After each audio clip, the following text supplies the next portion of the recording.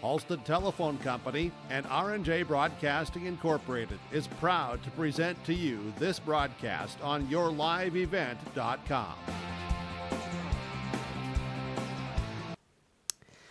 Hi, and a pleasant good morning.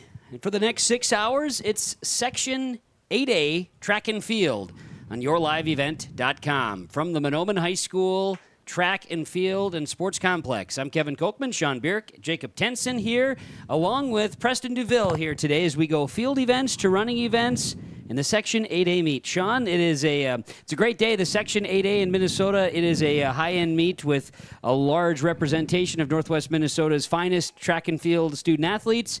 Wheelchair races this year as well, which is super exciting to have as well, and some competition within those wheelchair races that we're going to have today. So we look forward to a fun day, an exciting day of sending students with section track championships, track and field champs, and moving on to state. Yeah, it's always a fun day. The section meet, a big meet, a lot of athletes participating here today. And again, like you said, with the chance to advance on to the state track and field meet, a beautiful day today for track and field. You know, I know that a lot of these athletes, and we've done some track and field meets here over the last couple of weeks where the weather has just not been very pleasant. We just haven't had those Chamber of Commerce days. We have not. And today is going to be a very, very nice day. Hot out, talking highs near 90, if not into the 90s. I think you're going to see some fast times today, and I think we're going to see some great races and some great field events. The track will be hot, there's no doubt, and from the throwing areas, as we'll get a view of those here today as well, we will have a little bit of wind on the backside. However, the throwing areas we look right now, this is the shot put area, as we get a chance to get that started up, and we'll run through all the participants here today as we get things started. But this area, as we see it, is facing off and to the north, which means we've got a little wind on the backside. However, it is a little bit protected. So, and as you can tell, we've got a young man that's kind of just standing in the way there. So we'll see what we can do about that as we go. We also have some views at times of the jumping area. So, oh, hi, there's someone waving at us. That's very nice to see there. So we'll be able to bring you some of the field events, and then we'll talk running events as well with our coverage here today on yourliveevent.com. So with that being said, I'll maybe send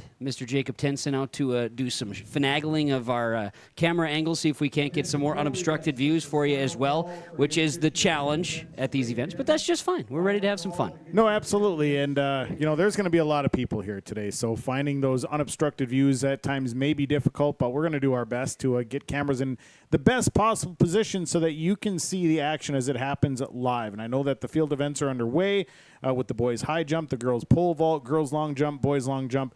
That stuff is all going along with some of the shot put stuff as well. So we'll keep you up to date. The boys discus and all of that is up and running at this point. Again, 10 o'clock is when the field events start. They anticipate that the running events will start at noon. The section meet is very structured as to when things happen and the times. So that is one thing that's a little bit different about this meet than others is it's a very structured meet. No doubt. And so with that all, I know this is our pregame show, if you will. The Section 8A preview meet show as there's activity going on. It's brought to you by Bitker Inc. Between Ada and Halstead, you'll find Bitker Inc. Of course, repair done for your vehicles and also truck and tire repairs too. They've got it for you at Bitker Inc. Talk to the crew at Bitker Inc. for more information and learn more about the ways that they can help you with your vehicle service needs.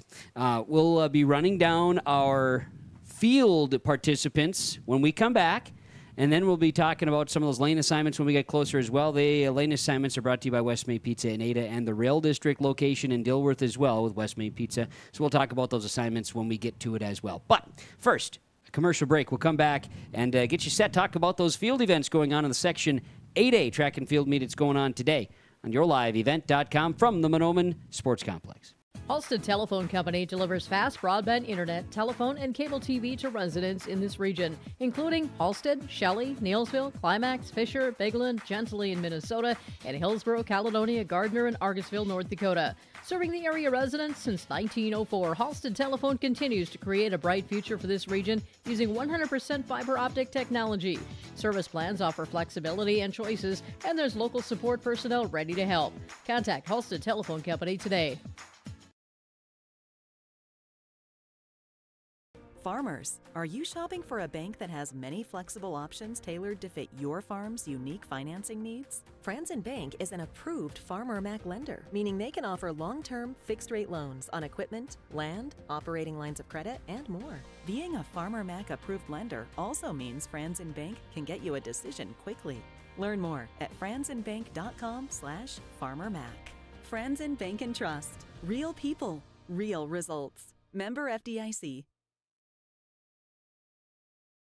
Nord's Pharmacy and Gifts, your go-to destination for convenience and support. Life can be hectic, but with Nord's Pharmacy and Gifts in Boston, we're here to make it easier for you. Need a prescription refill? No problem. Use our Nord's Pharmacy app or call our refill line 24/7. It's that simple. And guess what? Once your prescription is ready, you'll receive a handy text alert. Quick and convenient. Are you managing multiple medications? We've got you covered. Our free med synchronization program helps you line them up so you only need to make one stop. Visit Nord's Pharmacy and Gifts in downtown Boston, your friendly neighborhood pharmacy ready to serve you.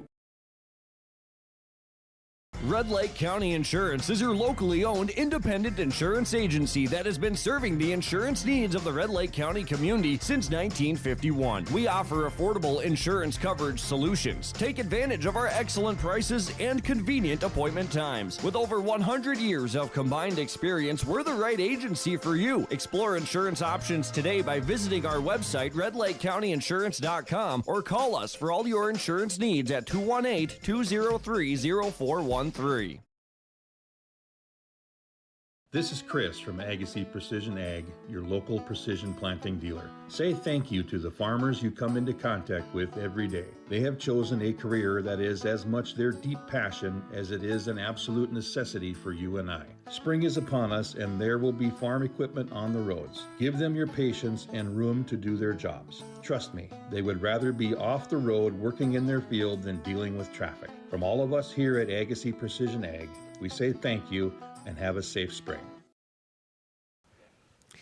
Back here on yourliveevent.com from the Mahnomen High School, it is broadcast coverage of the Section 8A track and field meet here today. Kevin Kochman, Sean Birk with you today to get our activity underway. We do have some jumping. We have some throwing events going on. And, Sean, maybe you want to start us off here with what's going on as we get an idea to see where we're at with progress and who's participating today. Sure. Well, right now I'm looking at the boys' high jump, which is going. And right now they're in the first flight. And individuals in that first flight right now, Grant Eggen of Clearbrook-Gonvick, he is on to 5'6". He has cleared that. Brody Betcher of Roseau, he is moving into 5'6", waiting on his first jump. He did clear it. Peyton Benson of Nevis cleared 5'6" as well. Brody Hansen is in the first flight. He's on 5'6". Brody Menge of Adaborp West is also in that first flight, working on 5'6". Jackson Skenk of United Clay Becker, he is on to 5'6", and he has still has to jump. Carter Hurd of Park Rapids did not qualify after 5'4". Jack of Park Rapids. Jack Risky of Climax Fisher Sacred Heart did not qualify after 5'4". So that first flight right now, we've got 6 jumpers left. And then we'll move into that second flight, which would include Park Christian's Bridger Weekly, West Marshall's Caden Paniak, Nevis's Ethan Buckles, Park Christian's Isaac Jacobson, Lake of the Woods, Rainy River, John Forrest, Dorthland Felton's Milan Gornowitz, also Adaborp West, Titus Nelson, and Bagley Foss's Trenton Frazier. So that is in the boys' high jump. Now the girls' pole vault, they are not quite underway yet, but in the first flight, you've got Alex Risberg of DGF, Brielle Dupong of Bagley Foston, Chloe Bowl of Crookston, United Clay Becker's Chloe Johnson, Park Rapids' Grace Etter, West Marshall's Markel Peterson, Fertile Beltrami's Sophie Grunov, and Adaborp West Zara Baki. That is the first flight of the girls' pole vault. Girls' long jump, they are just underway, and in this first flight right now leading the way is Addie Morganroth of Winnemac. a jump of 13 feet, 5.5 inches. Aubrey Halverson, right now of Red Lake County, is in second. Camry Wangan of Crookston, currently in third. Taylor Wilson, Grigla Goodrich-Gatsky in fourth. Taylor Halverson in fifth place from Bagley-Foston. Still to go here in this first flight is Chloe Bull of Crookston and Matea Berge of Park Christian. In the boys' long jump, that is up and running as well. First flight includes Ethan Whitaker, who is leading from Walker Hackensack Akeley, a jump of 19 feet 5.25 inches. Isaac Harlock of Mahnomen Waban currently sits at 17 feet 11. He's in second place. Anders Tinjum of Edeborp West is in third. Finn Ahonen of DGF is in fourth right now. Christian DeHong of Warroad in fifth. We've got Avery Stena of Clipper-Gonvick in flight number 1, Crookston's Mason Lassard, and Clipper-Gonvick's Grant Egan, all here in flight number 1 for the boys' long jump. We have got boys' discus. That, things not quite on there for the boys' discus quite yet. No, not yet. They're going to be doing right now, I think, the discus. Well, they're focusing on shot put, which we kind of keep an eye on as well. Yeah, we got the boys' shot. And right now it's Leo Milan of Fertile Beltrami. He's got to throw 42 feet, 5.5 inches. Mason Tisver of DGF in second place. Evan Kaiser of North Home Collier Blackduck is in third. Carter Ballard of Clipper-Gonvick currently sits in fourth place. Alex Drake, after 2 throws, finds himself right now in fifth place. White Westrom Clipper-Gonvick is in sixth place. Brett Ryclock of Grigla Goodrich-Gatsky and Trenton Frazier of Bagley Foster round out flight number 1 in the boys' shot put. Let's see here. We'll see if we can get to this next one. The girls' discus will be getting started. You've got flight 1 of Katie McCowan of Clipper-Gonvick, Ensley Haskett, Winnemac, Alexis Newman of United Clay Becker, Allie Langerud of United Clay Becker, Paige Smith, West Marshall, Talia Arias of Park Christian, Claire Isaacson of Nevis, and Nora Marcus of Bagley Foston round out flight number 1 in the girls' discus. So they'll be getting underway as well here shortly. So we've got field events up and running, and currently in the first flight of most of these events. And again, we'll kind of keep things going here as the girls' shot put will be getting underway as well. Rosos, Morgan, Scoyne, Allie Langerud, United Clay Becker, Piper Jacobson, Park Christian, Annika Stewart of DGF, Sarah Harding of Park Rapids, Jira Antoine, Park Christian, Adina Perquis of Kitson County Central, and Willow Mosier of Roseau, all in flight number 1 there. So lots of field events that are getting rolling here, and things are underway. They are, and we've got the screen, the logins and our check-ins, I should say, of our scoring and jumping, and of course we'll have the live scoring, live timing up on our screen as well here today. Thanks to Heroes Timing for their connectivity. We appreciate that, and we'll continue to push those. But on the bottom of the screen, you see the girls' pole vault starting to show up now as well, the boys' long jump, and we're right now looking at the high jump opportunities here, and we're also seeing the girls' long jump updates and the shot put. So we've got views right now, as you can see, with the high jump. Where's Fosbury flopping it? That is on the west side of the complex, and we're also keeping an eye on some of the long jumps. That long jump view is going to change. We're going to move that down to the other end here, but in the short term, doing just fine there with a view of the pits and the extra efforts of the rakers today, Sean. That's an important piece today as well. Oh, yeah, you got to keep that thing raked so that you can see where the jumps end up. But yep. We got the boys and girls working. And the boys and girls are going on each side, so you got them both happening. You talk about efficiencies. That's what we've got when it comes to the Section 8A. And then, of course, that view right there that we see is the shot put, which is directly behind us in a press box. It's our Bitker Inc. preview of the Section 8A track and field meet. It's rolling along, and we're glad to bring it to you here today from Mahnomen on yourliveevent.com. Let's take a moment to hear from some of our sponsors. And then as we continue on, we'll have more, including some conversations. I know that a lot of the coaches are workers here today as well in the events. But we're going to be having some conversations as we go with Jacob Tenson down on the field as well. So stick with us. Coverage of the Section 8A track and field meet today on yourliveevent.com. American Crystal Sugar Company, with their 4,000 plus employees and shareholders, are deeply rooted in the communities of the Red River Valley. They're committed to the sustainability and growth of their business and to improving lives in the places where we work and live by investing in people, our communities, and the future of American Crystal Sugar. Visit crystalsugar.com to learn more about scholarships, grants, volunteerism, donations, and more through the Community Roots American Crystal Giving Program, growing strong community roots. American Crystal Sugar Company. This is Drew Ness, your local ag business banker at American Federal Bank in Ada. Over my nearly 2-decade career, I've prided myself on being a relationship lender, listening to my customers, and providing custom-tailored solutions based on their financial goals. With true local decision-making done right here in the Red River Valley, you can be sure American Federal Bank will be with you every step of the way. Call 784-7121 or stop by the office and visit with me, Drew Ness, your local experienced ag business banker at American Federal Bank in Ada, member FDIC. When you experience the loss of a loved one, you can trust the Cease Family Funeral Homes to guide you through the arrangements necessary to create a meaningful ceremony that celebrates the unique life being honored.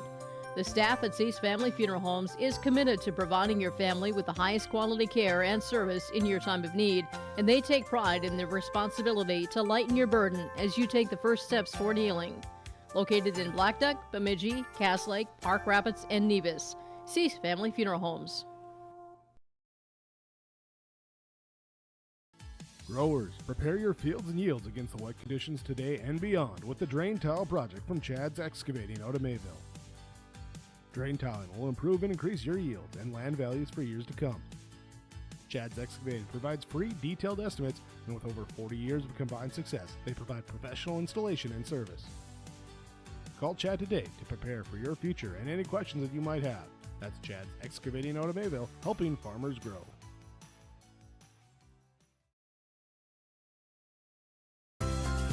Welcome to Clearbrook, a quiet, friendly town in northern Minnesota. Nestled among lakes and forests, Clearbrook offers great fishing, hunting, and outdoor recreation for all ages. With a top-notch school district, a strong local business community, and events all year long, Clearbrook is a place where neighbors come together. Discover what Clearbrook has to offer online at ci.clearbrook.mn.us. The City of Clearbrook, a community working together.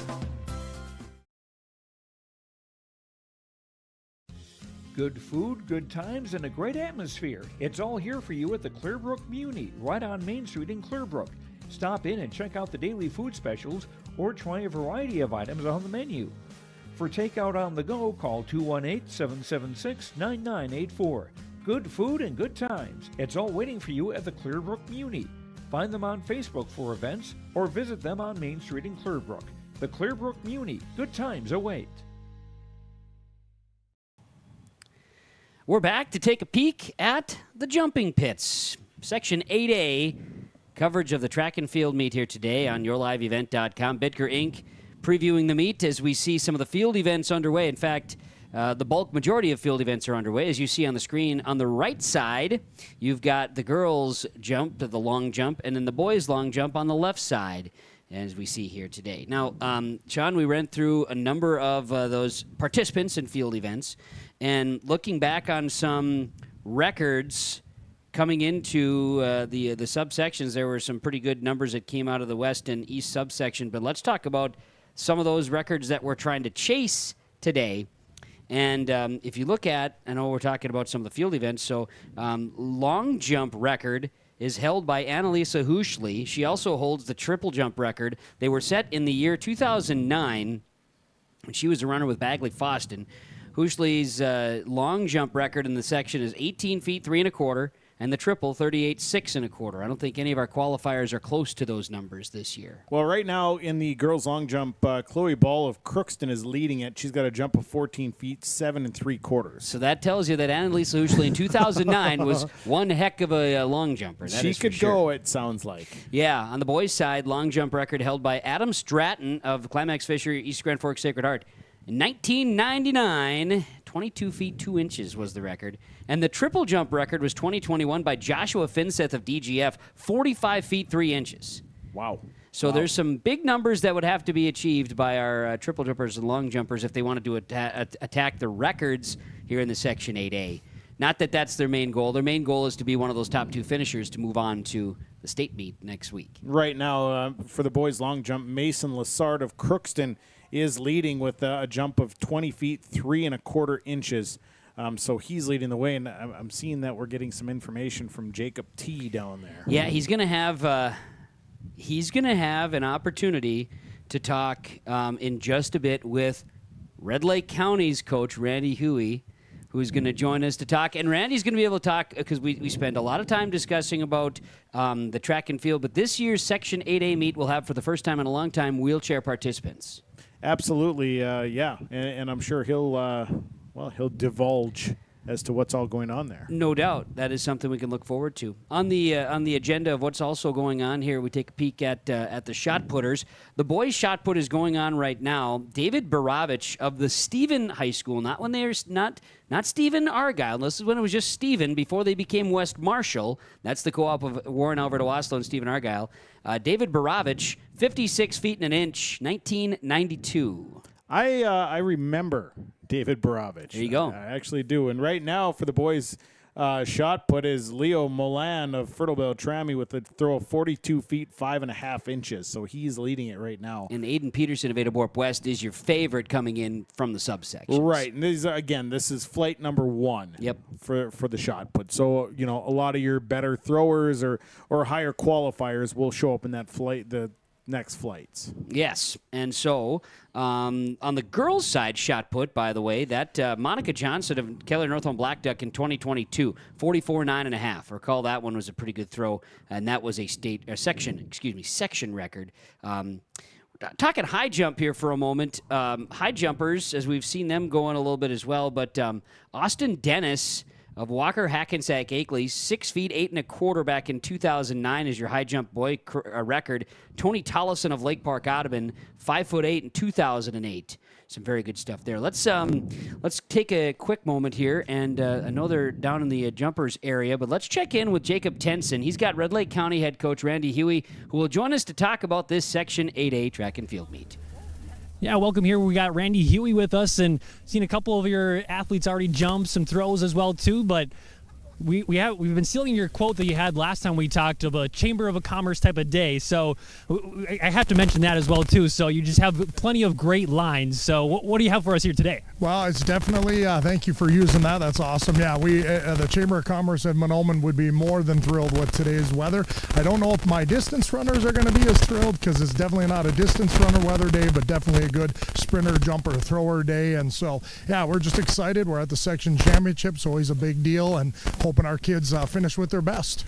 Yeah, and you talk about the heat that we have here today. What kind of impact does that do to the runners? Yeah, and it definitely makes a difference. We talked all week about extra hydration. Don't just do it the day of the meet or day before. You got to be doing it weeks ahead of time and a week out and making sure that they're ready so that today then it doesn't get to be too bad. But parents helped overstock us with water, Gatorades, bananas, so everything we could need. We got our tent, stay in the shade until you run and be ready to go. So yeah, definitely got to just deal with the conditions. And in Northwest Minnesota, we know we deal with pretty much all 4 seasons in one season. So I'll say 2 weeks ago we had about 35-degree weather. Now we're up to the 90s. So it is going to turn into a Chamber of Commerce type of day, like you mentioned. And but who are some athletes that maybe we should be keeping an eye out here for today? Yeah, so, number one, of course, our wheeler there, Alex Killingsrud, is excited. He did just officially qualify for state in the discus, so yeah, we had to make sure he got throws in, and he for sure did that, and PR'd again, so he threw a 41.3, so he's officially at the state tournament, so we're excited for him, and then now to get on to his wheeling events as well. Yeah, and then all of our kids were excited about the rest of them, to have an opportunity, and the 4x8 boys, and we've got 300 hurdler girl, 100 to 110 hurdler boy, some milers and 2 milers as well. So yeah, we're excited about all our other kids and hoping they get their best opportunity to possibly make it down to state as well. And maybe what was the message that you had to your runners, your throwers everybody coming into with having a chance to go down to state. Yeah, just, like we talked about after we broke the huddle here and we've talked all week, you always want to finish with your best. That's all we can ask of them. If they get a PR, they get their best of the season, then that's what we're happy with, and that getting to state, that's the icing on the cake. So if you can get top 2 or hit that qualifying standard, that's a bonus. We're excited, but just finish with your best. And everybody, they know from age range to ability range that everybody's in a little different position, but just do your best and we're going to be extremely proud of you. And like I said, if that bonus comes of going to state, then we're going to take that and be excited about that. All right, well, make sure you get plenty of sunscreen on you. Don't want to get any sunburns here as well, too, but thank you for joining us here. Yeah, and again, thank you guys for your coverage. One little other thing about being the weather guy, I guess, for you. So we had a true team meet May 1st, May 2nd in Roseau, and it was snowing. I had snow on my hands, and today on May 29th, I got sunshine on my hands. So that's Minnesota for you. Snow on the beginning of the month and sunshine at the end of the month. But again, you guys do a fabulous job. Everybody loves watching your coverage, and thanks again, and we all wish all the teams well and get as many kids to state as we can from this section. All right, we appreciate it. All right, thank you.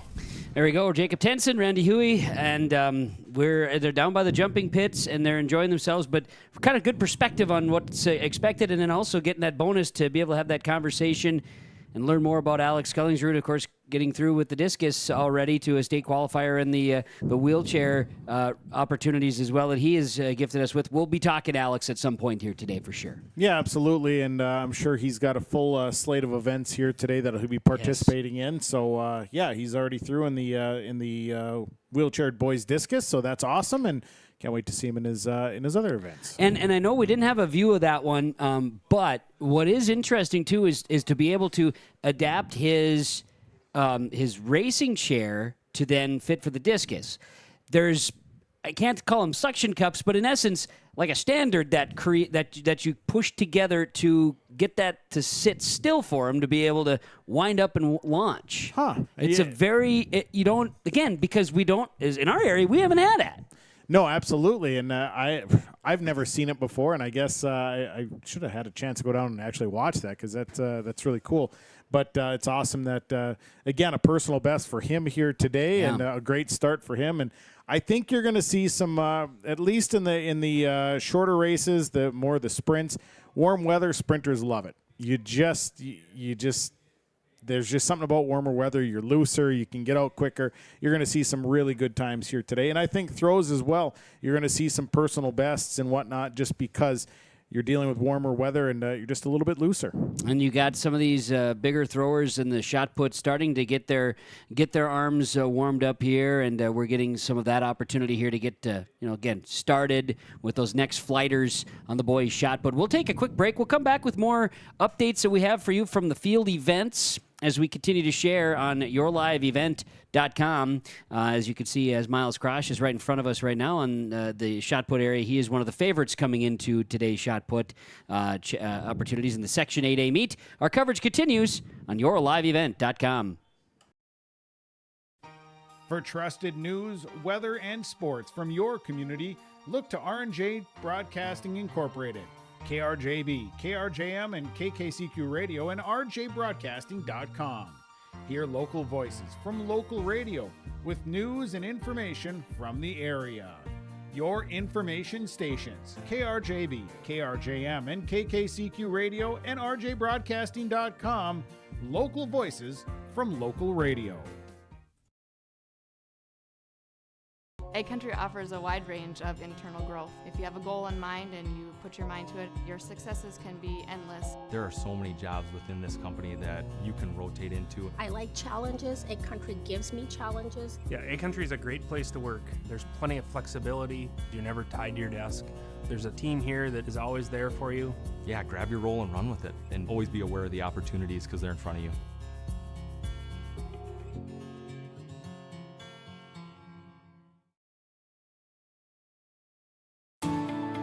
At Enbridge, we're focused on relationships. 23 Canadian First Nation and Métis communities now own an equity stake in Enbridge Athabasca Pipelines. In Minnesota, Enbridge has spent $450 million and counting with Native-owned companies and in wages to tribal members working on Line 3. Every day brings new collaborations, partnerships, and possibilities. Learn more at Enbridge.com. Dakota Heritage Bank is your dedicated hometown bank that is here to serve all of your banking needs. Hometown banking means that we bring you the strengths and the personal service which no other form of banking can bring you. Our strengths and service are based on our total involvement in serving you and the communities where we live and work. Dakota Heritage Bank offers ownership, leadership, and service that are local. We bring the personal touch to banking because our only concern is what is best for our community and our people. Stop by and visit us today. We look forward to serving you. Member FDIC.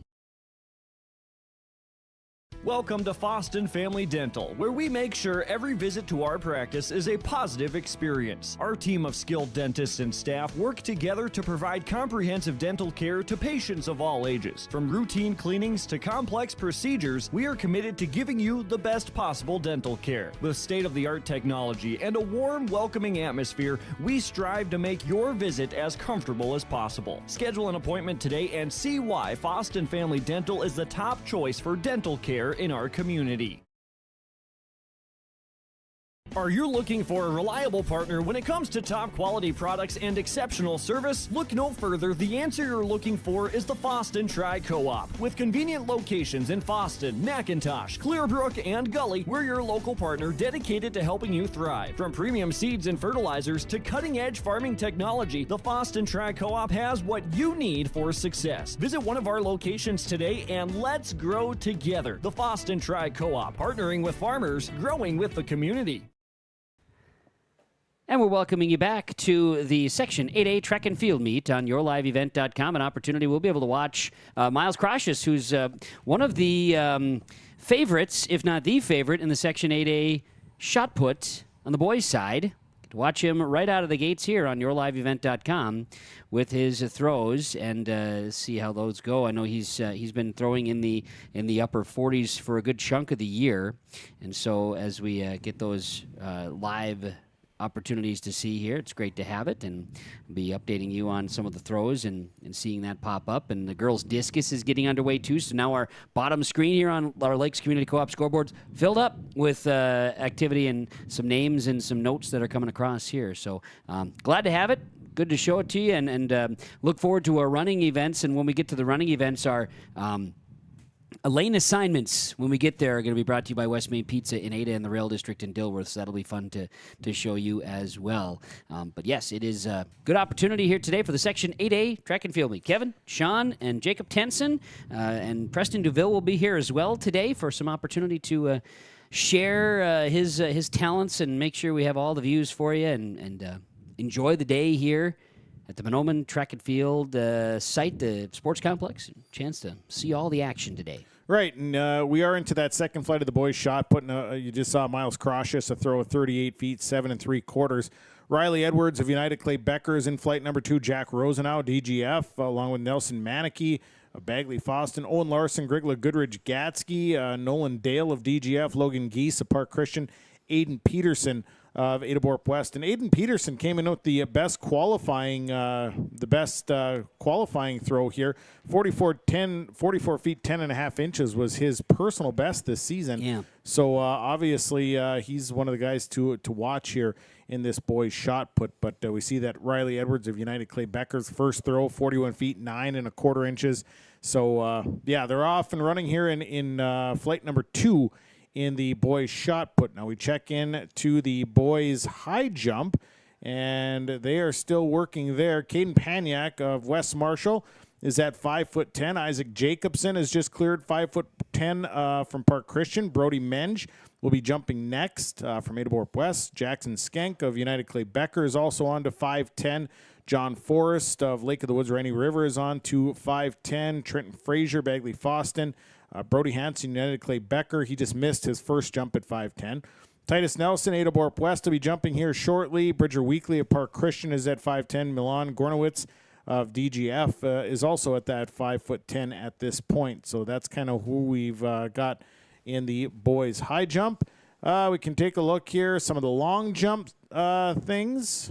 They are moving into the second flight of the girls' long jump. And they're on the right side of the pits here, and the left side of the pits is the boys as they get warmed up right now. Right. They're just doing their run-throughs right now, and I'm assuming it's probably the same here with the boys as well. That's where we're at. They're through the first flight here already with the boys' long jump. The girls' pole vault, we can talk a little bit about that. Sure. Actually. We have not talked much about the pole vault yet. Yeah, so. I got to get to that. There we go.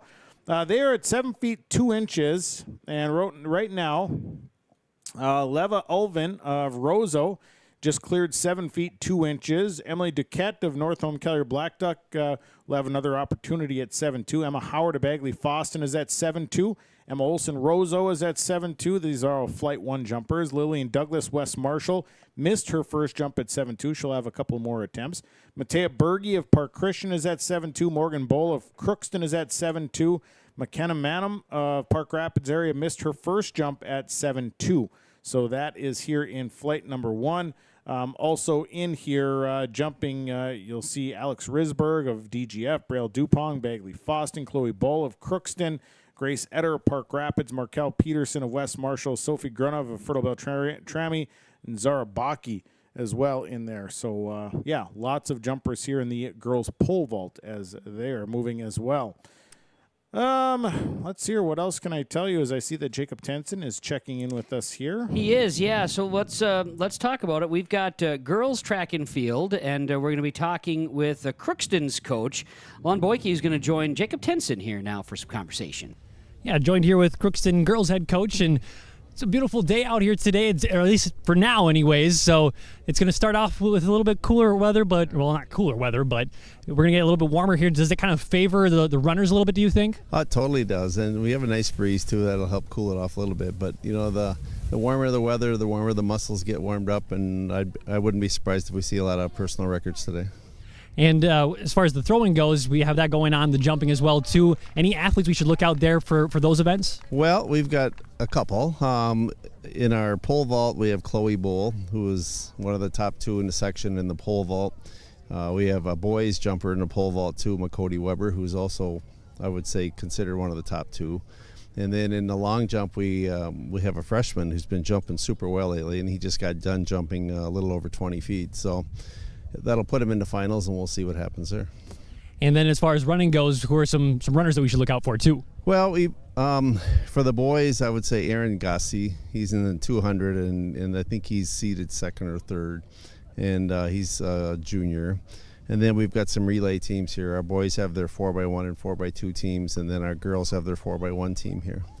And what were kind of the spirits of the athletes coming in here, knowing they have a chance to go to state? Yeah, it's pretty exciting, really. You know, you're one step away from getting to where you want to be, and I'm sure everybody has thought about that, and, you know, how fantastic that would be. But, you know, our motto's kind of been all year, we just want to keep improving every meet. And we brought 14 kids today, which was a pretty good group, I think, and a lot of young kids. So we have a lot of, you know, even some 8th graders, 7th graders, 9th graders, and some upperclassmen. So we have a nice blend of kids, and so it's a good experience for those younger kids too.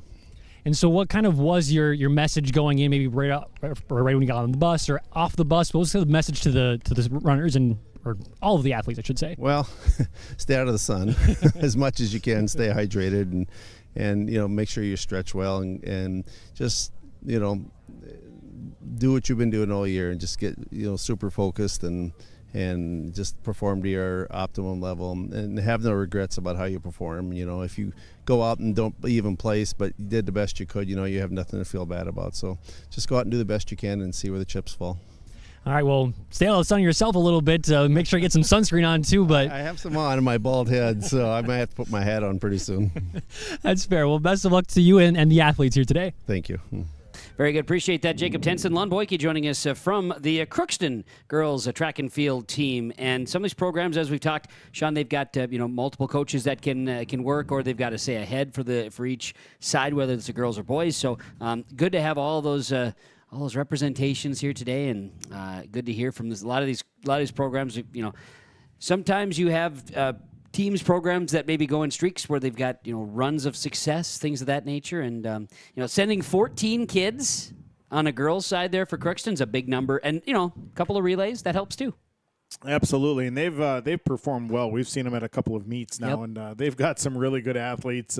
So they'll be well represented here. And there's some other teams that have a lot of good representation here today. So it'll be fun to see what the times, what the distances, all of that is today, because it's one of those days where. You want to go out and you want to perform your best. You have a chance to go to state, so you've worked hard to get to this point. So that was the chance to give her all you got. Absolutely. Now, as far as the state qualifiers are concerned, first off, here in the section, the top 6 will get podium, and so that's always the fun and excitement there. So we'll get a chance to see those folks, and we'll have our intent is to get as many of those state qualifiers to have a quick little word on the airwaves too with us on yourliveevent.com and champions in the section, which is great. Now, state qualifiers.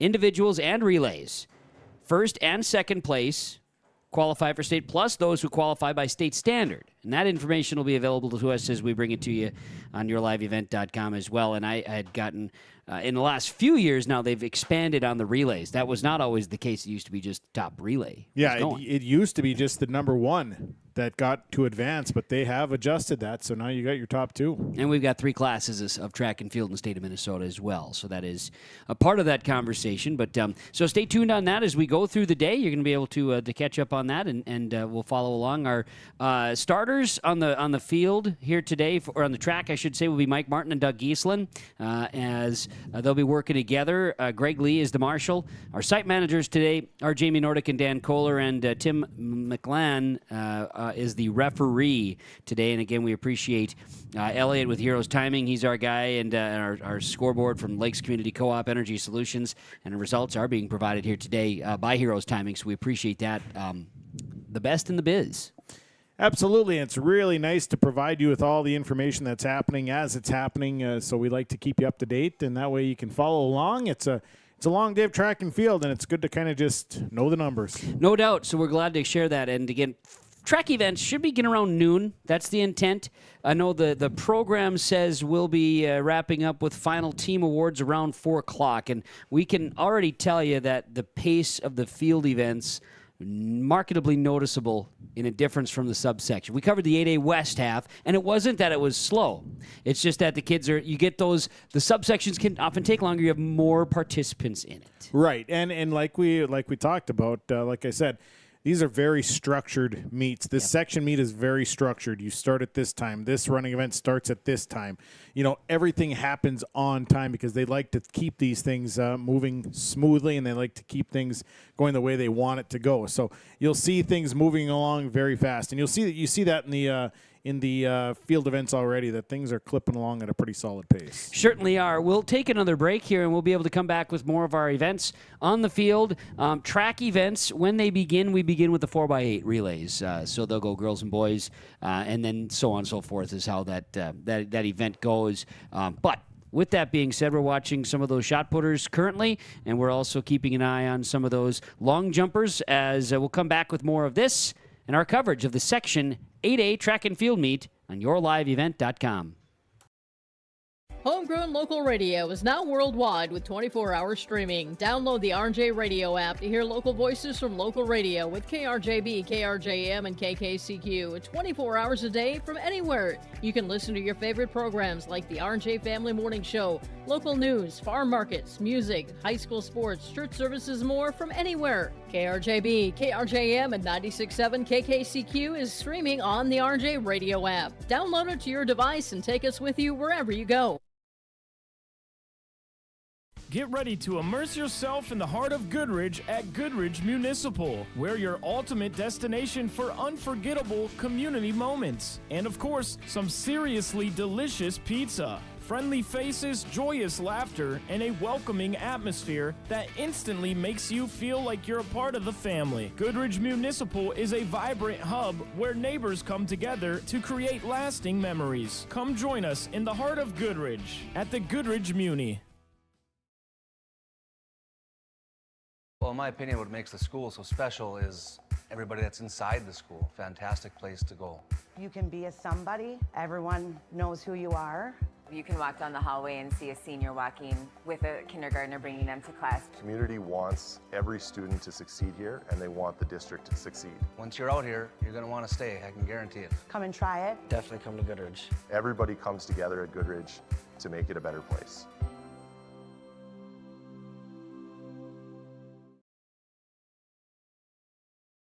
Gordon Construction of Mahnomen is a Native American-owned business proudly operating on the White Earth Indian Reservation since 1983. As a bonded general contractor, Gordon Construction provides years of experience in large, detailed, and within-budget projects. Gordon Construction is committed to the safety of its employees and the environment of its work sites. To learn more about Gordon Construction of Mahnomen, visit gcmahnomen.com or call 218-935-2191. Looking for a bank that truly cares about your financial well-being? That would be the First National Bank of McIntosh. Their experienced staff is dedicated to providing exceptional customer service and helping you find the right financial solutions for your needs. From personal to business banking services, they have everything you need to take control of your money. Plus, their commitment to the local community means that your money stays where it matters, right here in McIntosh. Trust First National Bank of McIntosh, equal housing lender, member FDIC.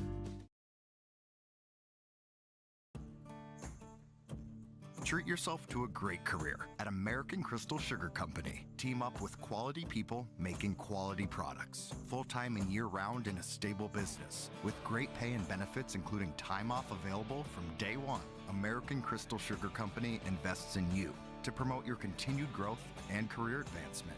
Grow your career doing your best work within the world's best beet sugar company. Apply online today at AmericanCrystalCareers.com. We're back on YourLiveEvent.com with a Section 8A track and field meet coverage here today in Mahnomen.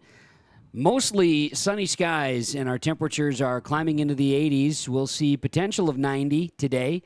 And there is a possibility you may see a few areas that could get some light rain shower activity popping up. We've had the last couple of days where a pop-up rain shower or a pop-up thunderstorm in some cases. We hope that doesn't happen before 4 o'clock today. Yeah, we certainly just want to keep going here. We want to get this thing in, and we want to see it go through without any stops or any hesitation. So hopefully that'll hold off for quite a while, and we can just get this whole thing in. That would be great. That would be great. I know we're watching some of those first flighters, or now second flighters, I should say, in the long jump pits. Again, on the right side of our screen, we have the girls' long jumpers and the boys' long jumpers on the left side. And some of these are some exceptional jumpers that we're getting a chance to see. Yeah, and I'm taking a look here. We are into Flight 2 in the girls' long jump, and right now Annika Akri from Park Christian participating, McKenna Christensen of Park Christian, Carolina Janish of Winnemac, Chloe Bull of Crookston, and Mara Rosenau, DGF, Emma Landreville of Walker Hackensack Akeley, Kenley Marcus of West Marshall,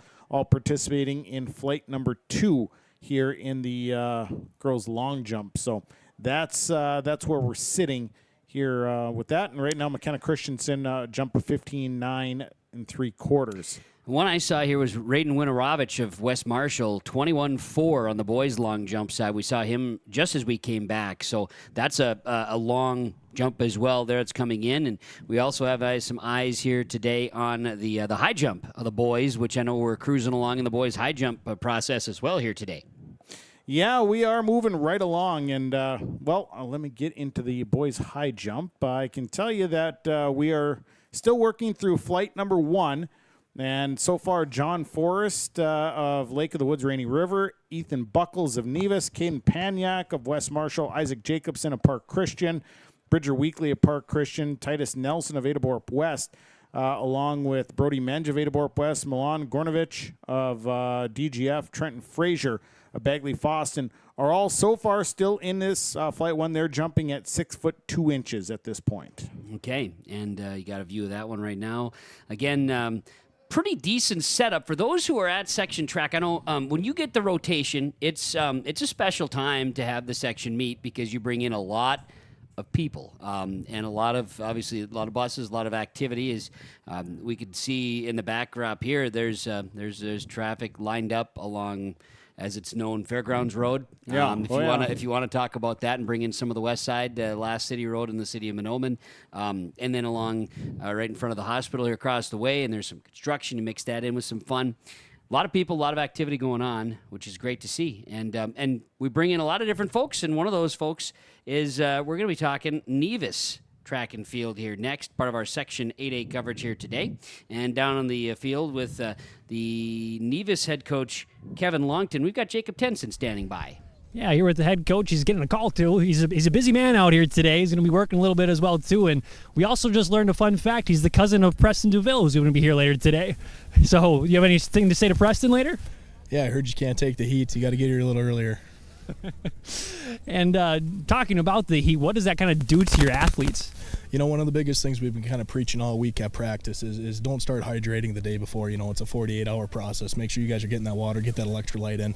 And then one of the biggest things is just it's between the ears. It's that mental aspect of the game. It's not like they're the only ones that compete in the heat. It's everybody's competing into it. So, I mean, today one of their biggest competitions is going to be themselves. You know, between the ears is going to be one of the biggest things today.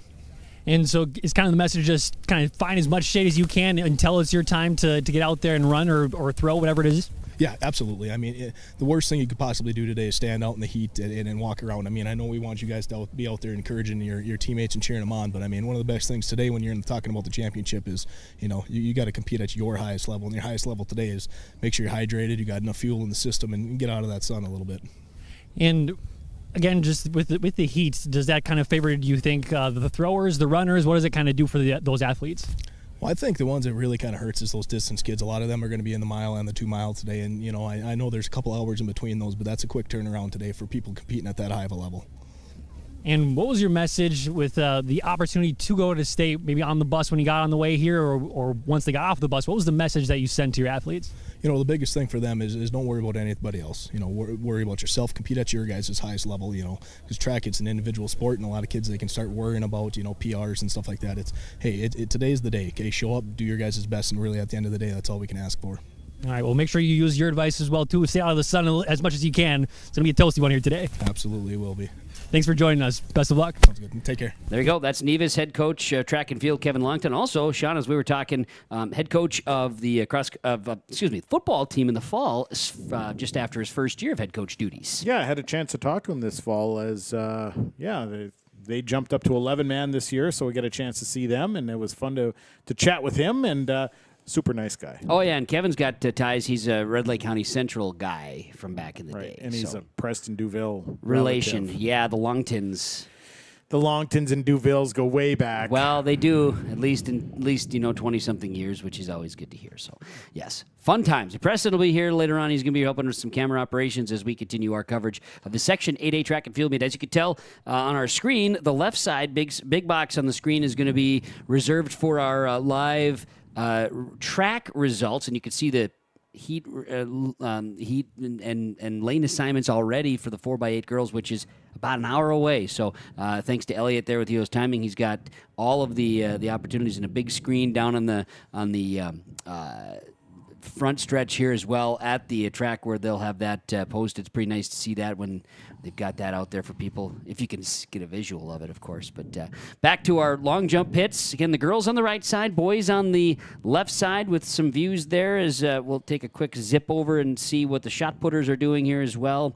We'll try to get as many as we can, but reserving the races for some of these here to be able to give them some of that extra coverage. And on the bottom screen, you can see the girls' discus results that are coming in, and the pole vault, which is showing up as well, and then, of course, our long jumps, which conveniently, without decisions, it just sort of worked out that way in our boxes, that the boys are on the left and the girls are on the right with the long jump results. It's just, I mean, it couldn't have worked out any better. It really did, and they are into second flight action with all of these long jumps now, so we'll continue to get some of those out, but right now, you've got Isaac Jacobson of Park Christian. Kane Paniak is leading the whole thing. He's got 21 feet 5 inches so far. Isaac Jacobson is sitting in with a jump of 21 feet 2.25 inches. Gavin MacArthur 19 feet 2.5 inches. Raiden Winorovich 21 feet 4 inches. So they're getting out there. They're jumping right now. Yeah, they are, and that's good to see. So I'm glad we've got that visual for you, and you can follow along on yourliveevent.com. And I know Jacob Tenson will be trying to lock down some more conversations. One of the items that we touched on a bit ago is that many coaches are needed here in today's event to do some work and help with some of the volunteering and making sure these events go off.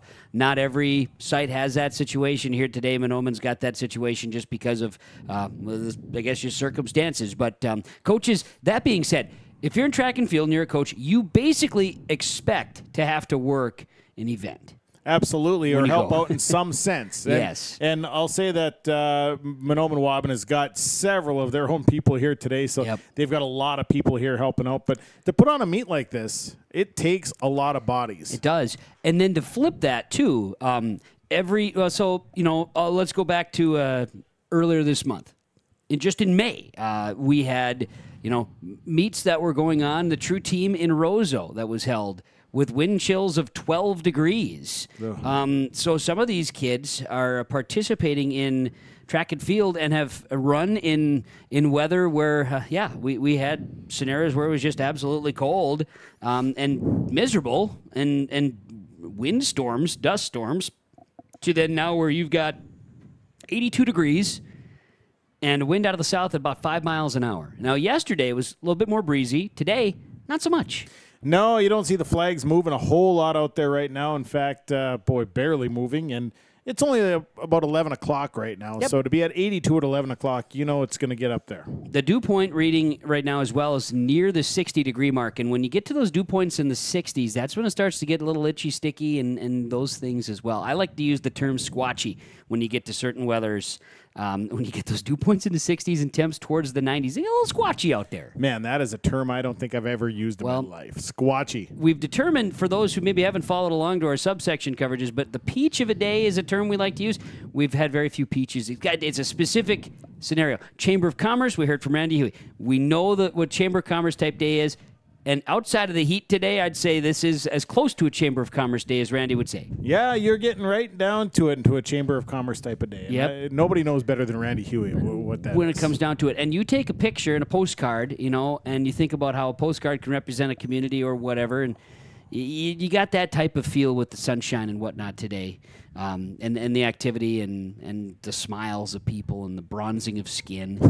It's all happening today. And the redness. The redness. You got to have some of that too. Burning of skin. You're going to have that. It's so people are definitely trying to find shade. There's no question about that on days like today as well. So all part of the process. But we've got the long jumpers. We've got the shot putters going here today. And our main view today, which will feature right now just an empty track, but it's going to be a toasty one here.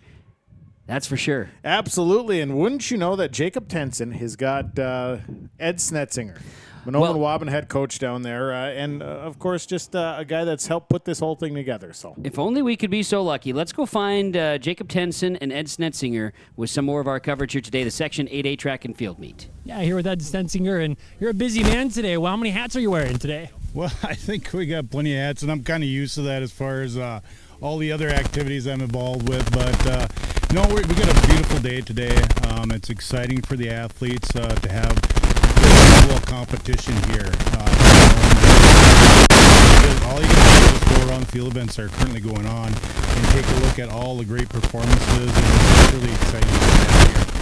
And what kind of all goes into hosting a section meet like this? I know you mentioned you were doing a bunch of setup yesterday and stuff too, but what all goes into this? What we're going to do is Jacob, if you could find maybe a little bit nicer spot to be in there with Ed, apologize for that, but we need to get a little better. We're getting quite a bit of a back feed there. So you let us know when you're in a little better spot there, Jacob, and then we'll be able to bring you back on. We'll continue that conversation with Ed Snetzinger. It should be good. Oh, my goodness. Talk about a celebrity sighting that shows up. Look out. That doesn't, you don't, I mean, you do get Hall of Fame sightings every once in a while. Every once in a while you do. Oh, yeah. And when you're up here, Well- you know it when he walks in. I know, Ed, I know my chair is going to have to be used by somebody else other than me at some point in time. Or we just let him be a camera. I mean, I don't know. We can't put him to work, can we? Well, Jeez. good luck with that. All right. I think we should have Jacob Tenson with Ed Snetzinger, and they can continue their conversation. Jacob? Okay, hopefully we're in a little bit closer range. We walked a little bit closer, so hopefully we can hear as well. But we were talking about just kind of what goes into the setup here. You talked about doing some stuff yesterday as well, too, so just kind of what goes into all of this. Well, really, the only ones that understand how much work that goes into it are the ones that are hosting here, and I think coaches around the area certainly understand that. My setup basically started on Monday evening, and it's been going on as far as late nights, so on and so forth, as far as setting up the equipment. Also making sure that the surfaces are prepared. We were painting lines here throughout the week, and there's a lot that goes into it. And really, a lot of credit to the coaching staff: Brent Miller, Leslie Miller, Carson Thunheim, and our volunteer coach here, Kristen Jager. So a lot of work that really goes into it, and I really appreciate their help. And also with the other coaches throughout here, obviously helping out as well too. So what's kind of maybe the message to them? Just obviously you appreciate their help, I'm sure, but what kind of when they get ready for this event, what are you saying to them? Well, there's always little details associated with each field event, and we really kind of plan that out as far as they are the experts at those field events. So we kind of pre-select those that are, and give them the option, of course, as far as choosing that particular event here. So, no, really, you're exactly right as far as really thanking them for their expertise and also their effort today in running the events. And talking about your athletes specifically, what was maybe the message they get to do in front of their home crowd on their home turf, if you will, too, as well? But what was the message to them here today? Well, I'd like to say we had a long talk here, but we really hadn't. Given all the setup that goes into it here, I'm sure they understand as far as how busy we are. And really, if we just take a few moments to kind of adjust with them while they're preparing for their event, that's where that message comes across here. And again, just that encouragement, trying to get them to perform at their best for today. And they have a chance to go to state as well too. So, what were the kind of the vibes of your athletes? Well, I think a few of them are just waking up right now here, but the goal is to get past prelims to make finals, and then just give it a shot. And there's some, like I said before, there's some great athletes here. You're gonna find some tremendous standards as far as we might even have 4 to 5 that make it to go to state just by the performance standard here. We'll see what happens there, but that's exactly it as far as just that encouragement with those athletes. And who are some athletes that we should maybe keep an extra eye out for? Well, again, I kind of gave you the example, the high jump, as far as within the section itself here. We're going to see some great results there. Long jump, obviously, there's some athletes there as for both boys and girls here. On the Mahnomen Wobbin side, of course, Gavin MacArthur's had some success and kind of talked about that from before. And also, I think it's important for the younger folks to get this experience. To advance, to actually compete in a section meet is a big accomplishment. So that's the other thing that we have going for us as far as gaining that experience. And with the heat, how warm it is today, and it's going to just get warmer too. So what's maybe the message to the athletes to keep cool as much as possible? Well, obviously, hydration is a key here. And I think it's probably even more important as far as those long distance runners, which we don't have here. But stay in the shade when you can, and try and stay cool. But at the same time, you need to prepare for your event. So again, we need to go through that mental preparation. We need to go through that warm-up period prior to our event. And maybe use your advice a little bit too here. Stay out of the sun a little bit. Don't get too sunburned out here today. Absolutely, and I take all precautions, of course, for everyone involved here with the meet here. But I really appreciate you guys out here as far as KRJM and the RNJ network. I really appreciate your coverage. This is a tremendous sport. Those that are involved, like the coaches, really believe that, and we see a lot of long-term coaches here that stick with it, and they really believe in that. So I really can't say enough about how great this sport is as far as track and field. So it's a sport for everyone. Yeah, it's a fun time to cover it as well, too. So we appreciate you stopping in, and best of luck here today. Great. Thank you. Very good. Appreciate that. And thanks for getting to a nice spot there for Ed, too. I'm sure it was in the shade. Ed Snetzinger, Mahnomen Waban track and field. And, of course, Ed last night, Brent Miller, they were out. And I think they took full credit for all the efforts to get everything set up. But I know that there's many hands, as we've talked about, Sean, putting together this event. And Ed did a nice job of shining the light on how special it is, because it's pretty cool stuff. Well, it's a great thing to be able to host a section meet, and I know you've got to have a great facility to be able to host a section meet, and they did a great job of pulling everything together and getting things ready here. There's a lot of schools that when it comes their turn, they say no, we really don't want to host it, because there's a lot of work that goes into it, and the section requires certain requirements and stuff like that. So facility's looking great, and everything's moving right along, and it's going to bring a lot of people into town. You can already see that. They're parking everywhere. There was talks of shuttling people. There's going to be people everywhere today. No doubt. Now, we're watching the high jumpers, which we're in the 6'2" range, and we're down to the kind of the main drag there on the boys' high jump with John Forrest, Lake of the Woods, Rainy River. They're jumping at 6'4" now, because they passed through 6'2". Forrest, Ethan Buckles of Nevis, then Isaac Jacobson of Park Christian, and Caden Panyak of West Marshall. I saw Caden while Ed Snetzinger was talking. Caden jumped, and he's got a little cheering section that's here today, so that's always a positive. And Caden's had some success jumping in Mahnomen from the basketball floor as well, as we would call from this winter.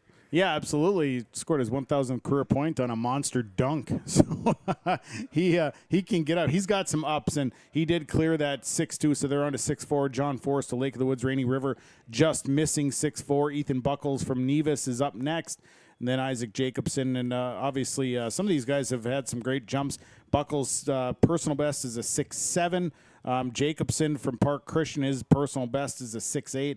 Panyak is at his personal best right now, trying it. His personal best is 6'4". So. And he is next up. Nevis did in fact hit the pole. So now we'll see as Caden Panyak is going to be up next on the high jump, which we'll take a peek at here as we continue our coverage of Section 8A track and field from the Mahnomen High School complex. Well jumped there by Panyak. He's up and over, and He's got ups. He's got just a bounce. I mean, it's one thing to call it a jump, but he almost vaults himself over, and it's like they need a little bit bigger mat for him to land on. The way he kind of flies out there, he's got such good clearance.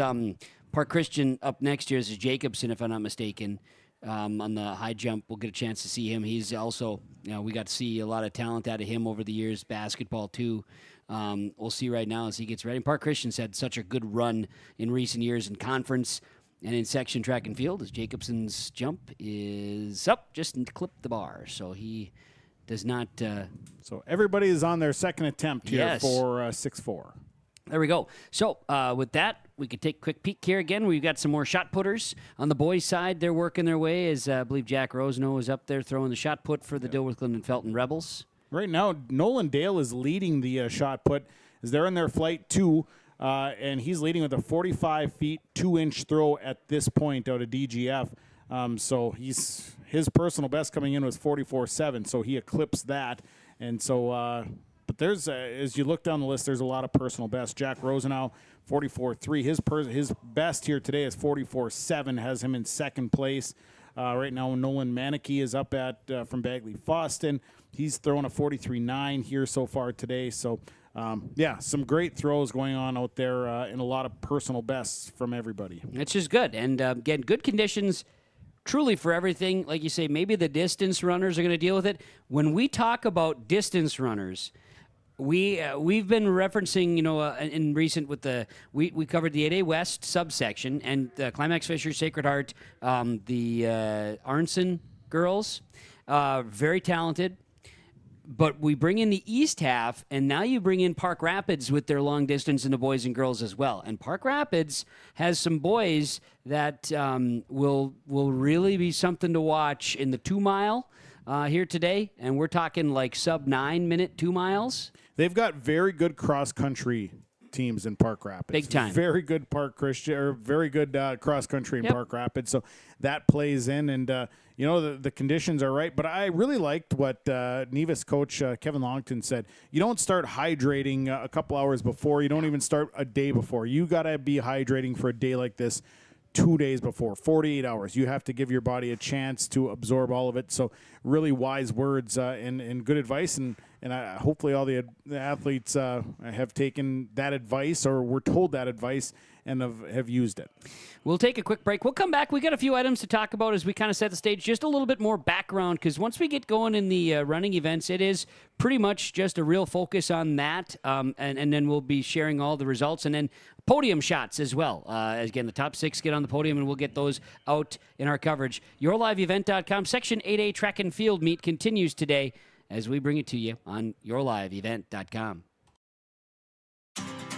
Power up your winter projects with Escalade Electric, serving Red Lake County and beyond. We're your trusted partner for lighting retrofits, panel upgrades, agricultural improvements, and new construction. Need an estimate for a future project? We've got you covered. From barns to businesses, homes to heavy-duty operations, Escalade Electric delivers quality work you can count on. Don't wait. Get your project done right. Call Escalade Electric today and keep your power flowing strong this winter. Escalade Electric, your power, our priority.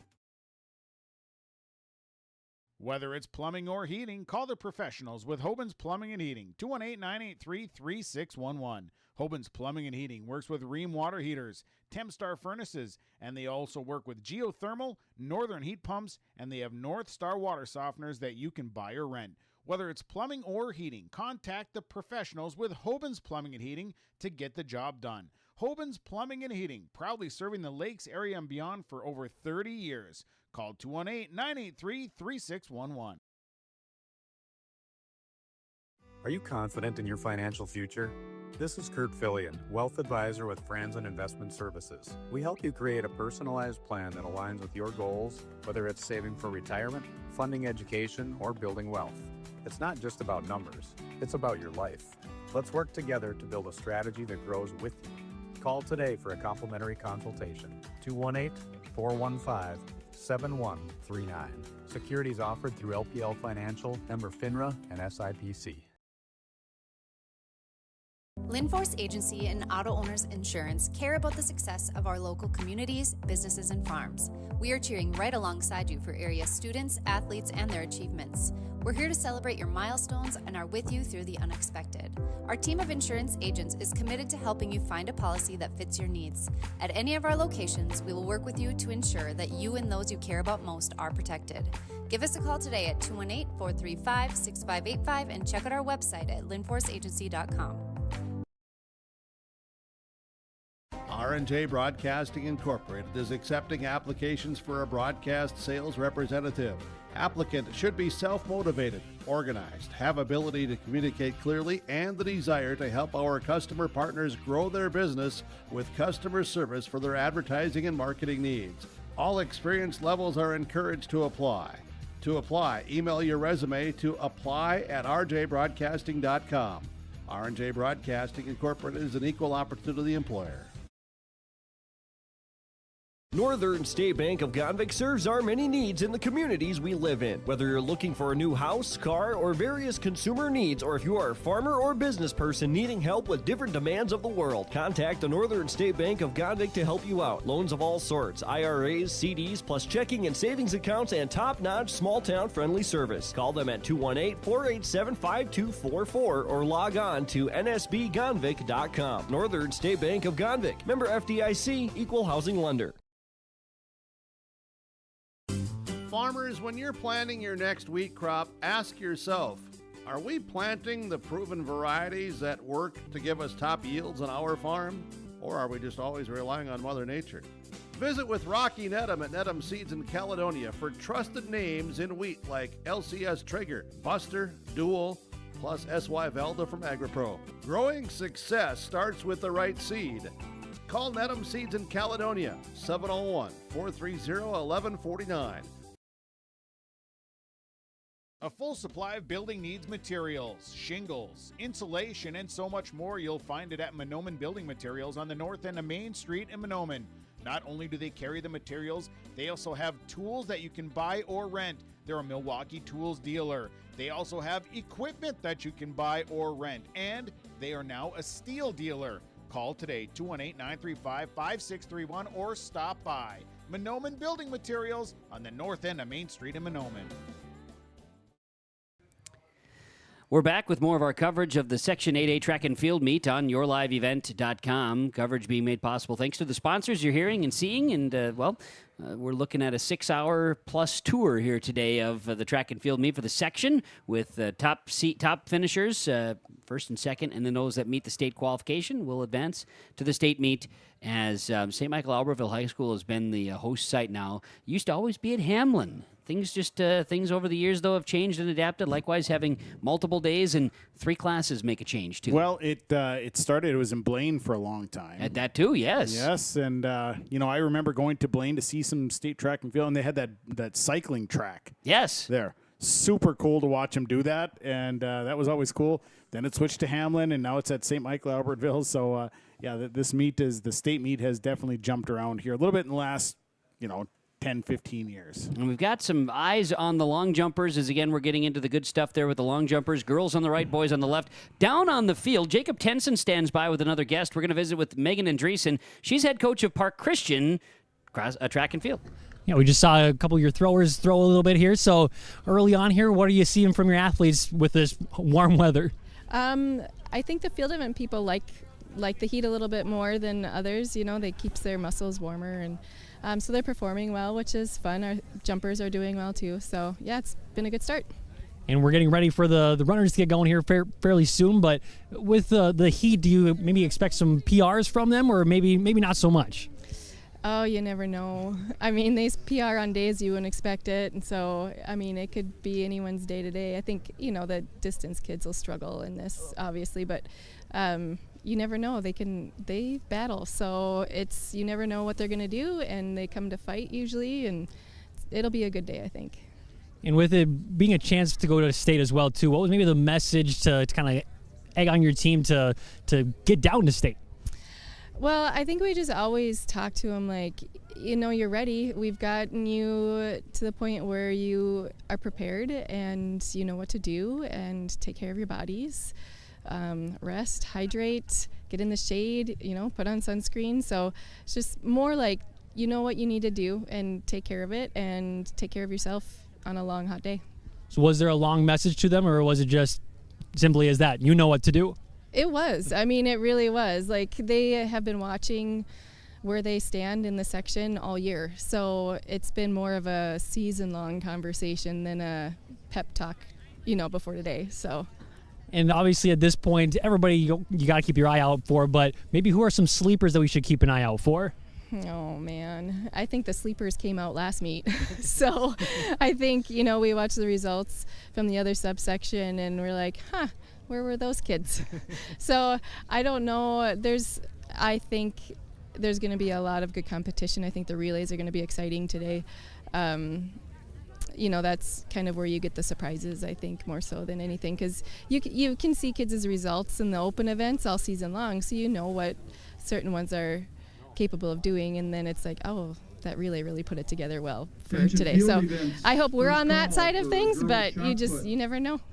And what's maybe one of your favorite events to watch as a coach? Oh, I love watching the sprint relays, but those are the ones that make me the most nervous. So I don't know if you call it my favorite, maybe the most exciting. But I think anytime you can see the kids competing and doing the best that they can and trying to get that next PR, move to state, or whatever their goal is for today, that's my favorite to watch. So, and the way they celebrate at the end or come around each other when things don't go well, that's probably my favorite. Yeah, it's just a team sport. It is individual to a point, but you just always love to see the celebration that everybody has, the camaraderie. Maybe what is the camaraderie that you see out of your team? I think that they're really good at walking around and supporting each other. We try to tell them not to stay in the tent the whole day, but when it's hot like this, it's like you got to find the tent at some point. So I think, they always like to rally around those guys, getting the high jumps and the big marks and that kind of stuff. So you really see things coming out of the 4x4 relays. Everyone's out cheering those things on. So yeah, that part of it is just fun. They really, they take care of what they want to take care of for themselves, but then they're like, okay, who can I go cheer for now? So it's fun.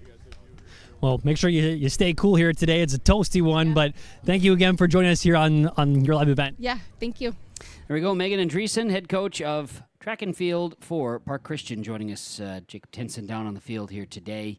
With some conversations. We certainly appreciate that and sharing all the good stuff, because there's lots of things to talk about. We've had a good number of coaches join, and I know we're going to have some runners and field event participants and some state qualifiers to chat with throughout the day. So we appreciate Jacob and his involvement, sharing some more information with us here today. As our coverage continues, Section 8A, track and field. It's the meet here on yourliveevent.com with our full day coverage. Bottom of our screen, you see the results that are popping up on the screen and our timing, and this case, measuring. And those being brought to you with Heroes Timing. We appreciate our partnership with Heroes Timing to be able to make that happen. And Elliot on site today is fantastic. Ryan behind the scenes, and of course, one of the main pieces for Heroes Timing. Thank you. And we'll get that all set up. Left side of that screen, you can see the preview of the girls 4x8. That'll be the first track event. And we're looking at about 40 minutes from now getting the girls 4x8 relay on the track. So that being said, we'll take another break, come back with more of our coverage. Section 8A, track and field. It's in Mahnomen today, and it's right here on yourliveevent.com. Nord's Pharmacy and Gifts, your go-to destination for convenience and support. Life can be hectic, but with Nord's Pharmacy and Gifts in Boston, we're here to make it easier for you. Need a prescription refill? No problem. Use our Nord's Pharmacy app or call our refill line 24/7. It's that simple. And guess what? Once your prescription is ready, you'll receive a handy text alert. Quick and convenient. Are you managing multiple medications? We've got you covered. Our free med synchronization program helps you line them up so you only need to make one stop. Visit Nord's Pharmacy and Gifts in downtown Boston, your friendly neighborhood pharmacy ready to serve you. Welcome to the 130th Annual Norman County Fair, June 24th through 27th, Ada, Minnesota. FFA Day. New this year, Jindo Bingo, the Big Air ATV show in the R&J Broadcasting Grandstand. Plus free music, basketball challenge, Check 6 Veterans Day, Youth Day, Senior Day, racing, the Mooncats, lumberjack shows, and so much more. For the full schedule, visit NormanCountyFair.com. Norman County Fair, Ada, Minnesota, June 24th through 27th. It's where summer begins, the fun never ends. The World of Outlaws late models are coming to Norman County Raceway on June 30th, 2026. Infield seating, your chance to meet your favorite National Touring Series drivers, and much, much more. Tickets are available now at ncraceway.com. Order yours today. And we'll see you June 30th, 2026.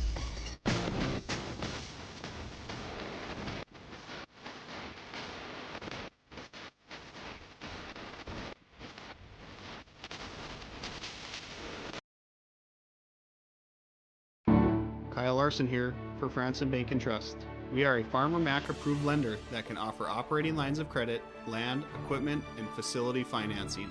Our lending experts understand the farm economy and climate in and around the Ada area. With a fast underwriting process and local decision making, you can save time on all farming and ag-related inquiries. Contact our Ada office today to learn more. Franson Bank and Trust, real people, real results. Member FDIC.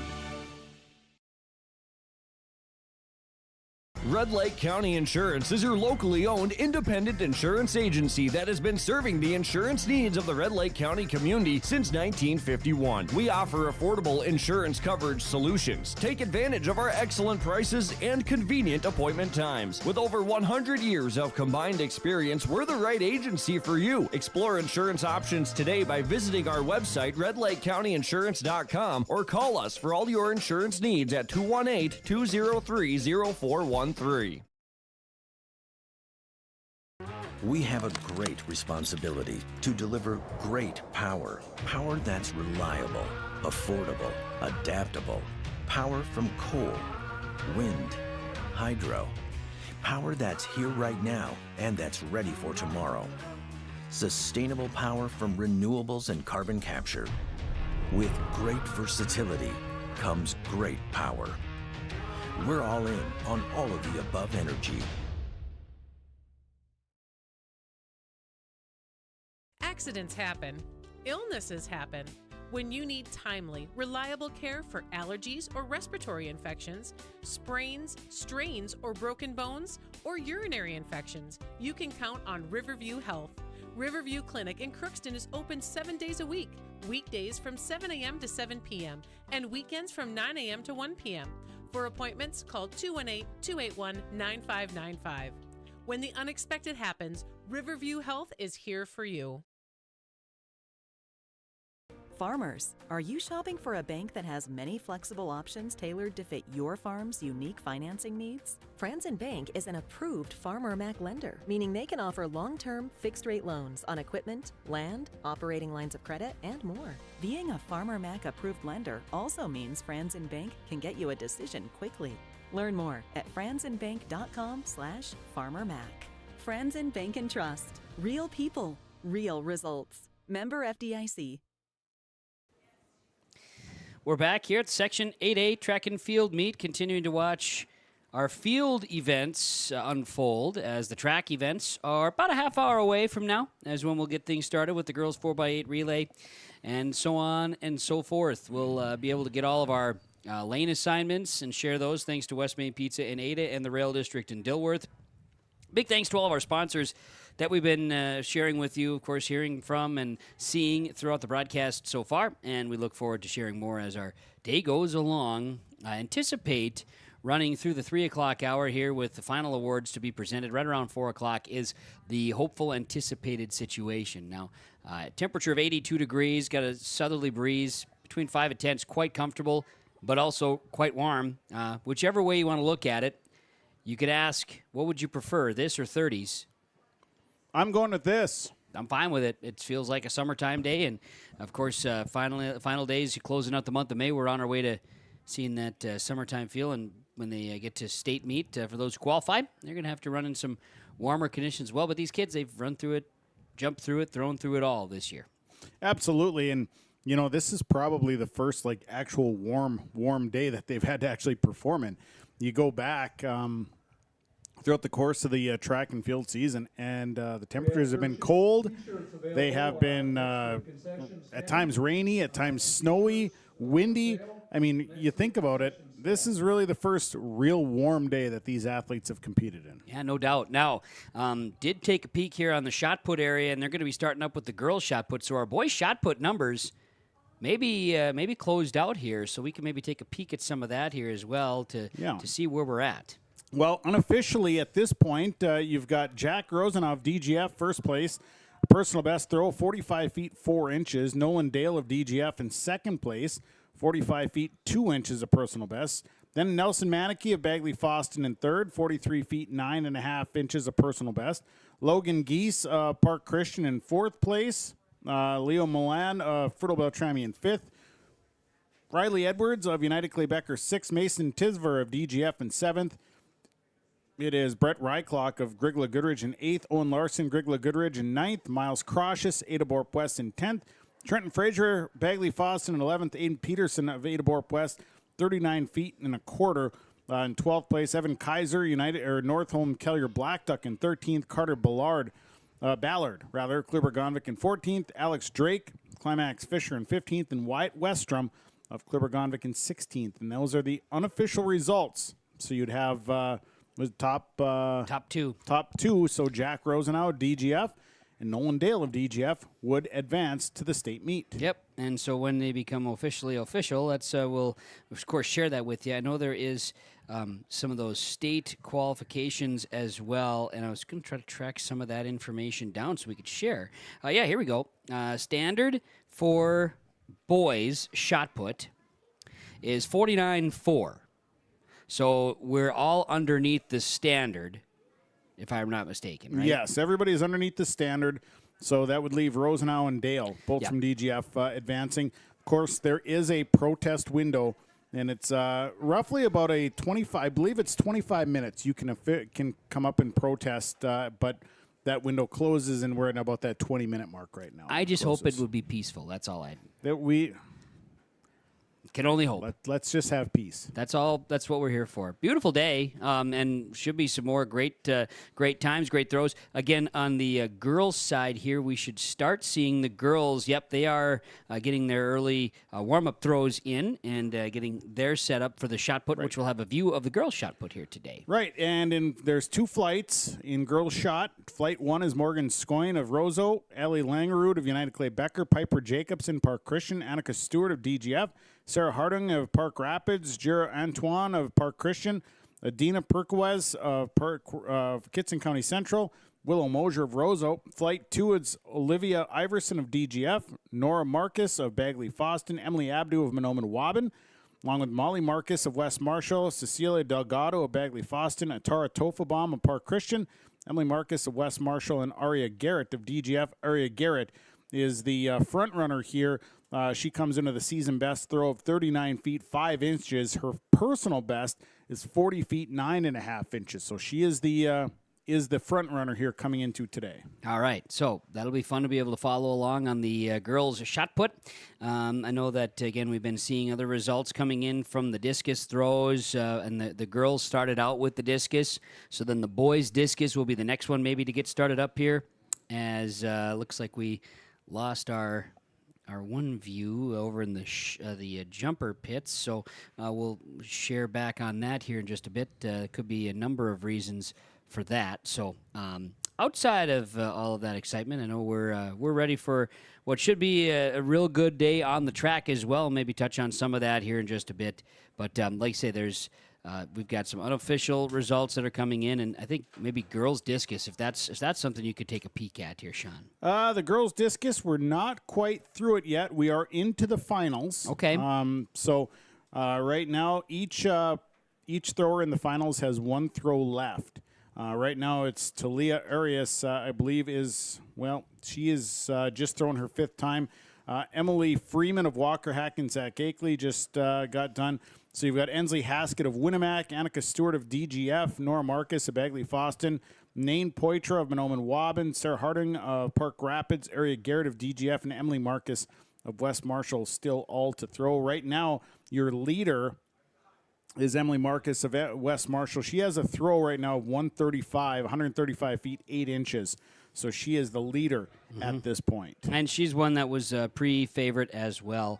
Looking at state qualifier for the discus throw on the girls' side, state standard would be 115.1. On the boys' side, you're looking at the state standard at 145.3. So at this point, with that state standard of 115, you'd have Emily Marcus obviously in. Aria Garrett's in second with a 127.08. Sarah Harding, it would also get in. She's throwing one that was 123 feet 4 inches. So you would be looking at 3 individuals at this point advancing on to the state meet. All right. Well, that's pretty cool stuff. Again, we're looking at those officially finals. But state standard, by the way, may as well just talk about it as we're looking at the shot put right now. Yeah, we'll have to try to get our screen back or a video connection back up there on the long jump pit. We'll send Jacob down there. He could go down there and do some checking, see what's happening. If something maybe got disconnected or power off, something like that. Is from that standpoint, with the high jump, 6'2" on the boys' side was the standard, 5'1" for the girls. Pole vault, 12-10 for the boys, 10-2 for the girls, state standard. Long jump, 20 and 11 for the boys, and 17 flat for the girls. And triple jump, 42.9 for the boys, 35.2 for the girls as far as the state standard is concerned. So how about, were you looking at high jump, Sean, by chance? Yeah, I'm looking at the boys' high jump right now, and they're kind of rounding out flight 1. Ethan Buckles is jumping at 6'8". He would be the last one remaining in flight 1 at this point. And I don't know. I think that might be just a 1-flight class. Right now Ethan Buckles is at 6'8". Nobody else cleared 6'6". Buckles was the only one out of Nevis that cleared 6'6". So he's your front runner at this point. Okay. And again, the top 2 in each category or each participating class will advance, and then those that meet the state standard would then be eligible as well. Section 8A, track and field. Our coverage continues here today from Mahnomen on your live event yourliveevent.com. We'll continue with more after this as we get a chance to run down some excitement of the day, and more people are starting to make their way now to the grandstand, where we'll have, of course, the in front of the track for the main event of the track and field meet, which is, of course, the runners, but not taking anything away from all those field participants. It's been a good start and a good run so far. Stay tuned, more to come on yourliveevent.com. American Crystal Sugar Company, with their 4,000 plus employees and shareholders, are deeply rooted in the communities of the Red River Valley. They're committed to the sustainability and growth of their business and to improving lives in the places where we work and live by investing in people, our communities, and the future of American Crystal Sugar. Visit crystalsugar.com to learn more about scholarships, grants, volunteerism, donations, and more through the Community Roots American Crystal Giving Program, growing strong community roots. American Crystal Sugar Company. Welcome to Stenschel-Hauske Funeral and Cremation Service in Crookston. When the loss of a loved one turns your world upside down, we're here to help you through. It's our greatest honor to care for your loved one and help create a personalized service that reflects their life and legacy. But our care doesn't stop there, because when your loved one is brought into our care, you are too. Serving Crookston and the surrounding area with compassion and commitment. Call us today or visit StenschelHauske.com to learn more. You finally found the perfect car in racing blue. You even got them to throw in the LED fog lights for free. Auto Owners insures your car because some people never learn to parallel park. That's simple human sense. River's Edge Insurance Agency, Halstead, 218-456-2172. Keep going, more. No, stop! A debit card from Ultima Bank Minnesota is incredibly convenient. Stop into one of their offices and find out more. Winger, Foston, Plummer, Bemidji, East Grand Forks, and Gary.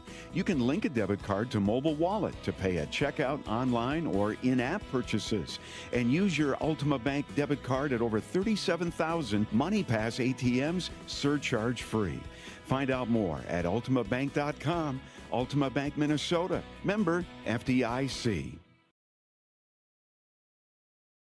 Halstead Telephone Company delivers fast broadband internet, telephone, and cable TV to residents in this region, including Halstead, Shelley, Neilsville, Climax, Fisher, Bigland, Gentilly in Minnesota, and Hillsborough, Caledonia, Gardner, and Argosville, North Dakota.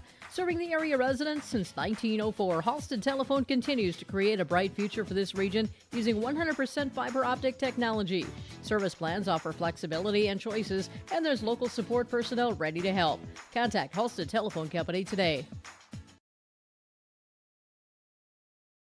Farmers, are you shopping for a bank that has many flexible options tailored to fit your farm's unique financing needs? Franzen Bank is an approved Farmer Mac lender, meaning they can offer long-term, fixed-rate loans on equipment, land, operating lines of credit, and more. Being a Farmer Mac approved lender also means Franzen Bank can get you a decision quickly. Learn more at franzenbank.com/farmermac. Franzen Bank and Trust. Real people, real results. Member FDIC. Nord's Pharmacy and Gifts, your go-to destination for convenience and support. Life can be hectic, but with Nord's Pharmacy and Gifts in Foston, we're here to make it easier for you. Need a prescription refill? No problem. Use our Nord's Pharmacy app or call our refill line 24/7. It's that simple. And guess what? Once your prescription is ready, you'll receive a handy text alert. Quick and convenient. Are you managing multiple medications? We've got you covered. Our free med synchronization program helps you line them up so you only need to make one stop. Visit Nord's Pharmacy and Gifts in downtown Foston, your friendly neighborhood pharmacy ready to serve you. Welcoming you back here to our Section 8A track and field coverage on yourliveevent.com. And we'll have more results to share as we get going. I know they're getting the long jump team, or individuals, I should say, coming out to the area where we'll have our, of course, final podium. As you can see that view right now on yourliveevent.com. We've been trying to get ourselves back on our long jump pit, get that set up as the triple jump will be upcoming in the pits area. The girls' high jump is also getting set up, as you see our view here of the high jump area. And, of course, back here in the girls' shot put, they're doing some raking right now to get ready with more. We'll see if we can't get another view of our jumping pits at some point in time here today. And otherwise, we'll maybe bring in that camera to a different area. Heat, sunshine may have an impact on some of the equipment here for us today, too. So we're going to make sure everything just stays on as we can get it going. So likewise, we're just having a good time here. Make sure that we're bringing all the good stuff to you. Results coming in for Section 8A and activity continuing. I know girls pole vault. That's been ongoing here as we run down some of the most recent information for you on yourliveevent.com. So the girls' high jump is going to be getting underway. They're just getting things started there. The girls' pole vault, they now have the bar set at 9.2. And of that, or I should say it's set up at 8.8. 8.8 right now. And Chloe Bowl of Crookston had cleared 8.8. So did Brielle Dupont of Foston in the girls' pole vault. Grace Etter of Park Rapids, she's faulted now at the 8.8, so is Chloe Johnson. So looks like we'll be moving on to the 9.2, and those that are still jumping would include Chloe Bowl of Crookston and Brielle Dupont of Bagley Foston. And Chloe Bowl, she was the favorite coming in. Her personal best was 10 feet, and that's her season best. 9.8 is the highest for Brielle Dupont. And those two will continue going in the girls' pole vault. I see that Zara Baki of Adaborp West was getting a chance at the 8.8 as well. And then in the girls' discus, that again, you've got Emily Marcus. 135.8 would be her furthest. Aria Garrett. Those two are, again, these are now official. The girls' discus will be official as well. So Emily Marcus, 135.8. Aria Garrett, 127.8 from DGF. Marcus of West Marshall. They'll go 1-2. And then Sarah Hartung from Park Rapids will be a qualifier. She meets the standard, 123.4. So as Sean had mentioned here a bit ago, those are your girls' discus, and that's official now on that side. So with that, continued events are going. Again, the pole vault, as we just talked about, and girls' high jump just getting underway. Boys' high jump, they are unofficial with Ethan Buchholz of Neva 6'6" as a qualifier. Isaac Jacobson of Park Christian 6'4" as a qualifier, and John Forrest of Lake of the Woods Rainy River will be a qualifier. He jumped at 6'4" as well. And Caden Paniak would qualify at 6'2". So you've got some situations there with the boys' high jump that Section 8 should be well represented, it looks like. Right. So you've got four coming out of Section 8, which is awesome. And, everybody performing really well here in the boys' high jump. Now, did you go through the long jump? No, go right ahead. These are unofficial. Yep. Again, they're coming out. They're going to be coming out to the podium here soon. Right, and winning it was Caden Paniak of West Marshall, a jump at 21 feet 5 inches. So he is your number one guy in the boys' long jump. Raiden Winarovich of West Marshall, he also qualified at 21.4, and then a third qualifier, Isaac Jacobson of Park Christian, 21 feet 2 1/4 inches. So those three all qualify for the state meet. Now, fourth place went to Mason Lassard of Crookston, fifth, Karch Frazier of Walker Hackensack Akeley. Anders Chinjam of Adaborp West finishes in sixth place. Ethan Whitaker of Walker Hackensack Akeley in seventh. Michael Whitney of DGF in eighth. Gavin MacArthur of Mahnomen Waban in ninth. Tristan Carazales of Roseau in 10th.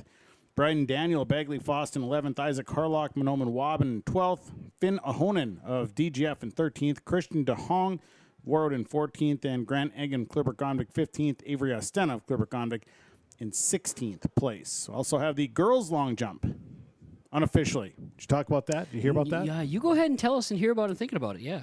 Well, these are unofficial as well. And you'd have Annika Ockery of Park Christian winning it.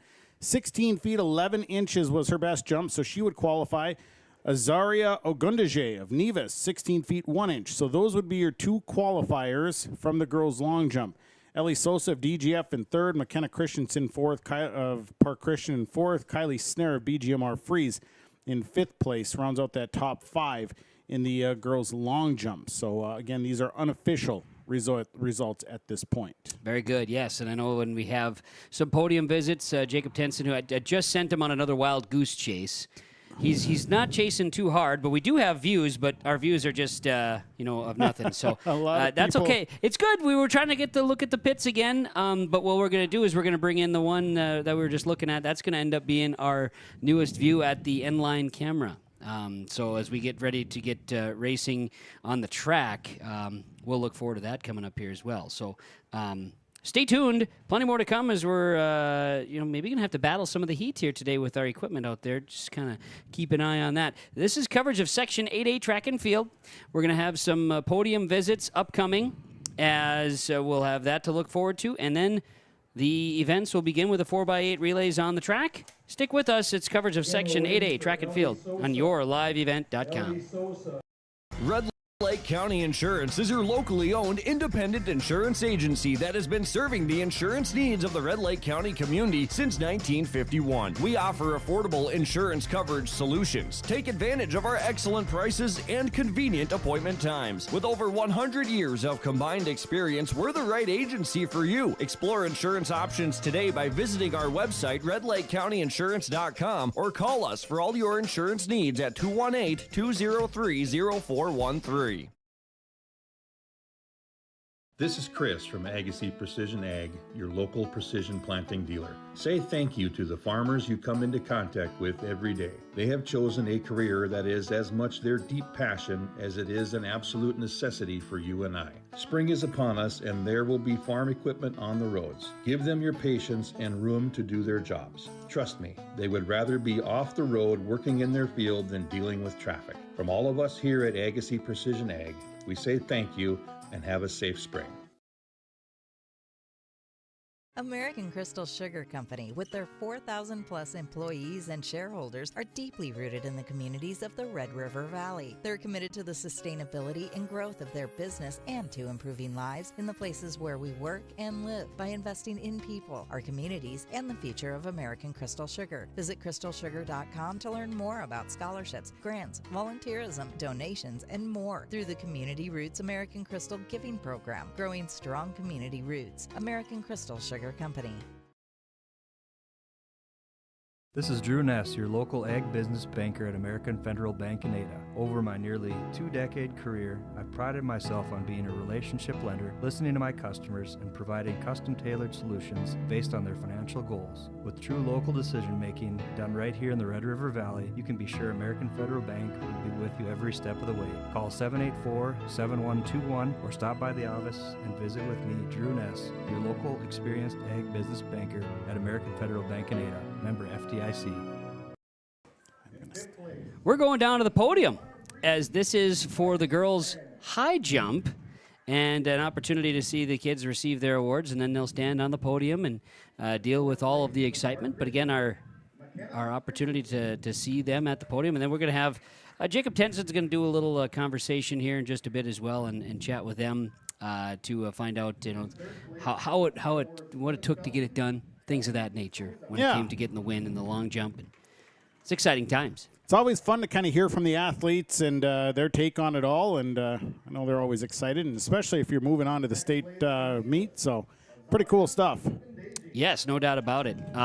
So we'll have some good looks and views of our closing finish line camera as well. That's going to be another feature that we'll add in to our coverage as get a chance to look at the podium and share those results again from girls' long jump, and the boys' long jump are also in the pits, or in the not the pits, in the podium area.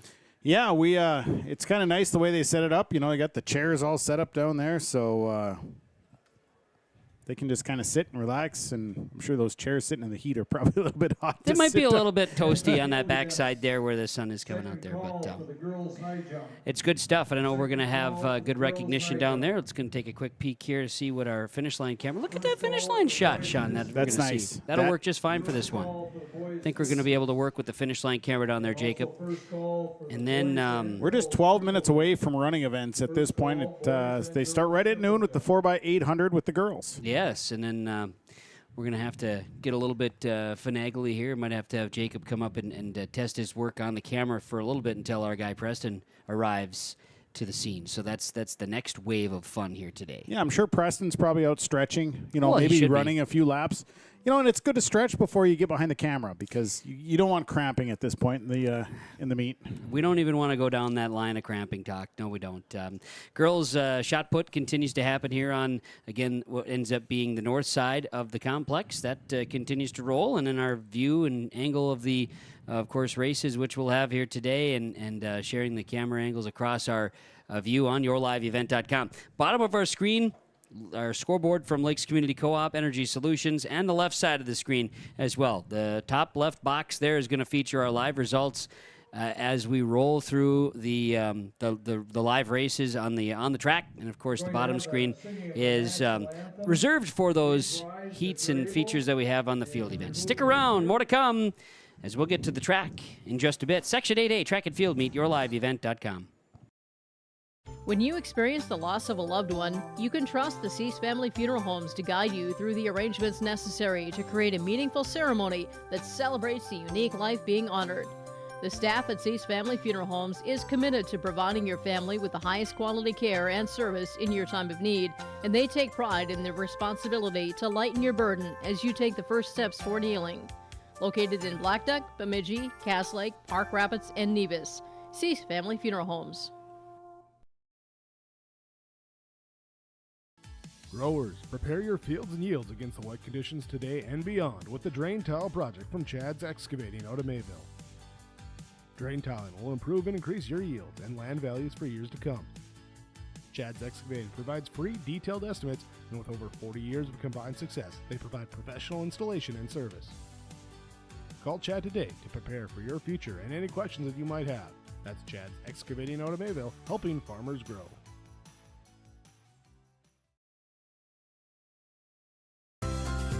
Welcome to Clearbrook, a quiet, friendly town in northern Minnesota. Nestled among lakes and forests, Clearbrook offers great fishing, hunting, and outdoor recreation for all ages. With a top-notch school district, a strong local business community, and events all year long, Clearbrook is a place where neighbors come together. Discover what Clearbrook has to offer online at ci.clearbrook.mn.us. The City of Clearbrook, a community working together. Good food, good times, and a great atmosphere. It's all here for you at the Clearbrook Muni, right on Main Street in Clearbrook. Stop in and check out the daily food specials or try a variety of items on the menu. For takeout on the go, call 218-776-9984. Good food and good times. It's all waiting for you at the Clearbrook Muni.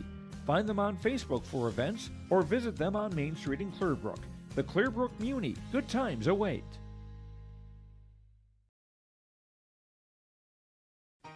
For trusted news, weather, and sports from your community, look to R&J Broadcasting Incorporated, KRJB, KRJM, and KKCQ Radio, and rjbroadcasting.com. Hear local voices from local radio with news and information from the area. Your information stations, KRJB, KRJM, and KKCQ Radio, and rjbroadcasting.com. Local voices from local radio. Ag Country offers a wide range of internal growth. If you have a goal in mind and you put your mind to it, your successes can be endless. There are so many jobs within this company that you can rotate into. I like challenges. Ag Country gives me challenges. Yeah, Ag Country is a great place to work. There's plenty of flexibility. You're never tied to your desk. There's a team here that is always there for you. Yeah, grab your role and run with it. And always be aware of the opportunities because they're in front of you.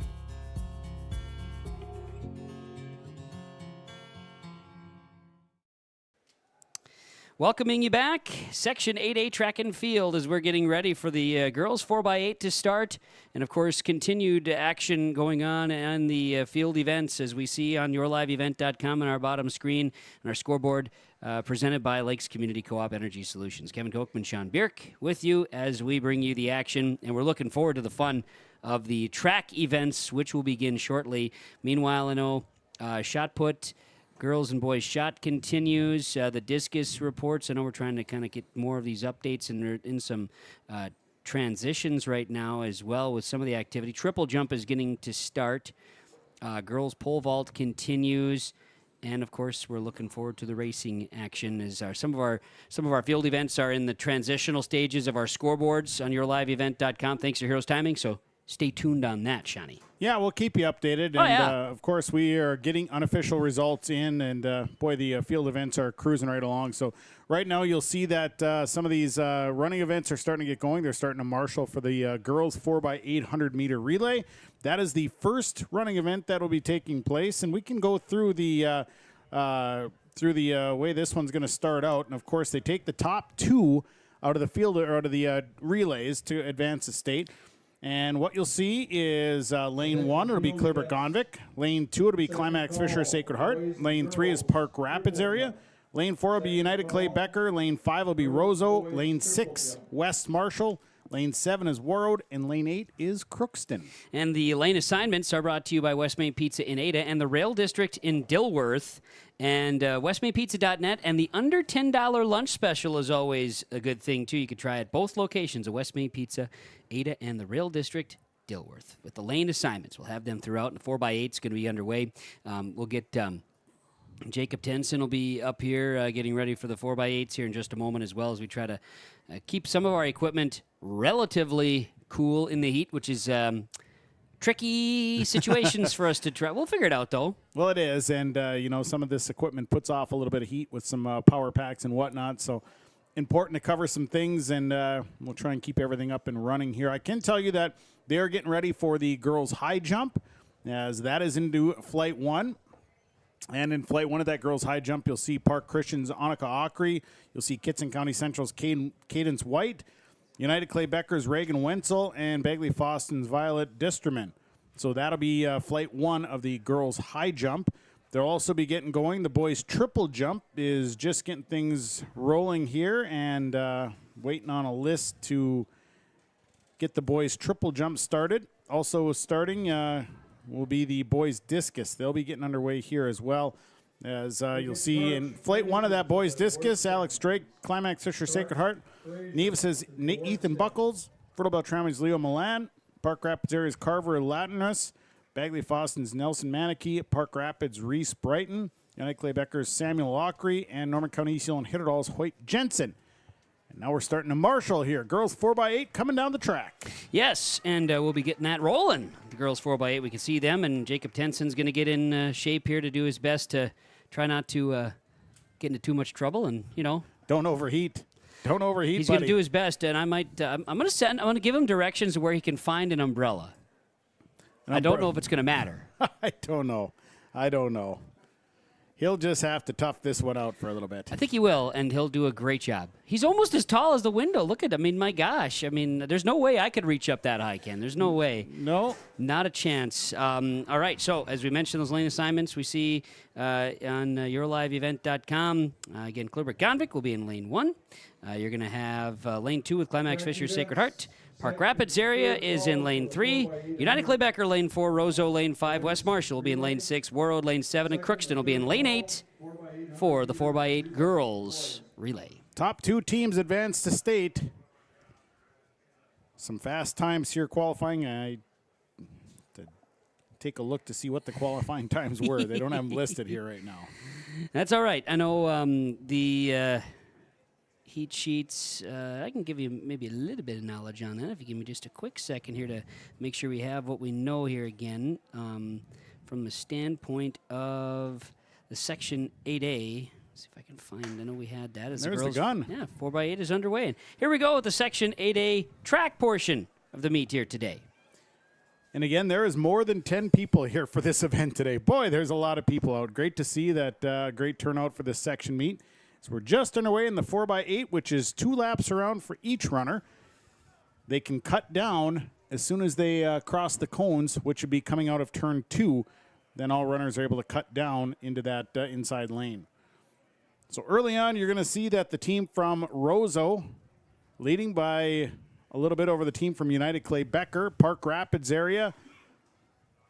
And there as well, West Marshall as well is right in the mix. As they come around turn number 4, it is the team from Roseau. We'll see if we can get some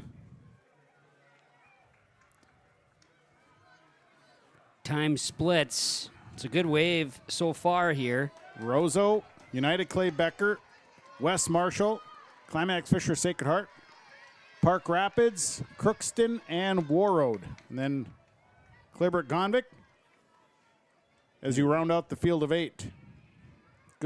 Good splits to come in. Roseau 110.34, United Clay Becker 110.92, Climax Fisher Sacred Heart 112.21, followed by West Marshall 112.33, Park Rapids 113.10, Crookston 114.59, Warroad a 116.37, and Clearbrook Gonvick a 123.87 after one lap. All right, and Roseau's team, they would come in as your favorite in the girls 4x8 relay. And Roseau's team, that does feature some runners, including Audrey Hayden, Anna Alvin, Lauren Olson, and Josephine Hansen, as they come in with the second best time. Your best time was United Clay Becker's, Kendra Nelson, Rachel Swan, Chloe Johnson, and Katie Vetter. Difference of 2 seconds. United Clay Becker has now taken the lead over the Roseau team as they come to the handoff. Climax Fisher Sacred Heart keeping things close. Park Rapids making a move on West Marshall, followed by Crookston, Warroad, and then Clearbrook Gonvick. So they hand it off, and we're into leg number 2 here in this 4x8 for the girls. And so, as we talked, Roseau will be a favorite, but they were about 2 seconds differential in that qualifier. Well, United Clay Becker has got them by about a second in that first lap of this run, 4x8 relay. Boys 4x8 relay will follow, and then we get to have some fun with hurdles and other things. Be a great day for the hurdles. I would think so. I think it'll be great. I think we're going to see some fast times. I saw a number of last evening when getting out here to get some gear in place. I saw a number of teams that were represented in those opportunities to come and run on the track and get some feel for the conditions, the grounds, things of that nature. And one of those teams was Warroad. Neat to see the great participation numbers that they had coming in, and obviously too, just to, as a team, do a little more bonding, get yourself in place before the big day. So you'll see that United Clay Becker and Roseau neck and neck here in this first lap of the second leg. Climax Fisher Sacred Heart currently in a 3rd place. It's pretty close. Park Rapids and West Marshall. Then Crookston, Warroad, and Clearbrook Gonvick. Those split of 16 tenths of a second between United Clay Becker and Roseau right now as they make their way around turn 2 and head to the backstretch. Southerly wind, so it's cross breeze today. Yeah, and that's a very common thing here, south winds. So it helps us out up here because we got a window that points to the south. So we're getting nice breeze action. Yeah. You specific. I'm getting a kind of a secondary, which is just fine. Well, scoot on over here. We got plenty. Well, it's okay. I kind of, prefer reaching over and, pressing buttons and stuff. It's Maybe we should be switching spots. I mean, I don't know. I think we're doing pretty good. I don't want to force you into a spot where you can't get that breeze. Well, you know how I like a good breeze. You are a breeze guy. Easy breezy. I am breezy. Mm-hmm. It's good stuff here as we're going to get now to our second handoff. We'll get to the third leg of the 4x8 as the second leg where Roseau has overtaken United Clay Becker as they come into the front stretch, but United Clay Becker again overtakes Roseau. They're just neck and neck right now. That's a great race for first place. Now, obviously, you're taking the top 2 teams. Here comes West Marshall. They're pulled up right alongside Climax Fisher Sacred Heart. A good battle. Indeed, is the handoff coming. Going to take a peek at the 4x8 standard on the girls' side for state is a time of 9:57.47, and that is, based on our qualifying times, about 10 seconds to 13 seconds faster than what Roseau or Hawley, United Clay Becker in this case, qualified at here for the section. So they will come around, and United Clay Becker is pulled ahead now by maybe about 20 meters. That's a decent size. That's probably the largest lead we've seen all day so far in the 4x8 girls. Right. So United Clay Becker now has created a little separation between them and Roseau. And Roseau has created quite a nice little separation from Climax Fisher Sacred Heart, who is now in sole possession of third place. Again, if this is holding true and they didn't change the rotation, we're in the third leg. So Chloe Johnson for Chloe Johnson for United Clay Becker and Lauren Olson of Roseau on the track right now. So at this point, it is United Clay Becker, Roseau, Climax Fisher Sacred Heart, West Marshall, Park Rapids, Crookston, Warroad, and Kluber-Gonvick. That lead is about doubled now for United Clay Becker and Roseau. United Clay Becker way ahead of Roseau now in this backstretch. It is quite a separation now. Can't even get him into frame. That third leg from United Clay Becker really did a nice job of getting off to a good start and has just kept that consistent pace here throughout that whole first and pretty much three quarters of her second lap. As we see, the umbrellas are starting to come out here in the crowd. And a nice mixture of umbrellas, all of that, too. I got a Minnesota Viking umbrella down there. Yeah. Checkered plaid look over to the right side. A little parasol, potentially. A little parasol, yeah. Yeah. Well, you got to stay cool. It's all about it. So they're going to be handing off to the fourth leg of this 4x8. And I believe it is Katie Vetter. Should be Katie Vetter for Hawley. As United Clay Becker, beg your pardon. Katie Vetter is from Hawley, but United Clay Becker is the co-op, and she is the last leg here. Likewise for Roseau, that would be Josephine Hansen. And Vetter out in front, but Hansen's got a bit of a kick now, trying to close the gap a little bit. We're looking at nearly a 7-second separation between UCB and Roseau. It's deceiving because Vetter's got such long strides. That's true. Compared to the Roseau runner, who's just a little bit shorter, not as quite as much of a spread on the stride, but is still keeping a very fast pace. Mm-hmm. And this will be their first of two in the last leg of the 4x8. United Clay Becker, Roseau, Climax Fisher, Sacred Heart, a distant third. Then you got West Marshall, a distant fourth. Park Rapids, Crookston, Warroad, and Kluber-Gonvick. And a good race between West Marshall and Park Rapids. Those two runners have been trading places back and forth. See a little bit more separation now between them for Benuri. They've been really going back and forth. And we're into lap traffic here with United Clay Becker coming in. They're pushing that last, what is that last leg? And now the anchor leg. The anchor leg. Good point. Got to get that proper terminology out here. Yep, you got to have the terminology, and boy, I see a whole lot of Fillions down below. Well, they're here for Alex Gellingsrud in the wheelchair race, and well, I am too, for crying out loud. So here we are. Like to see it. Yeah, it's super cool, and as we mentioned, Alex Gellingsrud already qualifying in the wheelchair discus, and so now we'll get his chance in the additionals. He's going to have some competition in a couple of his races, I understand. Yeah. For young man from Park Rapids. So that'll be fun to see as well. Vetter has opened things up here a little bit over the runner from Roseau on her last turn coming in down the home stretch. And it will be the team from United Clay Becker to win this girls 4x800 meter relay. Yeah, it's got to take something catastrophic as Vetter lap traffic here. Kluber-Gonvick closed the gap on Warroad for that 7th and 8th place. Those two are now going back and forth. United Clay Becker will have a finishing time of 9:50. And that bests their time by 20 seconds from the qualifier. And that, I honestly believe that just has to do with weather and the the fact that it's not necessarily blowing 50.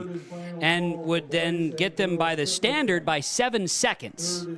Rosa will come in second, 10-3.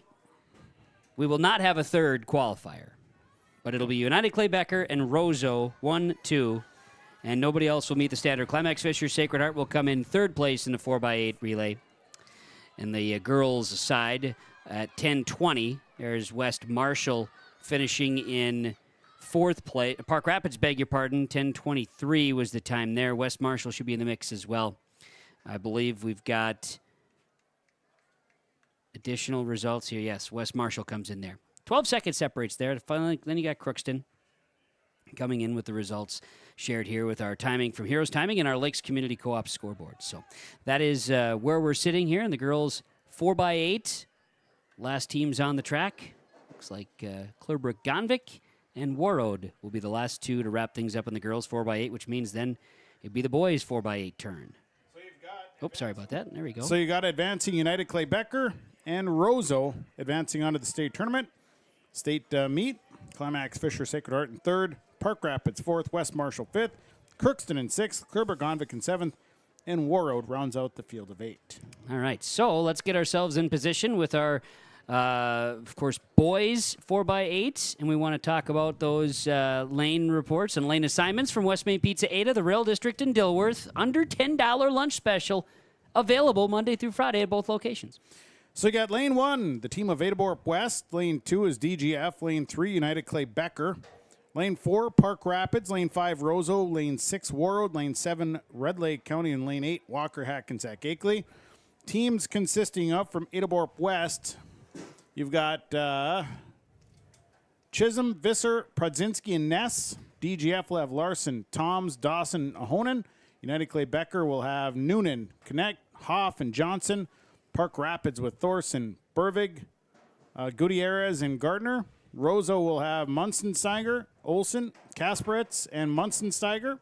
Warroad will have Boca, Helsted, Eastvold, and McKeever. Red Lake County with Schulstead, Clawwitter, Powers, and Suki. And Walker, Hackensack, Akeley with Burns, Whitney, McMurrin, and Ungrecht. There we have it. Thanks to West Main Pizza in Ada, the Rail District Dilworth, with our, of course, setup here for those lane assignments.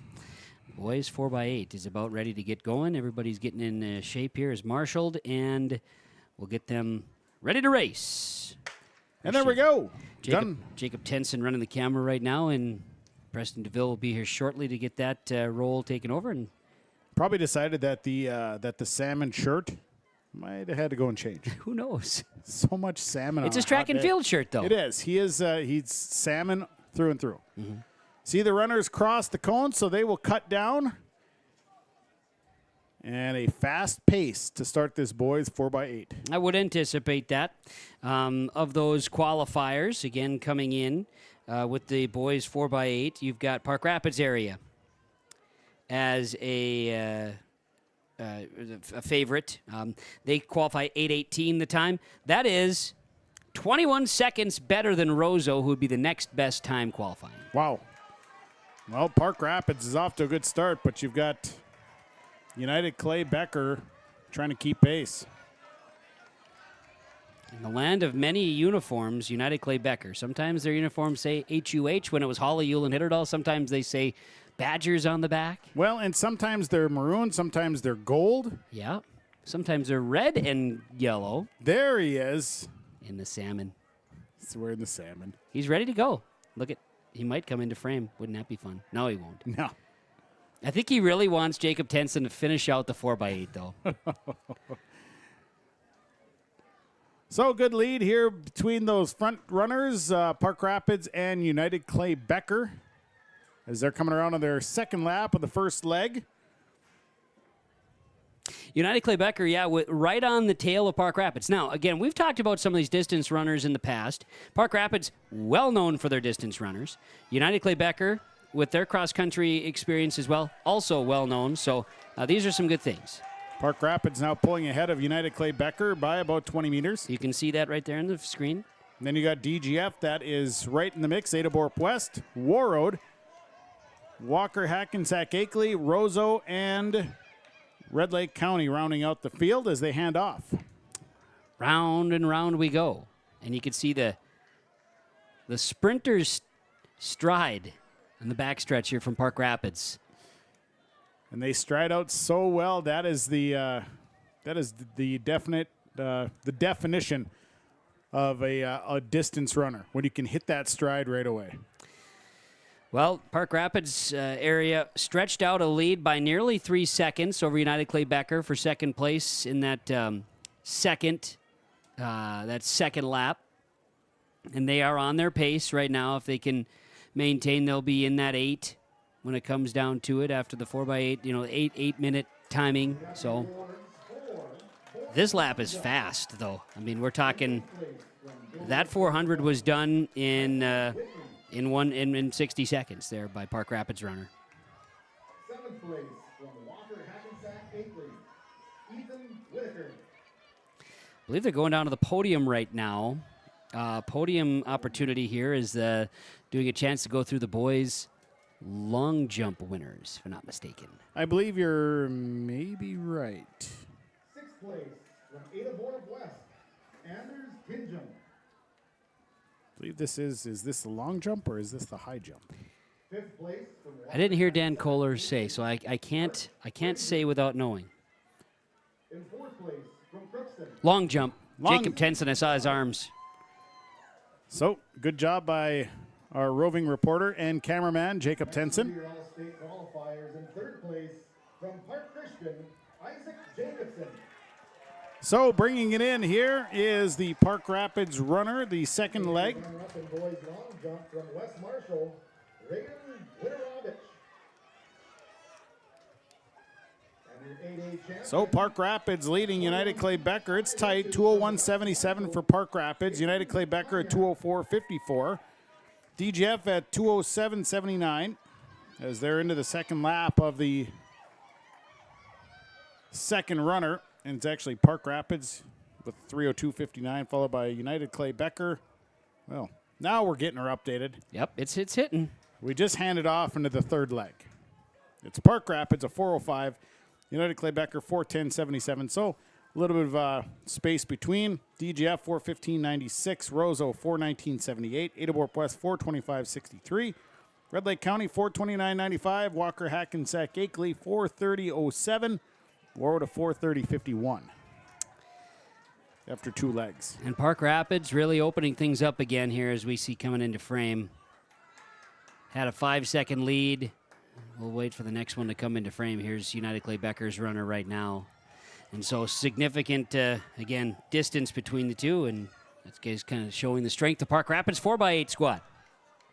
They, like we've talked about, a solid cross-country team in Park Rapids. Yep, they've got their distances, and we'll notice that later. The 2-mile is very exciting. And we said it. If you haven't been paying attention the entire 4x8 run here, but their qualifying came at 8:18. And they're on their last lap here of their third leg, so they're on pace for that right now. And that was a time better than second place Roseau in qualifying of 21 seconds. Fast here today. So they're coming around, and fast lap here by Park Rapids. Boy, their third runner did not slow up a bit. In 2 laps, he did not slow down one bit. Can we get There's the handoff. 4x800 team to the award stand, please? United Clay Becker with their exchange. They've opened up about an 8-second lead right now over the team from United Clay Becker. So they're in the 4th leg. Also, girls discus. You can make your way to the award stand. Girls discus. Yeah, the difference is about 6 seconds between Park Rapids and United Clay Becker now as those returns are coming back to us after the second to third. Top 2 go on to the state track meet. 4x8 boys relay. Your state standard was 8:16.14. So it's going to take a lot to get a second place to do that. The wind has pretty much died down to nothing. Yeah, and I'll say this, Park Rapids, if they maintain their pace, they are going to be well ahead of their 8:18 qualifying time. And I don't think they're slowing down much with their anchor on the track now. Coming up after this, we'll have the girls 100-meter hurdles. So we'll get into the sprints here a little bit. Yes, we will. Looking at records for the section, on the boys' side, a 4x8 record was 8:11:23, done by Park Rapids in 2023. We're going to be very close to that. I don't think they're going to get, well, it's hard to say. Nope. 8:11:23 was the record in this meet by a team from Park Rapids in 2023. And we'll see what the final 100 is like for Park Rapids if they can get it. Just hearing from the PA announcer that because of the heat here, they're going to a rolling schedule. So they're actually adjusting the schedule some. So they're just going to go through a rolling schedule. Now, a section meet, normally they would stick to their times. But because of the heat, they're just going to let this thing roll. Good decision. Now, I said that record time was 8:11. They made it in 8:15. So it's close. It's close. But Park Rapids has it, and they'll be representing to state. And United Clay Becker finishing 8:24, which was a nice time for them based on the qualifying. They will be going to state, second place finish. In 8th place was Warrow. In 7th place, Clearbrook Gonvik. As soon as you said the wind went away, then all of a sudden a nice little gust came through. Yeah, it comes Slight. and goes, but it mostly goes. In 6th place, The girls' shot put continues as well, as we have a bit of a view of that as the boys' 4x8 is wrapping up. But that is what we've got, and I know we're going to do our best to make sure that people stay hydrated as our crew goes with Jacob Tenson. I think he might finally get a little break here. We'll bring him back up to the booth for a second, and then we'll have Preston DeVille take over down there. We may have to do some shuffling too. Safety is the utmost. Safety first, Kev. Yep. I think that is the key. Yeah, I might have to take one for the team for a minute or two in a little bit and share. I'll go down. If we need to do some things, we might just have to do that. I've turned a camera once or twice in my life. Yeah, we got to be careful. We don't have many hats, though. We don't have many hats. And that poses a problem for a guy with lack of hair. Yeah. I got hats in my truck. I could go get them. These are, breaks can all happen. As they set the hurdles, we can take a peek here and get settled with our lane assignments. There'll be 2 heats of the 110 hurdles and 100 hurdles for the girls. And this is, as mentioned, Sean said, rolling schedule. So we are going to, it looks like, move on here. It's going to be rather quick, potentially in between. Yeah, they're not wasting any time. As announced, extreme heat here today. They're expecting highs in the mid to upper 90s. So we're just cruising through it, and we'll see the 100-meter hurdles for the girls. Heat number 1 will be Lily King in lane 1 from United Clay Becker. Lane 2 is Kendall Nelson from Nevis. Lane 3, Emily Duquette of Northholm Kellier Blackduck. Lane 4, Sophie Grunna of Fertile Beltrami. Lane 5, Brian Myers, Ada Borup West. Lane 6, Natalie Ockery of Park Christian. Lane 7 is Emma Landreville, Walker Hackensack Akeley. And lane number 8 is Matea Berge of Park Christian. Now the best time coming in here today, best qualifying time would be, looks like it is Brian Myers of Ada Borup West, a 17.26 for a season best. So she's in lane 5. And again, our lane assignments from West Main Pizza Ada, the Rail District Dilworth. Find them online at westmainpizza.net. Information on both locations. Join their text club as well.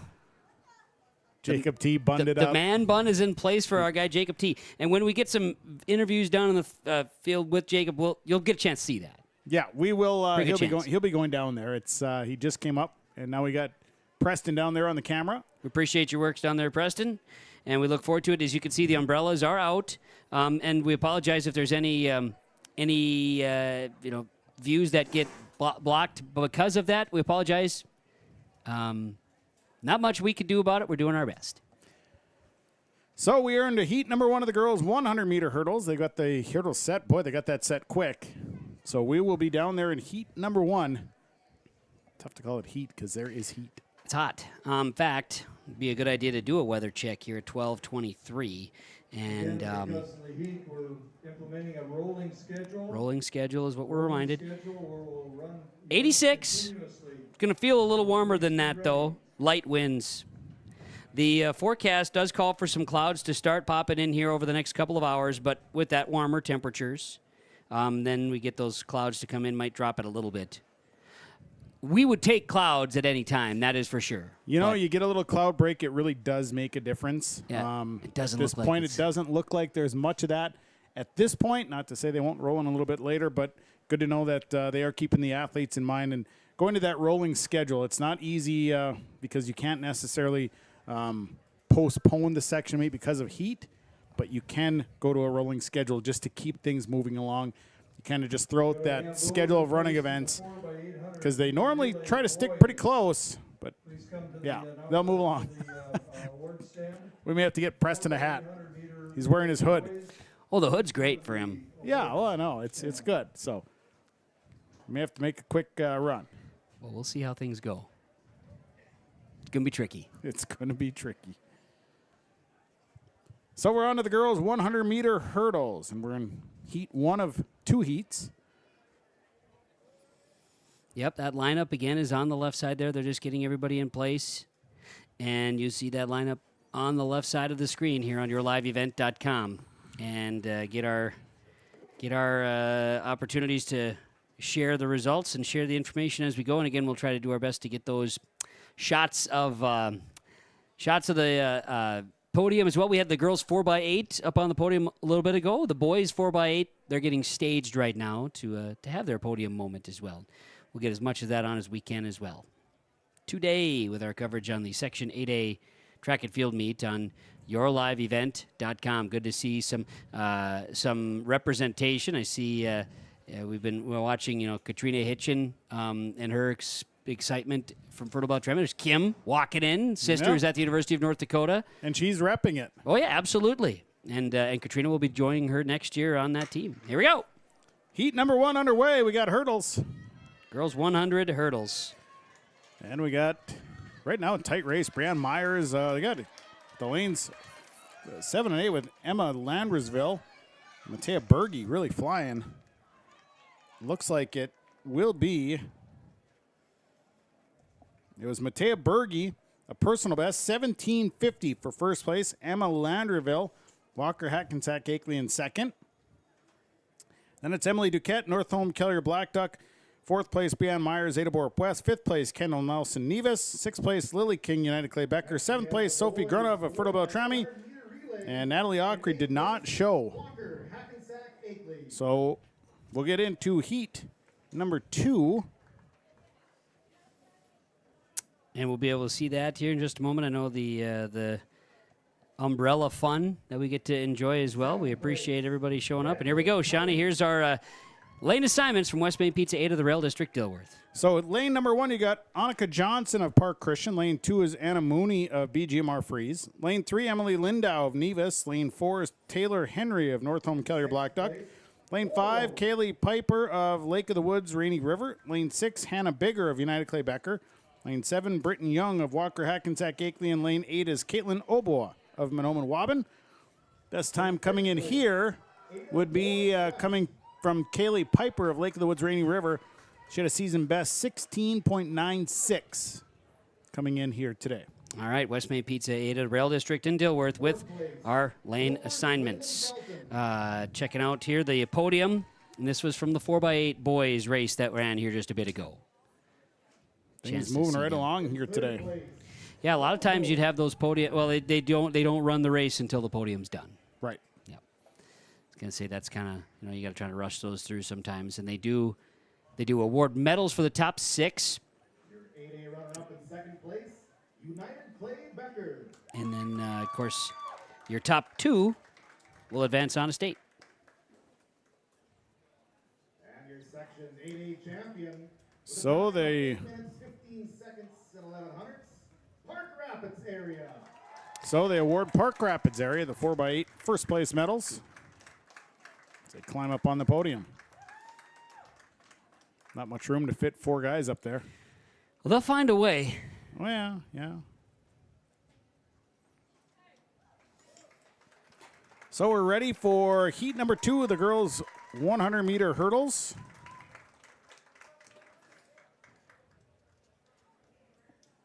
And they're getting into the blocks now. Could we have the games committee come to the finish line, please?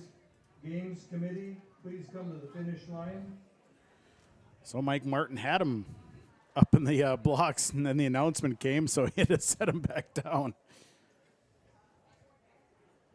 So we have to redo it. Well, that happens sometimes. You got to get in position. Our bottom screen here, again, that will be showing up here with more of our field events. And some of the field events have concluded. So, again, thanks to Heroes Timing for providing all of our instant links and ability to stay up on what's going on with the field events, even if we don't have a view of it. I know back here, the girls' shot put, that is continuing as well. We're getting a bit of a shot of that here. And now we're back to the hurdles. Here we go. Hurdles on the way.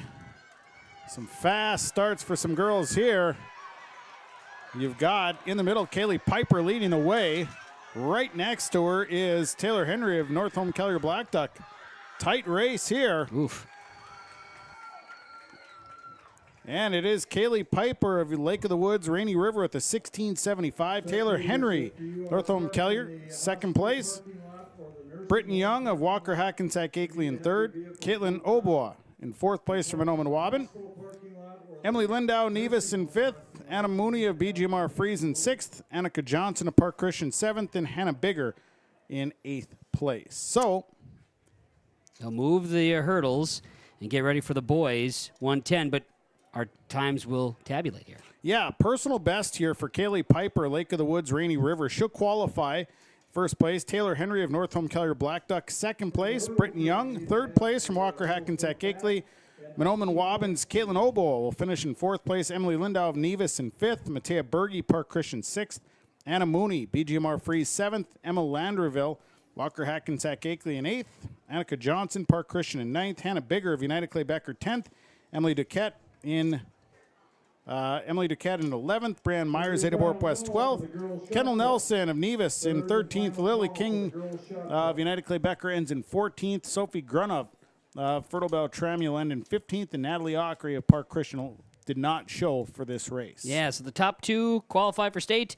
The state standard for girls in the 100 hurdles was 1589. 1589, which would mean, I believe, yeah, just be the top two. There was no other qualifiers that were under that time. On the boys' 110 hurdles, you've got 1545 for the state qualifier standard. Well, Heat 1 in the boys' 110 high hurdles. It's lane 1, Anthony Kempshire of Park Rapids. Lane 2 is Titus Nelson of Adabor West. Lane 3, Robert Lindau of Nevis. Lane 4 is Peyton Richter of Walker Hackensack Akeley. Lane 5, Kelby Kujansen of Adabor West. Lane 6, Elijah Cox of Walker Hackensack Akeley. Lane 7 is Gavin Schauer of Nevis. Lane 8, Wiley Lair of Red Lake County. All right, West Main Pizza Ada. Rail District Dilworth with our lane assignments. Have I told you about the text club at West Main Pizza? I have not heard about the text club. Well, if you join the text club, you find it on their website, westmainpizza.net. They'll have the text club. You can sign up for it, and it's like having your best friend send you deals on pizza. I consider West Main Pizza one of my best friends. You should be a part of the text club then. I'm going to join it. westmainpizza.net. Learn more. As soon as we're done here, I'm joining it. Okay, great. I'd That's love a getting great plan. text messages from my friends. You should. I send them to you all the time, and you always respond. I try. Yeah, I really try. You do a great job. Boys discus is going on as well. Triple jump for the girls continues. And boys triple jump continues. We had a view on the triple jumps. Girls pole vault, I believe, is complete now. But we had a view on the long jump pit, and then we got a little bit warm over there, and it kind of got, because there's some shade over there, got to be a point where people weren't maybe, we're just kind of crowding around things. So now we're in a different mode. Well, I think at this point, people are just trying to find some shade wherever they can find it. When I went down for a little bit, for it only being 12:30, it's hot outside right now. Mm-hmm. So you see a lot of umbrellas. You see a lot of sun. You can smell the sunscreen in the air. Yep. Smell that banana boat. Get on the boat. Get on the boat with Banana Boat. Yeah. We should have got them as a sponsor. Didn't think about that. Maybe next time. Then you see some hoods out there, mainly Preston. Yeah, well, he does have one. Into Hood. And we're There we go. underway. Guns up. Heat number 1, 110 high hurdles. And you've got right in the middle of it all, Peyton Richter, Walker Hackensack Akeley. And off to the right of him, Kelby Kujansen, neck and neck. Kelby Kujansen's going to pull away. And Kelby Kujansen's going to win heat number 1. 1740. 1740 for Kujansen. Richter, Walker Hackensack Akeley, 1770. Third place, Robert Lindau, Nevis. Fourth place, Titus Nelson, Adabor West. Fifth place, Elijah Cox, Walker Hackensack Akeley. Sixth place, Gavin Schauer, Nevis. Wiley Lair, Red Lake County, 7th. And Anthony Kamshore, Park Rapids, in 8th. So now we're ready for heat number 2. That we are. And our heat number 2, lane assignments from West Main Pizza Ada, the Rail District Dilworth. Walker Hackensack Akeley's Matthew Koch in lane number 1. Lane number 2, it's United Clay Becker's Urijah Cooley. Lane number 3, it's Brody Hansen from United Clay Becker. Lane 4, Sammy Duran of West Marshall. Lane 5, Samuel Olson of United Clay Becker. Lane 6, John Delaney of Roseau. Lane 7, Freddie Lesticow, Park Christian. Lane 8, Max Deblacek, Park Rapids area. Fast time here coming from Samuel Olson of United Clay Becker. His season best this year is a 15.6. It's also his personal best. West Main Pizza Ada, the Rail District Dilworth with our lane assignments. Heat number 2, the boys 110 high hurdles. So we'll get them in the blocks here. Get ready to run. Mike Martin is the guy down there doing the starting boys today. Shot put. Attention, boys shot put. Please come to the award stand. Boys shot put. So we are still working through getting some finals here for the field events, which is great. We're moving right along. The running events, we're in a rolling schedule here for this Section 8A meet. Yep, and it is. I mean, like you say, these are this. You can't rush it. You still got to do it the right way, but just trying to be efficient, and so you get everybody in place, and everybody's got to follow the same protocol. Right. But we're gonna move. We're just gonna keep rolling. Yep. So they have got Mike Martin down there. They've got him in the blocks. This is heat number 2 of the 110s. Durand and Olson would be your favorites coming in. Gun up. There we go. Triple jump.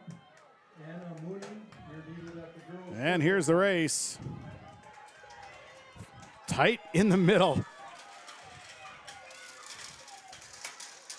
A lot of hurdles getting hit. And first place. I think Samuel Olson got it. Yeah, United Clay Becker. Samuel Olson, a 15.67 in first place. Sammy Duran of West Marshall in second with a 15.69. Close, only 2/100ths separated Duran and Olson for first place. John Delaney of Roseau in third. Brody Hansen, fourth place, United Clay Becker. Urijah Kula, United Clay Becker, fifth. Freddie Lesticow, Park Christian, sixth. Max DeBlake, Park Rapids, seventh. And Matthew Koch of Walker Hackensack Akeley in eighth. And we won't have any 110 hurdles that meet the standard, as the standard for boys was 15:45. So, overall, you've got Olson winning it from United Clay Becker, Duran of West Marshall in second. So those two will be your state qualifiers for the 110 high hurdles. Attention, boys. And up next, we will have the girls 100-meter dash, and we will have 3 heats, followed by the boys 100-meter dash, and so on and so forth. And we know that heat number 1 for the girls 100-meter dash. Lane 4, it's Joy Newbert of Winnemac. Lane 5, it's Alayla Blanco of Grigla Goodrich Gatsky. Lane 6, Lillian Douglas of West Marshall. All right, very good. With that being said, as they get everything set, let's take a quick break. We're covering the Section 8A track and field meet on yourliveevent.com. At Enbridge, we're focused on relationships. 23 Canadian First Nation and Métis communities now own an equity stake in Enbridge Athabasca Pipelines. In Minnesota, Enbridge has spent $450 million and counting with Native-owned companies and in wages to tribal members working on Line 3. Every day brings new collaborations, partnerships, and possibilities. Learn more at Enbridge.com. To Dakota Heritage Bank is your dedicated hometown bank that is here to serve all of your banking needs. Hometown banking means that we bring you the strengths and the personal service which no other form of banking can bring you. Our strengths and service are based on our total involvement in serving you and the communities where we live and work. Dakota Heritage Bank offers ownership, leadership, and service that are local. We bring the personal touch to banking because our only concern is what is best for our community and our people. Stop by and visit us today. We look forward to serving you. Member FDIC. Welcome to Foston Family Dental, where we make sure every visit to our practice is a positive experience. Our team of skilled dentists and staff work together to provide comprehensive dental care to patients of all ages. From routine cleanings to complex procedures, we are committed to giving you the best possible dental care. With state-of-the-art technology and a warm, welcoming atmosphere, we strive to make your visit as comfortable as possible. Schedule an appointment today and see why Foston Family Dental is the top choice for dental care in our community. Well, away we go. We're back here on yourliveevent.com, and we're gearing up for the girls' 100-meter dash, the first of 3 heats. Section 8A, track and field. The coverage continues here today on yourliveevent.com. Kevin Kochman, Sean Bierk, also Preston Duville, and the credit goes where credit's due. Preston and Jacob are the guys enduring most of the weather here today with the heat in the sun. We appreciate that. Jacob Tenson will be potentially here with some of the guests to join as well, as we're getting a chance to head on down to the podium a little bit. Awarding the 100-meter hurdles. Some fast times here today. As you hear Dan Kohler's voice in the background. Kohler, he is doing the PA down there for the medals, and you've got Dave Variano putting the medals on. Talk about a celebrity situation from our volunteers, though. You know, Brent Miller is delivering waters, a many-year record holder for track and field events, and now he's bringing waters, keeping everybody hydrated. I tell you, I ran track with Brent Miller. I was telling him yesterday that we were probably going to bring him up at random, not just because we saw him, but here it is. But because he's that fabulous big old goatee. Well, not everybody can do that. That thing is huge. But as it is, those are your 110 hurdle winners on the girls' side here with a podium shot on yourliveevent.com. So top 2 advance. And congratulations to those individuals as they will move on to the state track and field meet. And we'll be gearing up here again for the next run of excitement when it comes to the race on the track. We got the 100 girls to start. Well, we got Jacob Tenson down there.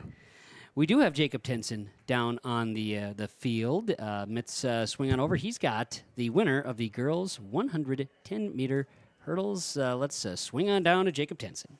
Yeah, and first of all, congratulations. You're going down to state. What's that feeling like? Scary, but I worked really hard to get here, so it's a lot of accomplishments. And it was a tight race there. You were kind of peeking over your shoulder a little bit to see what was going on there, or what was the situation down the stretch? I got hit a little bit, so I was just trying to recover myself, and yeah. And it's a toasty day out here today, so what was maybe the message from your coach, or just maybe your mindset coming into this race? Don't overheat before the race, and you run better in the heat. That's fair. Well, again, congratulations, and best of luck at state. Thank you. Very good. Kaylee Piper from Lake of the Woods, Rainy River, 110 hurdle winner.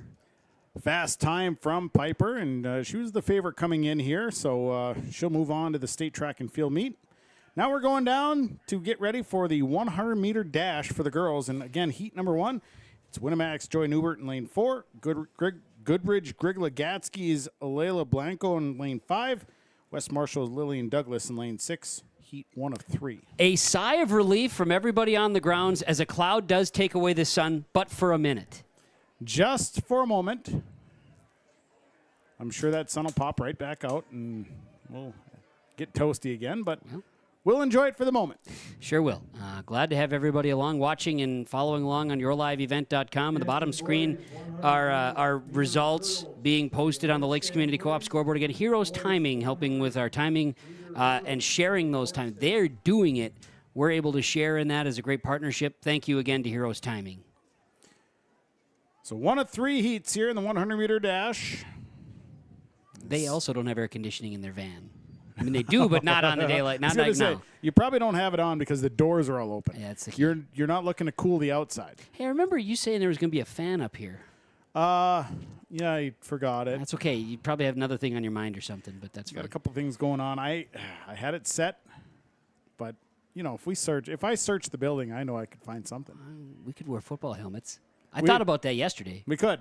There's a lot of storage up here in the Mahnomen press box. They store a lot of things up here. I spend a lot of time up here in the fall. Good use of time. Good use of space. It all works out. Yeah.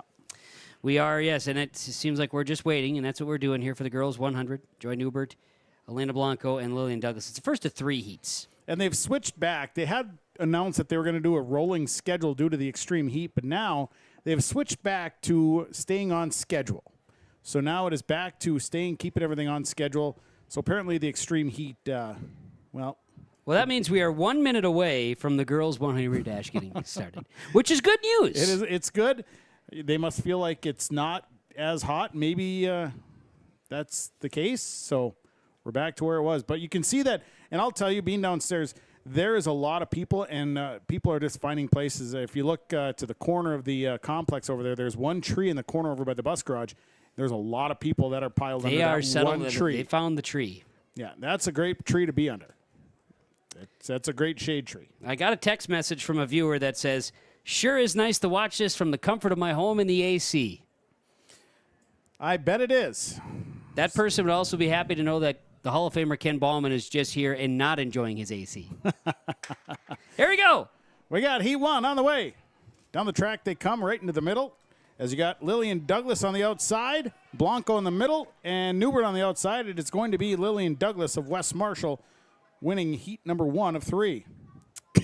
Well, that's a fast heat. 13:47. It's a personal best for Lillian Douglas. Joy Newbert ends up in second place at 13:70. Or actually, Alayla Blanco, Grigla Goodridge, 13:70 in second place from Grigla Goodridge. Joy Newbert from Winnemac in third of 14:08. So we move on to heat number 2 in the 100-meter dash. Lane 2 will be Carly Frisch of Nevis. Lane 3, it's Lilia Rossum of North Home Kellier Black Duck. Lane 4, Avery Schuler of Park Rapids. Lane 5, Janessa Torgerson of Grigla Goodrich Gatsky.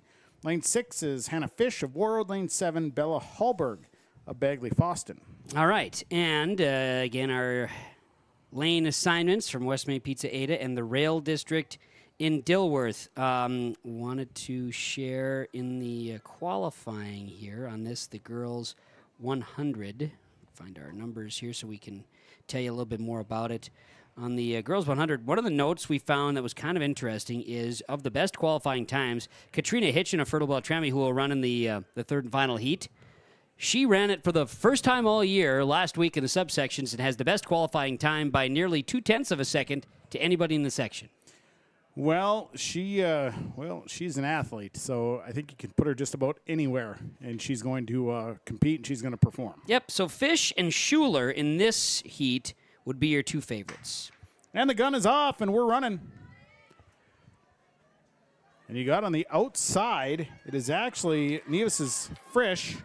Right in the middle, then Janessa Torgerson as they come across. And I believe it's real tight between Frisch and Torgerson. Yeah, Torgerson came in, qualifying time was 13:85, so she was right there as well. Her, Fish, and Schuler all 1/100th of a second separated each other. Torgerson at 13:17, Frisch from Nevis at 13:20, Schuler of Park Rapids at 13:40, Lily Rossum, Northland Kellier Black Duck 13:49, Hannah Fish of Warroad at 13:53, and Bella Hallberg of Bagley Foston at 13:71. And for those curious, the standard for state is 12:67 for the girls 100.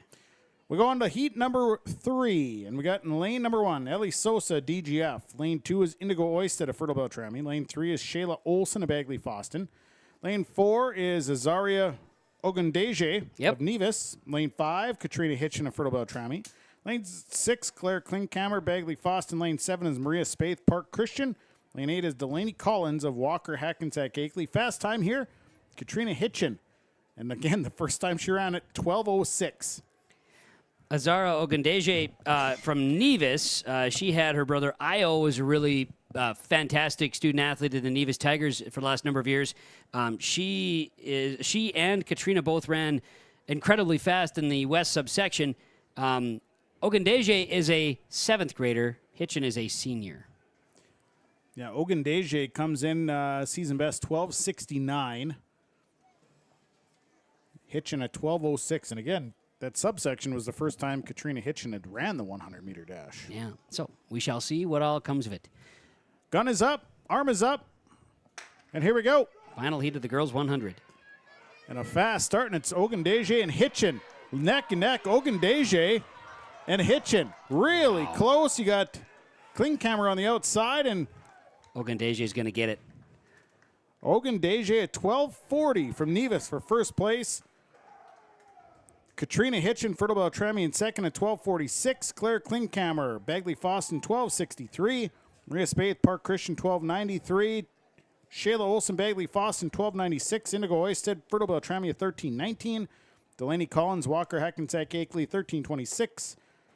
And rounding out with Indigo Oisted at 13:19. So you got 3 qualifiers here as Azaria Ogundeje of Nevis, Katrina Hitchin of Fertile Beltrami, and Claire Klinghammer of Bagley Foston got underneath that qualifying time at the 12:63. So 3 qualifiers headed to state.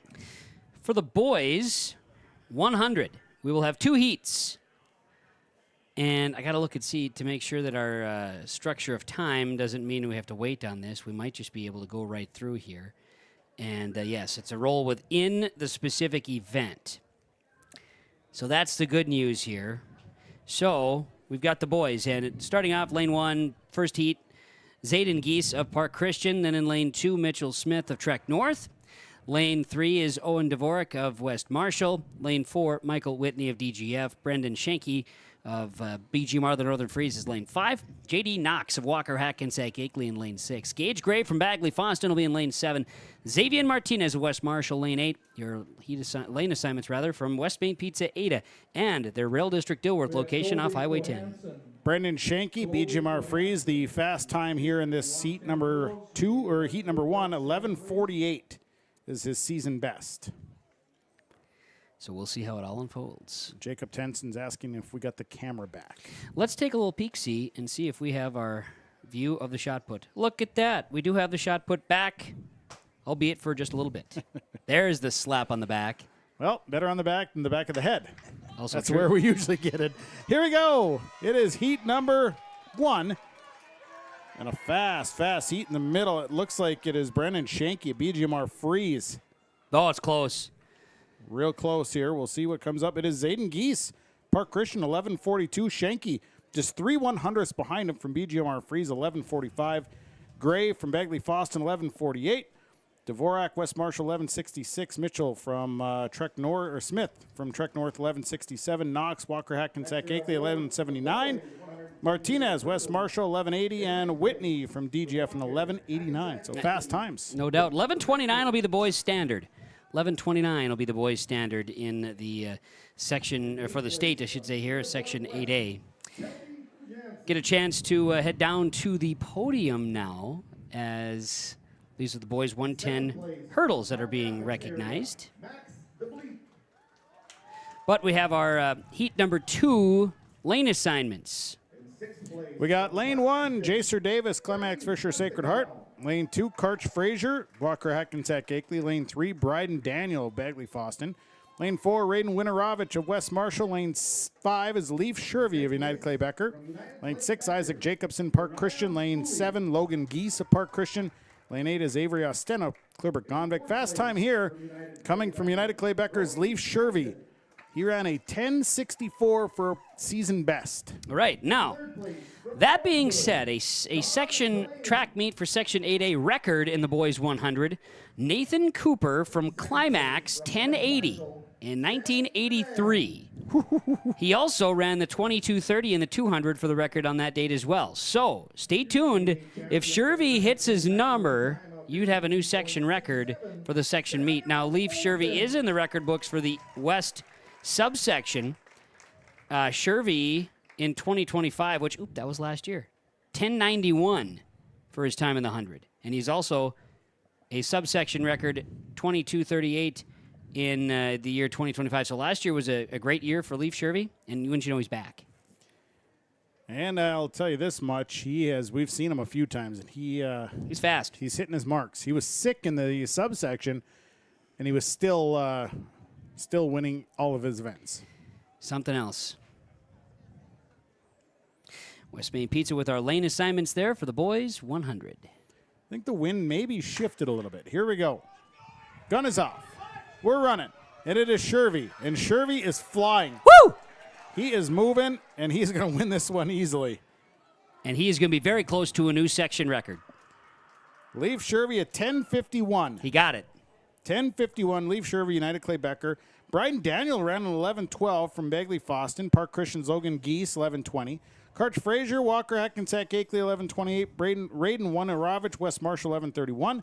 Isaac Jacobson, 11:37 from Park Christian. Avery Estena, Bergonvik, 11:42. Jacer Davis, Climax Fisher Sacred Heart, 11:70 for 8th place. So you got 4 qualifiers going to state here, Kevin. 4 of them. And a new section record with Leaf Shervy's 10:51. That bests Nathan Cooper of Climax 10:80 back in 1983. And that puts him 3rd in the state. Holy cats. With that, so it's Leaf Shervy qualifying from United Clay Becker. Bryden Daniel Bagley Foston qualifies. Logan Geese Park Christian qualifies. And Karch Fraser of Walker Hackensack Akeley also qualifying. So 4 qualifiers with fast times for the state track meet. And that's going to be a high-performance from Performance Ag west of Borup. They don't want all the business, just yours. Performance Ag west of Borup.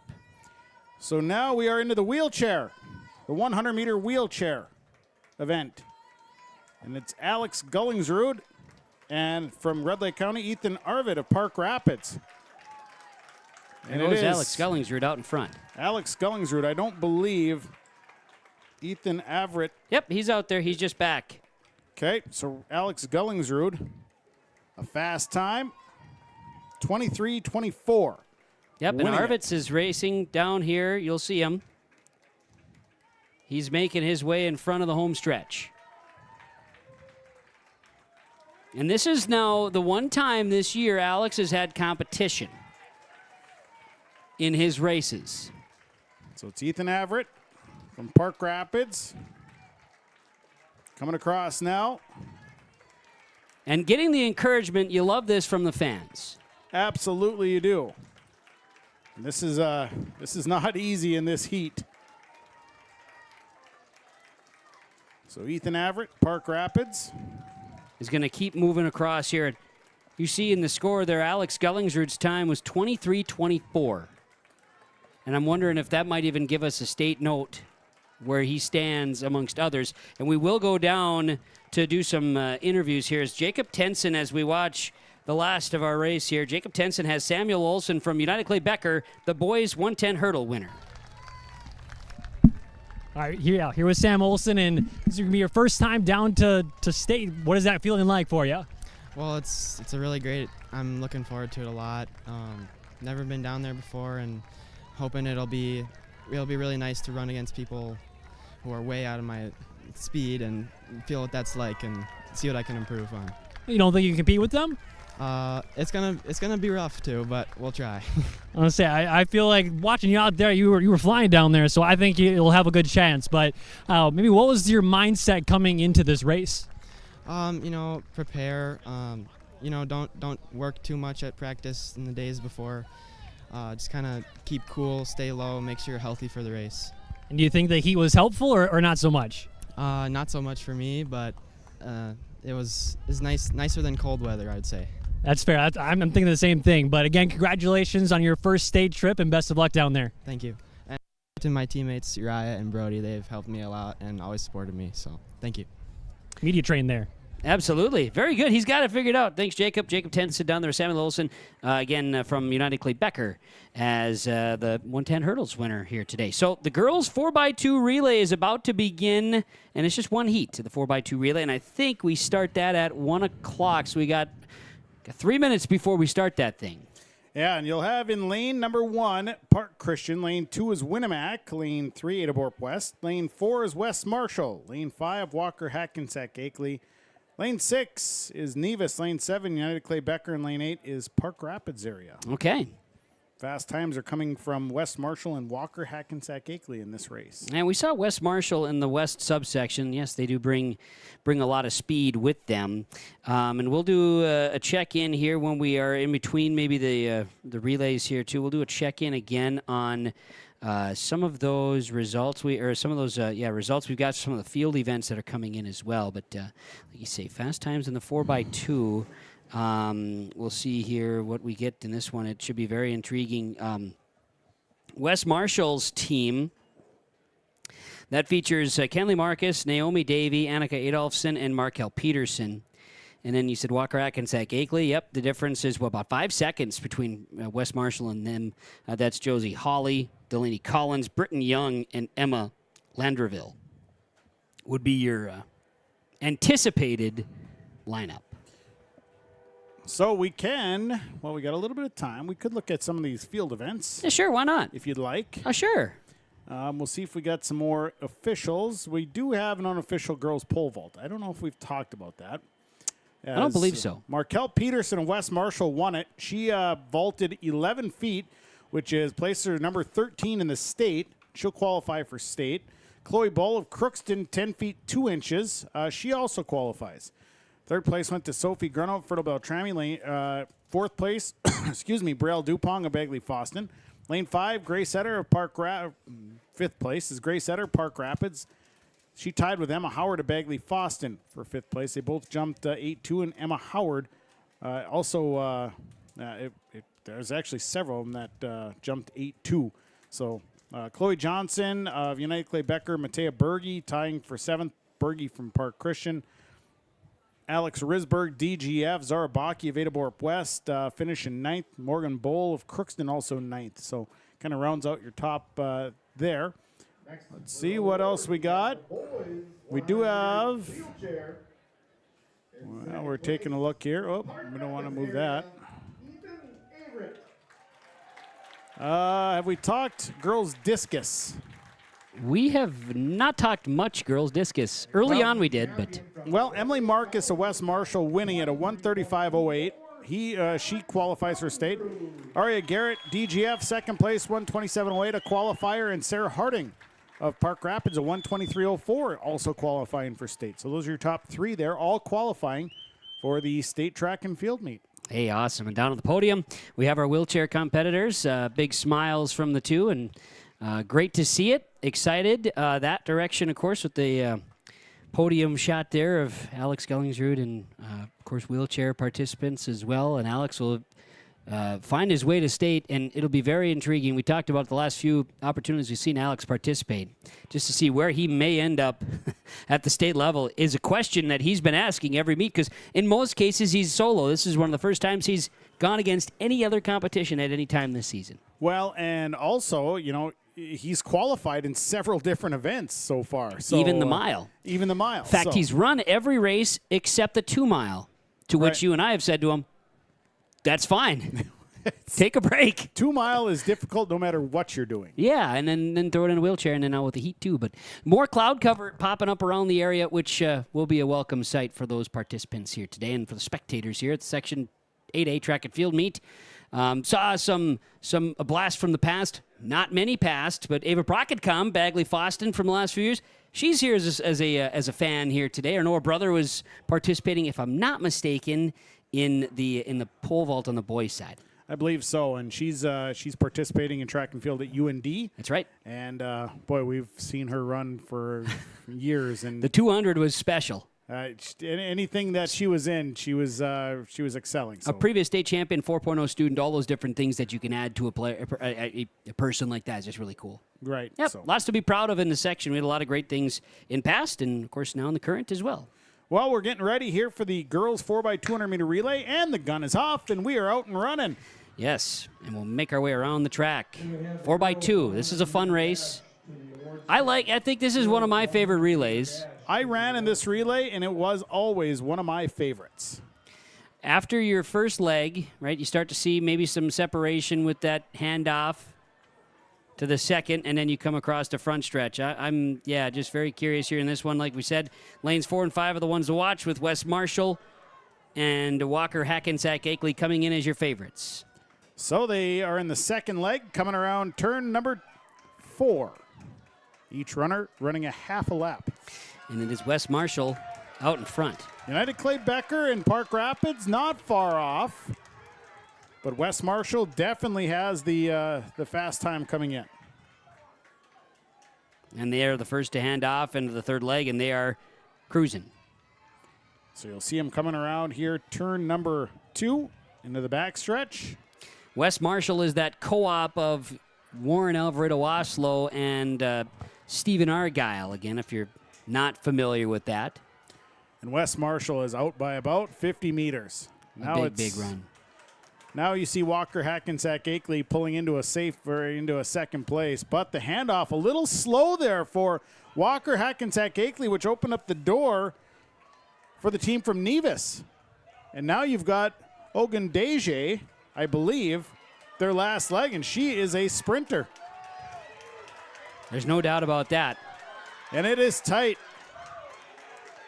And Ogundeje from Nevis pulls ahead, and they're going to take second place. So the neighbors there, Nevis and Walker Hackensack Akeley, not a lot of distance between those districts. They share some rivalries over the years, and Nevis will come in and take second place. And I'm showing Nevis in second place, Walker Hackensack Akeley in third, United Clay Becker fourth, Idaborp West fifth, Winnemac sixth, Park Rapids seventh, and Park Christian eighth. Now on my screen, I'm only showing one state qualifier, so I'm wondering if the relays do only have one state qualifier. I've always understood it that way, and in our notes from Nordic, it said that both. So we're only going to get the qualifier as it's stated by officials. So we'll go with that. West Marshall, a 144.88 says state qualifier. Okay. The 4x2 standard for girls was 147.07. So Nevis was just out of that range. They ran a 148.68. So maybe they open it up if your section has that standard, then of course that's a possibility. So, okay. Well, there we have it. And now we can get ready for the boys 4x2. Boys 4x2 looks like this. It is Crookston in lane 1, Kliber-Gonvik in lane 2, Idaborp West lane 3, United Clay Becker lane 4, Park Rapids area lane 5, lane 6, Walker Hackensack Akeley, lane 7, Park Christian, and lane 8 is Warroad. Now, if you'd like, I could tell you the participants from each team. I would love that. Okay. Crookston, you will have Reitmeyer, Wisk, Lassard, and Goss. Kliber-Gonvik will come out with a Stena, Ballard, Gerloffs, and Rankin. Idaborp West with Reyes, Kujansen, Tingham, and Menge. United Clay Becker with Skank, Shervy, Castell, and Shervy. You've got Park Rapids coming with Whalen, Gardner, Hurt, and Hunter. Walker Hackensack Akeley, Fraser, Whitaker, Retke, and Knox. Park Christian will have Razel, By, Peterson, and Bowman. Warroad has Daniels, Wyckoff, McMillan, and DeHong. Fast time here would be the team from United Clay Becker. They're just not quite a second faster than the team from Park Rapids in the qualifying time. Okay. There we got a little breeze back, which is much welcome. Sure is. Yeah. Updating on the weather situation, we are going to see some clouds take over here shortly. And we're at 87 degrees now here in Mahnomen. Wind is very light. But this is probably the temp we're going to hang at. But with some clouds coming, maybe a little bit more help for ourselves. Might just be enough to keep us okay. And you never know. Might even be a drip or two of precipitation. Precipitation. Although I don't know if there's anybody who would be upset about that. If it cools it off, Yeah. I'm sure. But at this point, if you just get some cloud cover, that'd be helpful. That's key. That sun has got some power right now, so a little cloud cover wouldn't be too bad. West Main Pizza in Ada and the Rail District in Dilworth. They bring you our lane assignments, yourliveevent.com. And we're underway in the boys 4x2 relay. So you'll see them out quick. United Clay Becker, the favorite in this one. That first leg, Warroad, of course, has that bit of an advantage out there in lane 8, and they're cruising. Park Christian comes up fast, though, and you'll see when United Clay Becker gets the handoff here, they'll make up a little ground as they come around the outside. So making their way down the front stretch. It is the team from Walker, Hackensack, Akeley, then Park Christian, Warroad, Nevis, or United Clay Becker. Yep. Rounding it out is the team from Crookston in 8th place. So the handoff to the third leg. And you're going to see a Shervy coming up here pretty soon. And that's kind of what you're waiting for. The final leg of the boys 4x2 if you're a United Clay Becker race fan, or in this case, you see, look at this kick in the backstretch from UCB, taking over first place before the Shervy handoff, and it was clean. And Castell was their third leg, and boy, he closed. But he look closed out. fast. Here comes Leaf Look Shervy. out. But hey, don't count out Walker I'm not. Hackensack Akeley because Knox is really pushing hard on the outside. Shervy comes into the front stretch of the UCB. It's a Shervy, and then a nice finish here from the team from Walker Hackensack Akeley. Park Rapids, I believe, will have the third spot as they cross the line. Standard in the boys 4x2 is 132.05, and you're going to have two of them get there. Park Rapids almost got it. UCB 130.43, Walker Hackensack Akeley 131.65. Both qualifying for state. You got Park Rapids in third, Ada Borp West in fourth, Park Christian in fifth, Clipper-Gondvik sixth. And the boys 4x2 record was just broken by United Clay Becker. They had 132.37, and that was last year. Well, and Walker Hackensack Akeley at 131.65 would have broken it too. And then you got United Clay Becker that comes in and breaks it as well. You have a new 1-2 record-wise. That's the second time a record has fallen today in Section 8A. Well, we go to the 1,600-meter run. That is considered the 1 mile. It is. And you've got on the track for the 1,600-meter run, Climax Fisher Sacred Heart's Amelia Arnson, Climax Fisher Sacred Heart's Ella Arnson, Fertile Beltrami's Kaylee Nelson, Red Lake County's Lola Hendrickson, West Marshall's Annie Peterson, Nevis's Adeline Bjorklund, Park Rapids' Greta Galski, Lauren Olson from Roseau, Leah Romos from Nevis, Elena Brown, Park Christian, Josephine Hinson of Roseau, Kaylee Kinzel of DGF, Ashlyn Omdahl of Roseau, Isabella Paredes of Red Lake County, Piper Coakley of Climax Fisher Sacred Heart, and Desiree Aldinger of United Clay Becker rounds out the 16 runners that will be participating here in the 1,600-meter run. Time to beat comes from Amelia Arnson of Climax Fisher Sacred Heart. She's run a 5:24.52 coming in as a season best. All right. So we will see as they get ready if we've got them down on the track here yet or not. So we may just take this moment to take a break. And then I know we're going to have some more updates for you. So stay with us. Section 8A Track and Field, the girls 1 mile is coming up on yourliveevent.com. Are you looking for a reliable partner when it comes to top quality products and exceptional service? Look no further. The answer you're looking for is the Foston Tri-Co-op. With convenient locations in Foston, McIntosh, Clearbrook, and Gully, we're your local partner dedicated to helping you thrive. From premium seeds and fertilizers to cutting-edge farming technology, the Foston Tri-Co-op has what you need for success. Visit one of our locations today and let's grow together. The Foston Tri-Co-op, partnering with farmers, growing with the community. Homegrown local radio is now worldwide with 24-hour streaming. Download the RJ Radio app to hear local voices from local radio with KRJB, KRJM, and KKCQ 24 hours a day from anywhere. You can listen to your favorite programs like the RJ Family Morning Show, local news, farm markets, music, high school sports, church services, more from anywhere. KRJB, KRJM, and 96.7 KKCQ is streaming on the RJ Radio app. Download it to your device and take us with you wherever you go.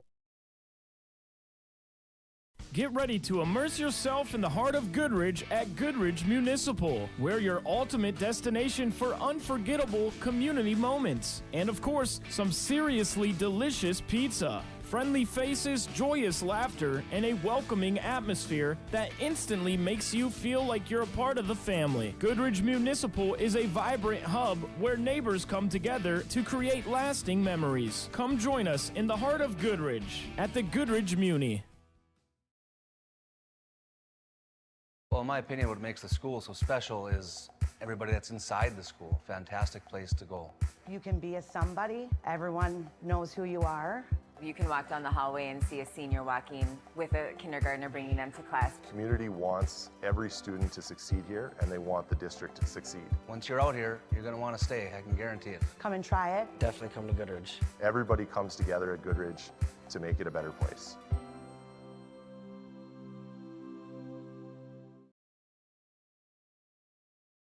Gordon Construction of Mahnomen is a Native American-owned business proudly operating on the White Earth Indian Reservation since 1983.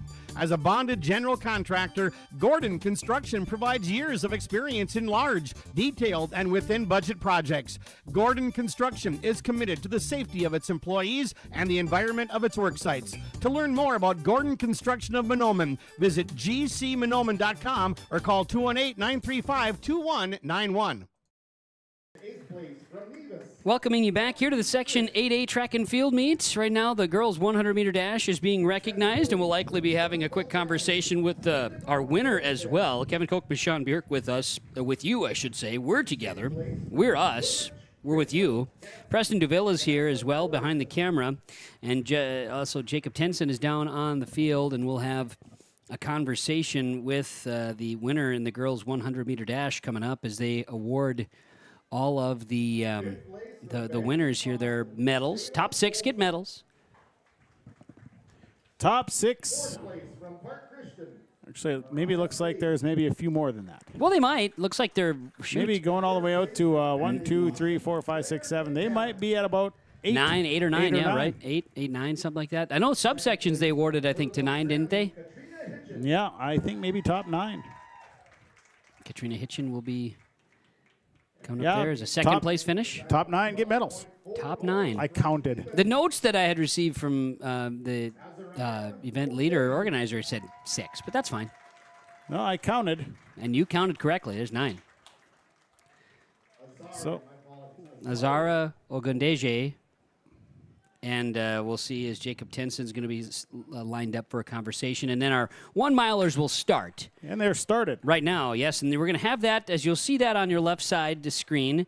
Ogundeje is going to join Jacob Tenson down on the field here in just a moment for some conversation as we'll get to our 1-mile run here. He just hangs out and pulls them right in. Look at that. They don't even have a choice. Well, no, and then also finding the shade is important as we head on down to the field to Jacob Tenson. All right, yeah, here with the winner there of the 100-meter sprint. And what did you see out there? What did you feel out there when did you know you were going to get first place here today?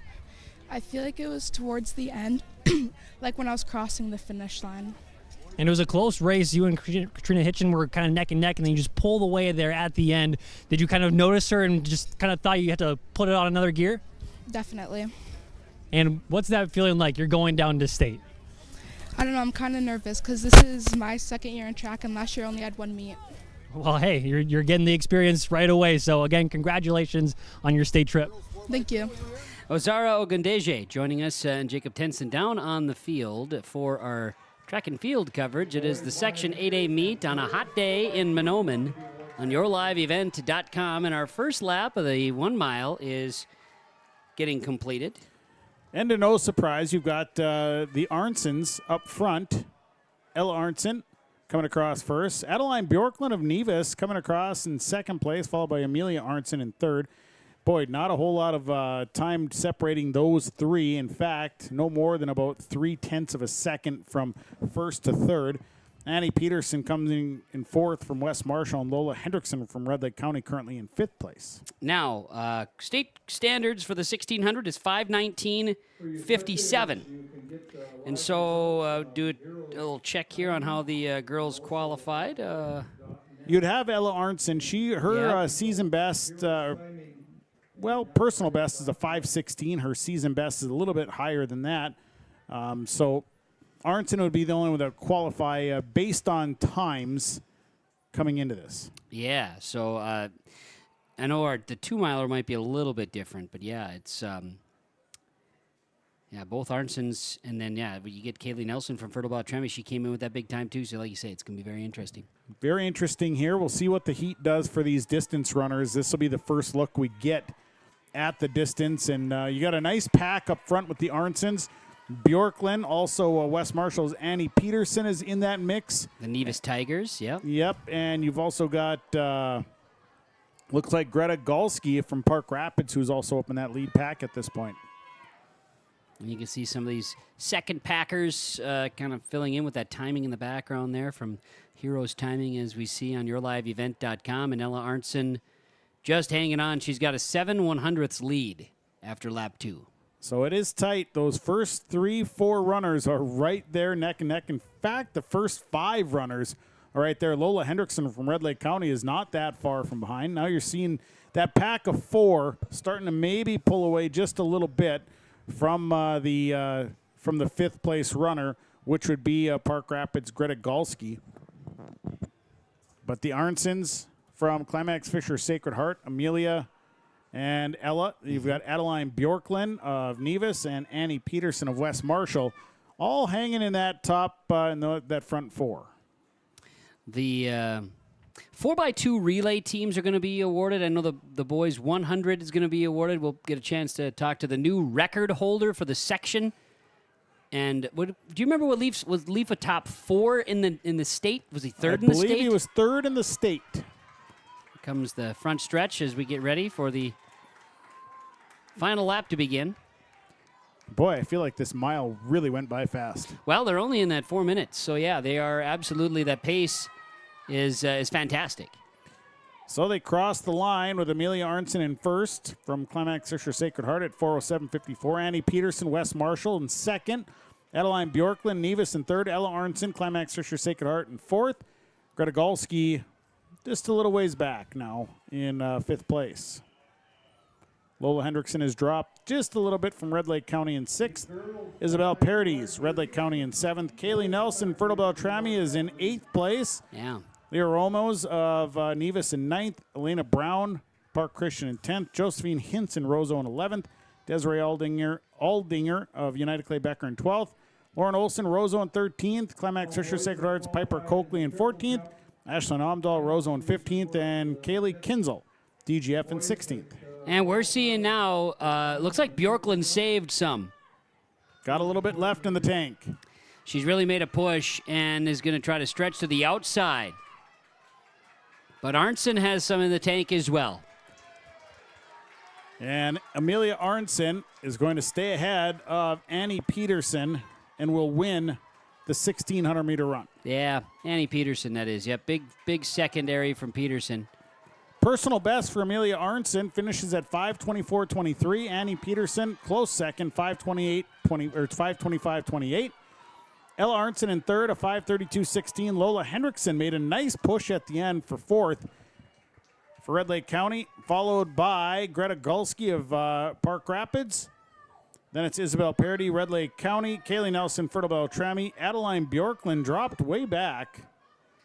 I'm not sure if that's correct or not, but she was up in the front for a long time. She did. I was watching that, and then she fell down, and she's in a big pile at the end of the line here. She's the heat maybe got to her. She fell back quite a bit. She had a big push, and then that was it. Yeah, Bjorklund finishes in 8th.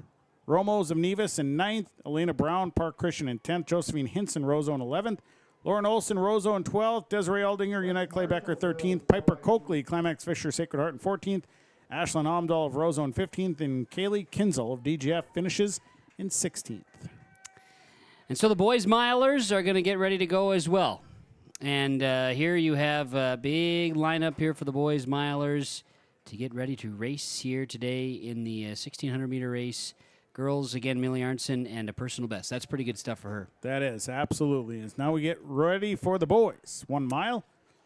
We got the lineup of Asher Burvig of Park Rapids, Doot Bocha of Warroad. Boucher. Yep. Yeah, that's right. You don't see him every time, but we got to make sure we get him. See him every once in a while. Owen Winter, DGF, and then it's Grant Martin, Climax Fisher Sacred Heart, Van Munstensteiger of Roseau, Brennan Ott of Nevis, Lucas Prodzinski of Borp West, Tobias Burvig of Park Rapids, Andrew Mercill of Park Rapids, Ronan John of DGF, Cooper Olson, Lake of the Woods, Rainy River, Kemper Edwards, Park Christian, Silas Henson of Roseau, Dietrich Olson of Roseau, and Wyatt Robluski of Nevis round out the 1,600 runner field. Girls and boys finalists. Well, Bervig's from Park Rapids, he's got a 5-second lead over Boucher from Warroad as far as your best times coming in, 4:41, 4:46, respectively. Then Owen Winter of DGF and Owen Winter, Ethan Beta from Park Christian, like you mentioned, and Grant Martin, East Grand Forks Sacred Heart, Climax Fisher. Some pretty good 1-milers, but Bervig with a 4:41 is the best time coming in for qualifying in the section. Our lineup and lane assignments from West Main Pizza, 8 of the Rail District, Dilworth. Have I said anything about some of the catering that they do? I've not heard it out of you. Let me tell you something. If they're having let's say you're having a wedding, perhaps, you want to have some pizzas delivered in. Yes. Well, they're more than just pizza, but if you want to have some pizza delivered, you can have a conversation with West Main Pizza in Ada or the Rail District in Dilworth as well. So the boys' 1,600 meter is off, and they are running. Meanwhile, the 4x2 girls are being recognized at the podium as well. So, handing out some medals. Jacob Tenson waiting down there patiently. Little cloud cover here helping out. And it looks like that might be the case for the next bit. It's okay. It's okay. I shouldn't be this warm up in the booth. There was a breeze, and I think the wind has changed here a little bit, coming more from the southeast now, and that is eliminating our breeze. The winds of change. The winds of change. What a song. In second place, Nevis. A chance to look at the podium there with the second place Nevis being recognized as the boys 1-milers are coming into the front stretch here. See them right there. And this will be a fun race. We saw in the west subsection race for the 1,600 meter, it was a great race between Owen Winter and Grant Martin. Winter coming from DGF, Martin from Climax Fisher Sacred Heart. So this will be really a fun race. Martin just behind Bervig after the first lap. And Owen Winter again just behind Martin. So with a Boucher in the mix, your top 5, as you can see, are very close. And Bervig came in at their time of 109.55. Martin, 109.86. Winter from DGF, 109.97. Boucher, Warroad, 110.32. Brennan Ott, 111.13, rounding out the top 5. Spider. So you see that spider that was just sneaking down here from the top? Yep. I saw that spider. I was like, oh, boy. Well, let's go down to the field level, as I do believe that Jacob Tenson is standing by with the winners of the 4x2 relay, the West Marshall squad. Yeah, here with the whole squad here, and what's that feeling like? You guys are going down to state. It's amazing. Super excited. I am so excited. It's awesome. And just now you're going as a team, and it's not just yourself individually, which we have a lot of those obviously as well too, but what's it like being with this team, the 4 of you guys? What's that connection been like with the 4 of you? It's just really good, and we just have a lot of fun, and yeah. Yeah, I think we're all different ages, so I think getting to work together when we're not always together during the day is super fun, and it makes it even more exciting, and yeah. Yeah, the bond that we've done 2 years now, and I think it's just grown over the past 2 years, and it's great. Yeah, relays are just the best. We've been working hard together for a while now, and it was just a great race. And what's that kind of, you hand off to your teammate, what's kind of the motivation when you're handing off? Do you say anything, or you're just out of breath at that point? I just scream at my teammates. I'm like, go, homie! Yeah, a lot of hyping each other up, making sure we push each other to the limits, and yeah, just getting really hyped right before the race. Yeah, I'm running, and I scream at Annika, and I'm like, go, and then I cheer on, and I cheer everybody else on, so. Yeah, I'm always just yelling. When we're out in front, it's kind of hard, so I'm always just encouraging Markel to push her fastest and go hard. Go for time. All right, well, again, congratulations, and best of luck down at state. Thank you. The West Marshall Fusion. 4x2. Well, we are halfway through this 1,600 meter run. Asher Bervig of Park Rapids has opened things up a little bit. He is leading the way. He's got about a 5-second lead over Owen Winter from DGF. Doot Boucher of Warroad is in 3rd place. Grant Martin, Climax Fisher Sacred Heart, 4th. Van Munstensteiger of Roseau coming in 5th at this point. There's about a 7-second deficit between Bervig in 1st and Munstensteiger in 5th. It's pretty tight for a mile race, but it really is, and it feels like there's maybe a little bit more space because you see Asher Burvig out there, and he's got about a 50-meter lead. Mm-hmm. Now you see coming up Dute Boucher. And Boucher came in again that second best time. But Owen Winter, he's got another gear too, as this is the final lap. Yeah, Burvig, it's Burvig's race. Now he's racing himself and for potential records. Got the hair flowing in the back. Can't wait to this post-race interview with him and Jacob Tenson. That's going to be a good one.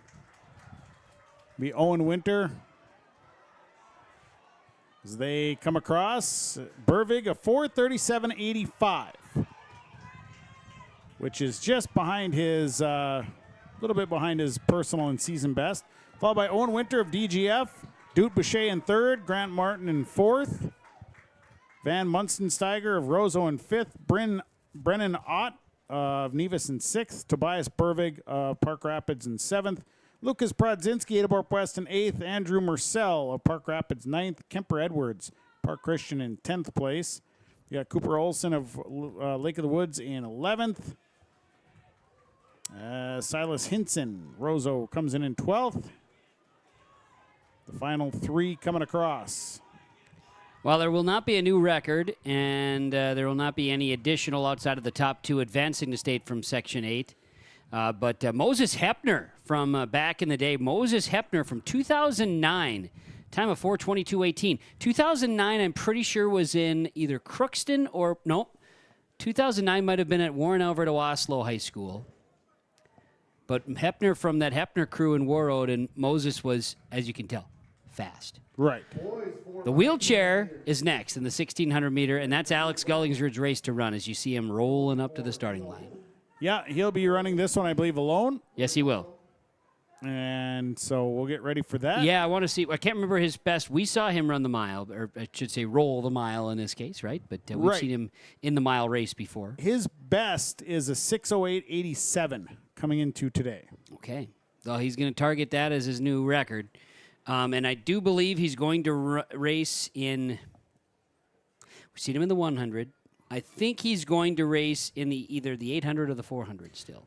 And I believe he's already qualified for state in this. He had qualified prior in the 1,600 meter. Sure. Based on time, so he is already qualified, but trying to get under his personal best. And there you got the gun, and Alex Gullingsrud of Red Lake County is off. Little reprieve, little cover from some clouds here. Big change. It does really change that temperature a little bit. Yeah, even if just the perception, right? Because the sun is beaten, and it is certainly wearing people down. But it's not wearing down Alex Gullingsrud. He's going to fight through this, and he's going to go 1 mile with the wheelchair race. And I would think, the heat and the distance, you kind of pace yourself maybe just a little bit as you get things started, just to kind of, conserve a little bit of energy. You're trying to get your best times, but also it's quite warm outside. Well, yeah, and that is the main concern. I know earlier today, as you can kind of see, as we're going around, you see some teams, there's some kids stretching out, laying out, just finding some break to even just stretch those muscles, keep things from cramping. I have seen a lot of people enjoying bananas today, staying up on because we've learned a couple things about bananas, out of the year. But from that standpoint, the bigger concern today by our coaches talking earlier today on our pre-race interviews was, hey, the bigger piece is these long-distance athletes and how they were going to show up. And here comes Alex Gullingsrud into that front stretch. Boy, I think I just had who was that down there talking to? Oh, that's Bill Benson. Bill, I thought it was Bill. Yep, I spent Tuesday with Bill Benson. He's in town. Tuesdays with Bill. Well, Tuesdays with Bill, and he's going to be maybe cutting back on some of his duties and entering into some semi-retirements. I don't see how that. I don't see him ever slowing down. Well, he might give up a couple of rolls. So we got official results coming out here. We'll get to some results here, some field events. Yeah, we got the podium right now. I believe this is the shot put for the girls. It is. In first place went to Aria Garrett of DGF, throw of 37 feet 11 inches. Second place, Emily Marcus of West Marshall, 37 feet, 8.5 inches. Atara Tofabama of Park Christian threw it 37 feet and a half of an inch. And then it was fourth place, Emily Abdu of Mahnomen Waban, 35 feet 4 inches for personal best. You had 3 qualifiers for state there with Garrett from DGF, Marcus, West Marshall, Park Christian's Tofabam, all qualified for state. All right, and Jacob Tenson is going to be standing by. He's going to have Aria Garrett from DGF and an opportunity to talk about our shot put champion. Yeah, here with the shot put champion, and how does that feel? First time hearing it, well, second time hearing it now, but what's that feeling like knowing you're the shot put champion? Super exciting. I'm super excited to make a trip back to state again for my 3rd time. So third time's the charm, maybe a championship there too? I'm hoping for it. And what are you maybe expecting out down there? Now you've been there 3 times. Maybe what's your favorite experience down there? I like the facility. They have a really nice facility, and I like seeing like all the different people come from different areas and being at their best. And with this heat, did it make you kind of loosen up a little bit more with the shot put? Yeah, I feel like it made me loosen up, but it's a little bit tiring sometimes going through the heat. Well, again, congratulations and best of luck down at state. Thank you. Very good. Appreciate Jacob Tenson and Aria Garrett, DGF. She is the shot put champion. See if we have some other things to talk about here. Oh, yeah. I like things to talk about. We do have a girls' high jump final. Annika Akri of Park Christian winning it. She jumped 5 feet 7 inches, which puts her number 1 in the state with that qualifying jump. Holy cows. 5 feet 7 inches. Second place went to Cadence White of Kitson County Central, 4 feet 11 inches. Then it was third place, Violet Dusterman of Bagley Foston. Fourth place, Reagan Wenzel, United Clay Becker. Fifth place, Kimberly Ohm of Park Rapids and Christine Hansen, BG Marfreeze, Delaney Collins of Walker Hackensack Akeley, all tying for 5th place. So you got your top 5 for the girls' high jump. Going to be getting out on the podium as well as Alex getting encouraged. And we've talked to Alex about this. For those who haven't watched, you know, Alex Gellingsrud, an incredible talent, 7th grade, cancer survivor. And he, nothing's going to bring him down. But I asked him one time, I said, Alex, what's it like to race against nobody, right? He's going against himself. Right. And he said, well, that's kind of the challenge, isn't it? Yeah, we'll take that. Yeah, I believe it.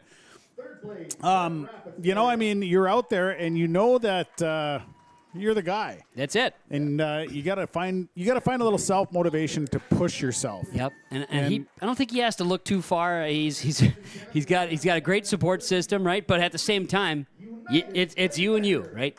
It is. And you're out there, and you know, you got to just find ways to motivate and push yourself. And I tell you what, man, he has had a great season with track and field. It's his first year.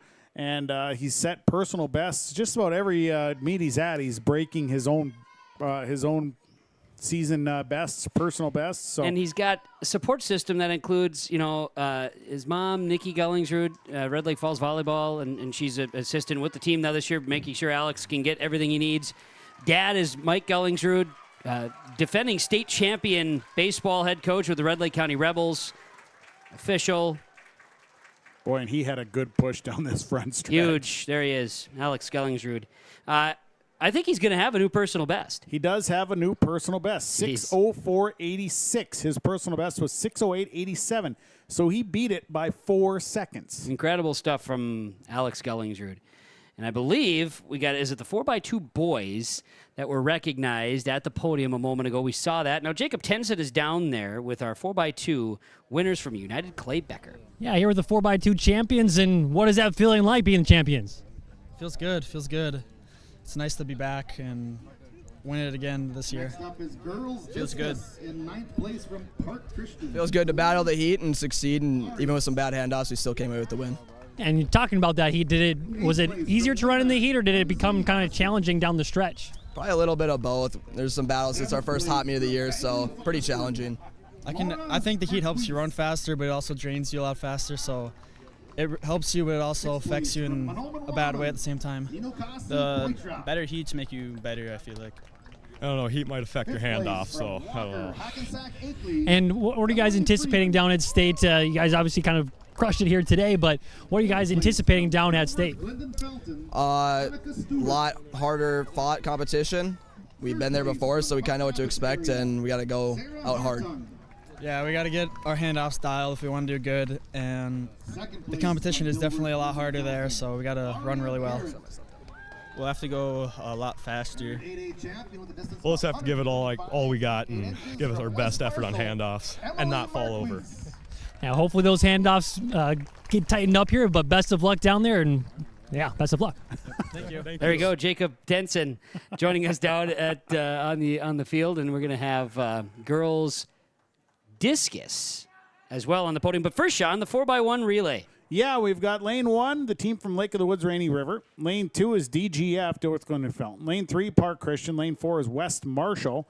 Lane 5, Park Rapids area. Lane 6, Bagley Foston. Lane 7 is Crookston. Lane 8, North Home Kellier Black Duck. The fastest qualifying time coming into this one is the team from West Marshall. They ran a 50.50. Now, members of the team, Lake of the Woods, Rainy River, you've got Piper, Heinrichs, Wood, and Hack. DGF will have Risberg, Connell, True, and Sosa. Park Christian will have Messel, Christensen, Johnson, and Spaeth. West Marshall with Marcus, Davey, Adolfson, and Peterson.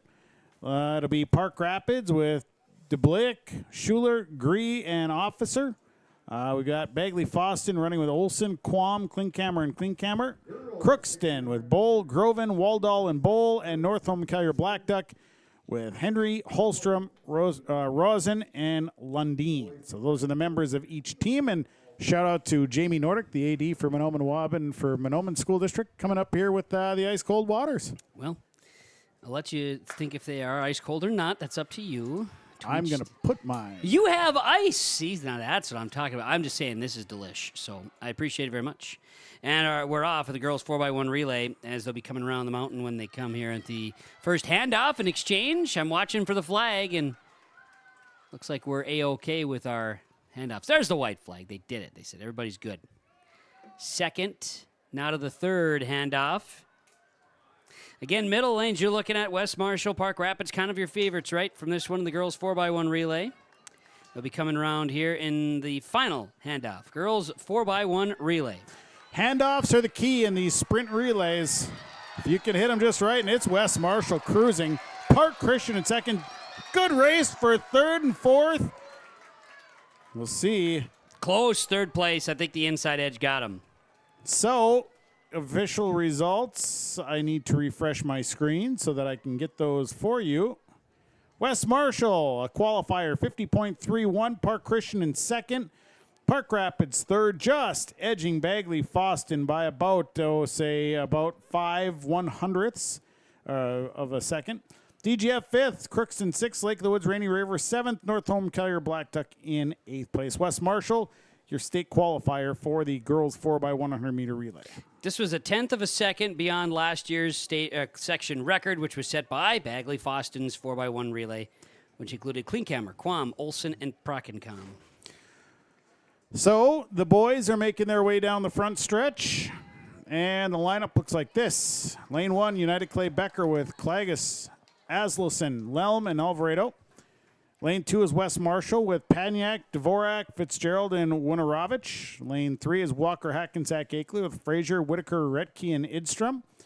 Park Rapids in lane 4, Whalen, Schiller, Hurt, and Hunter. Lane 5, Park Christian with Jacobson, Geese, Pettis, and Geese. Lane 6, Adalborp West with Reyes, Mahnomen, Tingham, and Menge.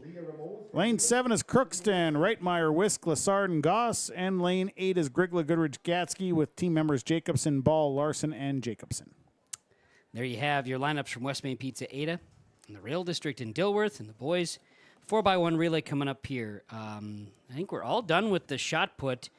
Girls shot put, so when Mr. Tenson, when you get a chance, you can swing on, and that camera can maybe come on up here to the booth, get that out of the heat, and maybe do some swapping. Amazingly, yeah, we're almost out of battery in this one. See, look at how timing worked out.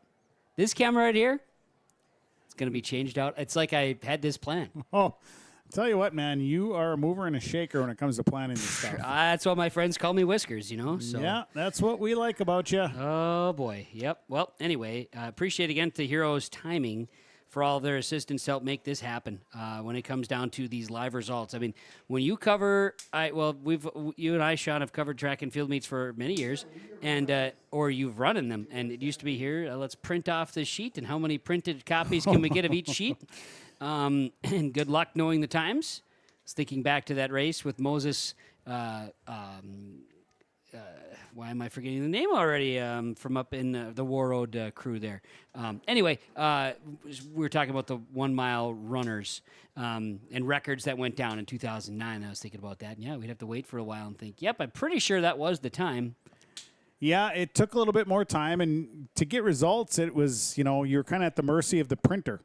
Yeah. And how fastly you could print off 6 copies because there were many people that needed copies.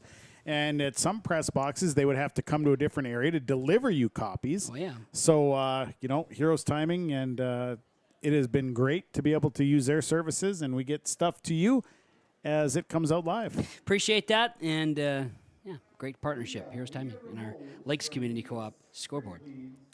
I think we're just waiting on a couple of teams that want to try to get shuttled into the tent for more podium situations. We'll get to those. Sun is back out, so it's hot again. Darn it anyway, and it looks like just for a brief time. We'll get a little bit more of that cloudiness, which is just A-okay.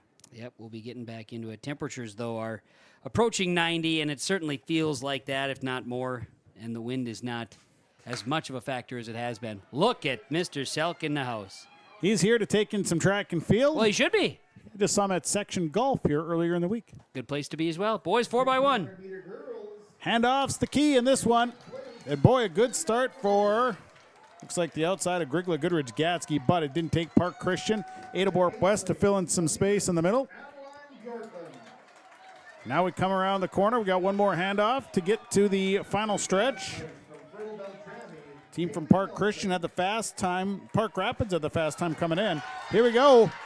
Down the straightaway they come. It is Park Christian and a tight battle. Tight battle between Park Rapids and Walker Hackensack Akeley. Bing, bang, boom. Wow, second place is going to be crazy. You're going to have Park Christian, who was 0.7 of a second slower than Park Rapids in qualifying time. But, and again, we'll do a quick update, refresher. Section of the qualifier is Park Christian, 43.67. Park Rapids, second place, 44.36.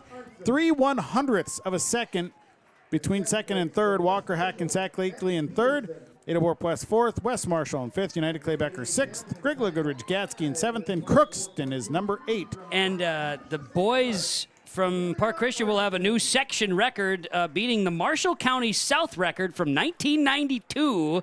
43.81 was the previous record. 43.61 is the new one. Wow.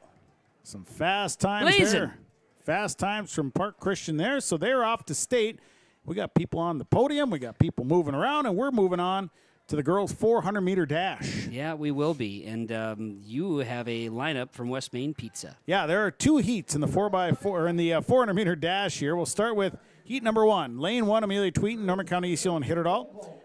Lane 2, Grace Morris of Park Rapids. Lane 3, Isabel Jacobson, Norman County, East Hill, and Hitterdall. Lane 4, Meg Rogness of Park Christian. Lane 5, Mackenzie Lindau of Nevis. Lane 6, Ava Sharp of Winnemac. Lane 7 is Anna Olvin of Rosone. Lane 8 is Addie Morganroth of Winnemac. Fast time coming in here would come out of, it looks like Meg Rogness of Park Christian with a 1:04.59 would be the fast time in this heat. So we get ready for this, the 400-meter dash. Heat number 1 of 2 heats here for this 400-meter dash. We get a little bit more cloud cover, a little breeze kicking up. We'll get ready to sprint a 400. Yeah, we are. That is going to happen. And they are going to be awarding Alex Gullingsrud on the podium of the boys' 1,600-meter wheelchair. What I'm going to do is I'm going to take a quick break. We're going to do a quick little swap-a-reno of a camera. And when we come back, girls' 400-meter run. Let's do it. YourLiveEvent.com coverage of Section 8A track and field. Looking for a bank that truly cares about your financial well-being? That would be the First National Bank of McIntosh. Their experienced staff is dedicated to providing exceptional customer service and helping you find the right financial solutions for your needs. From personal to business banking services, they have everything you need to take control of your money. Plus, their commitment to the local community means that your money stays where it matters, right here in McIntosh. Trust First National Bank of McIntosh, equal housing lender, member FDIC.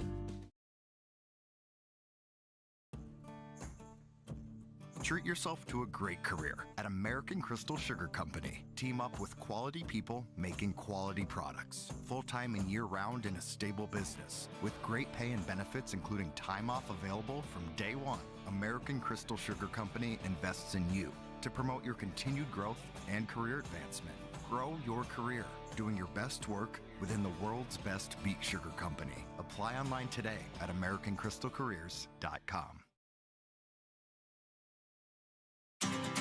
Power up your winter projects with Escalade Electric, serving Red Lake County and beyond. We're your trusted partner for lighting retrofits, panel upgrades, agricultural improvements, and new construction. Need an estimate for a future project? We've got you covered. From barns to businesses, homes to heavy-duty operations, Escalade Electric delivers quality work you can count on. Don't wait. Get your project done right. Call Escalade Electric today and keep your power flowing strong this winter. Escalade Electric, your power, our priority. Whether it's plumbing or heating, call the professionals with Hoban's Plumbing and Heating, 218-983-3611. Hoban's Plumbing and Heating works with Rheem water heaters, Tempstar furnaces, and they also work with geothermal, northern heat pumps, and they have North Star water softeners that you can buy or rent. Whether it's plumbing or heating, contact the professionals with Hoban's Plumbing and Heating to get the job done. Hoban's Plumbing and Heating, proudly serving the Lakes area and beyond for over 30 years. Call 218-983-3611. Are you confident in your financial future? This is Kurt Fillion, Wealth Advisor with Franzen Investment Services. We help you create a personalized plan that aligns with your goals, whether it's saving for retirement, funding education, or building wealth. It's not just about numbers, it's about your life. Let's work together to build a strategy that grows with you. Call today for a complimentary consultation. 218-415-7139. Securities offered through LPL Financial, member FINRA, and SIPC. Area, Andrew Marcel. We're back here in the girls 400, and it is the first heat. As you can see, we had the lineup already shared with you, and they are racing around the track. Meg Rogness, Park Christian, came out of the fast time, and she's got a nice lead to start with. I believe that you're seeing on the inside there Isabel Jacobson, Norman County East Hill, and hit her on second, and then coming through here is Grace Morse of Park Rapids. Now you've got two runners from Norman County East, Hill and Hitterdall with Amelia Tweeten and Isabella Jacobson. And Tweeten is on the inside edge right now. And here comes Tweeten on the outside, challenging Rogness.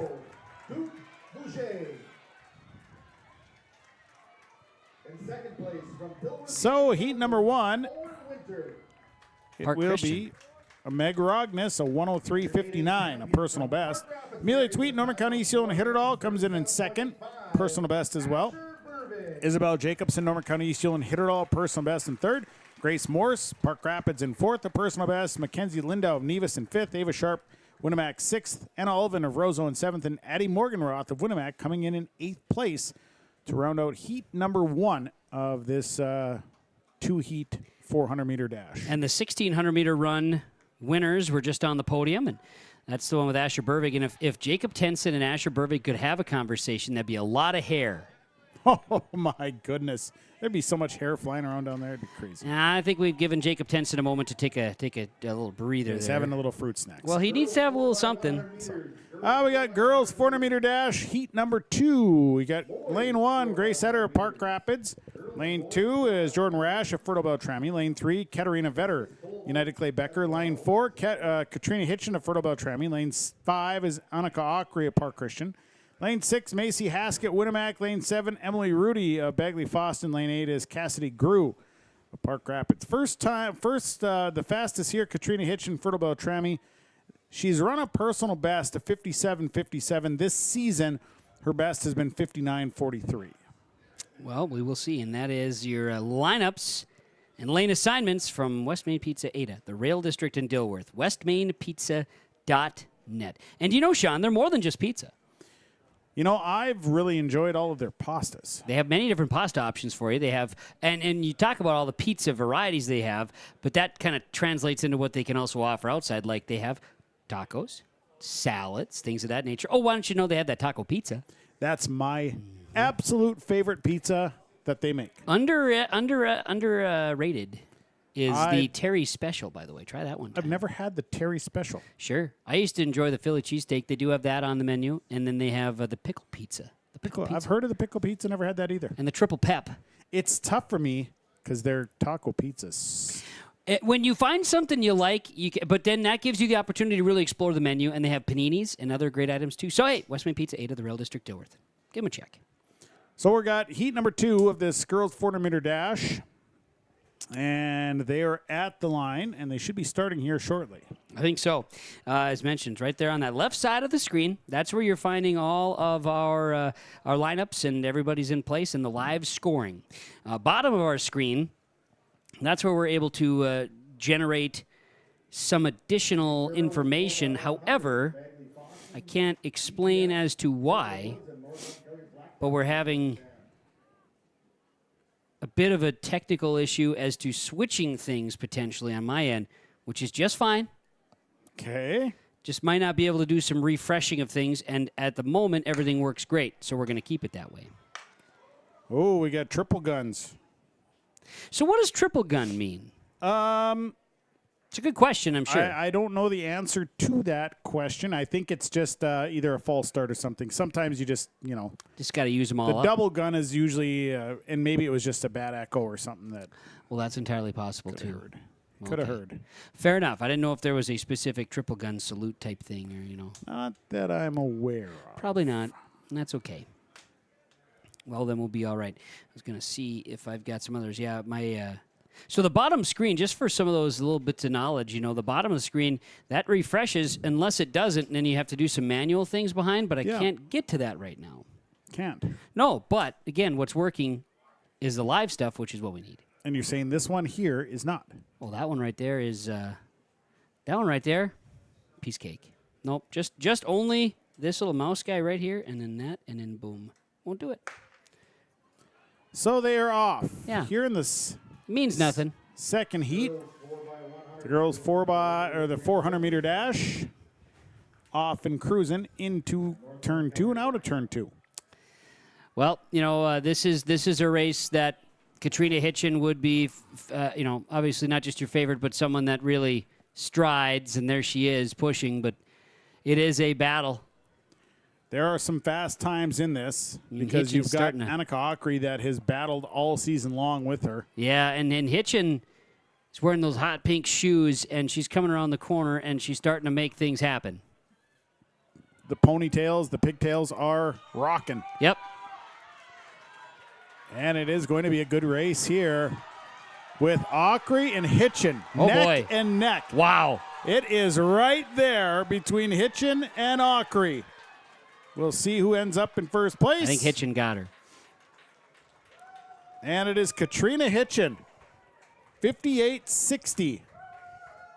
Annika Akri of Park Christian, 58.68, just 8/100ths of a second behind.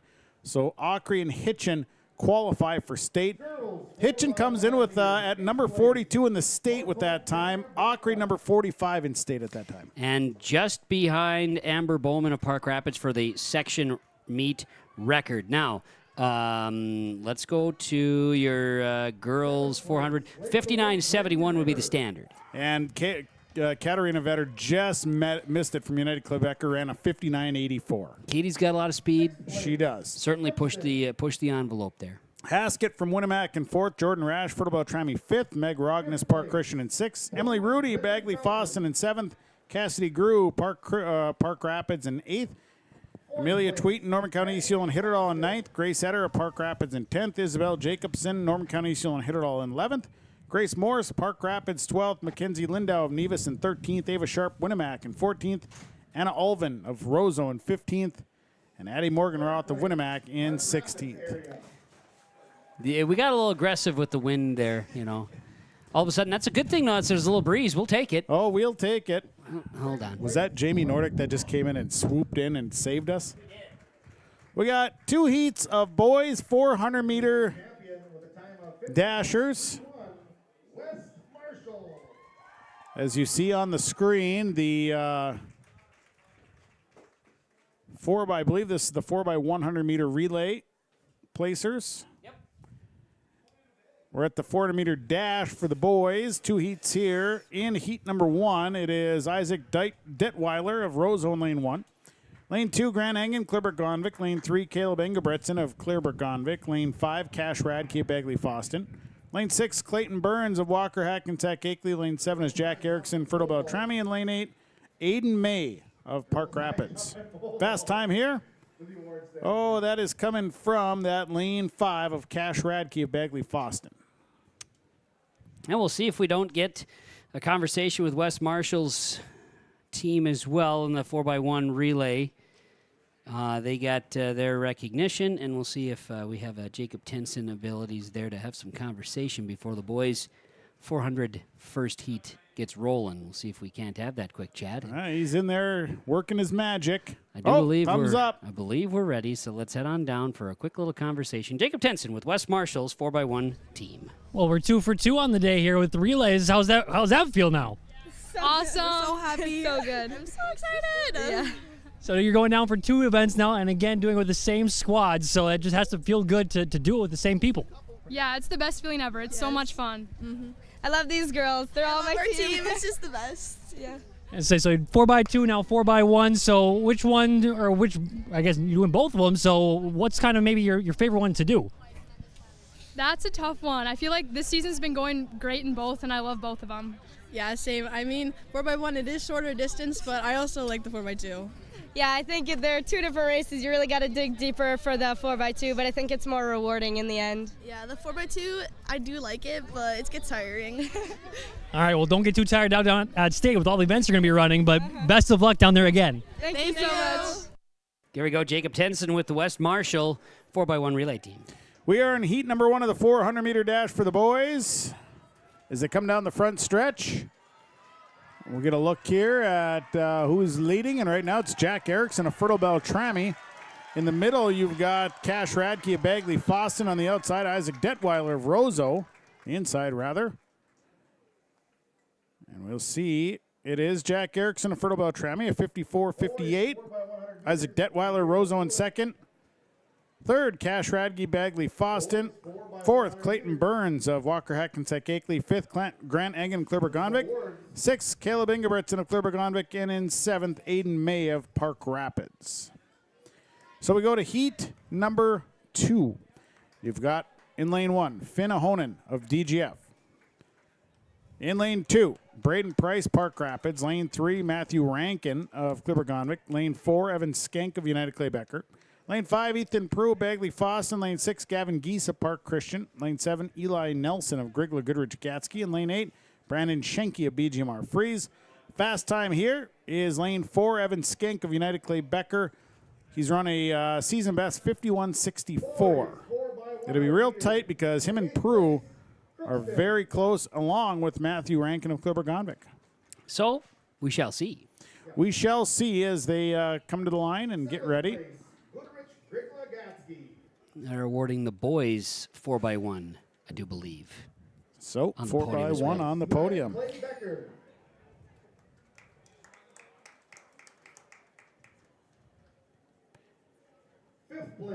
So suppose we'll wait on the race until we're done on the podium is what's going to happen, huh?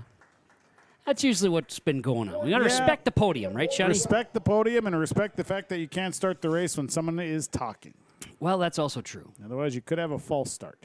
Gonna have to tell Chris Fee to get down in front, though. I can barely see over the top of him down up here. Well, he's 8 feet tall. That's tallest radio guy.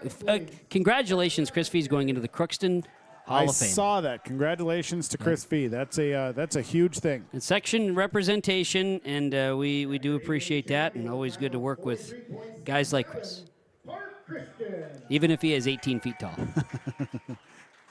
He's bulletproof and 18 feet tall. That's true. So they're awarding Park Christian that 4x1 New record. New record, first place finish as they all squeeze onto that little box. Well, one guy is taller than the other, and it kind of just works out. And one guy just isn't there. Well, he's probably busy.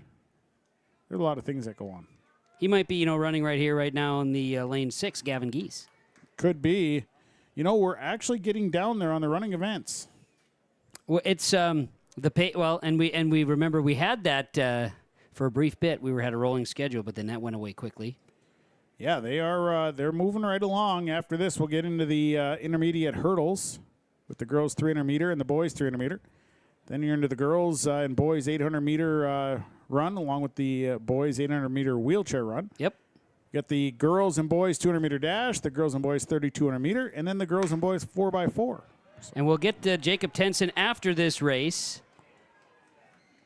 He's got the Park Christian boys with him, but we'll get to that right after this race is complete. Yep, they are running here with the 400 meter dash and a good race out front right away. Looks like it is. Trying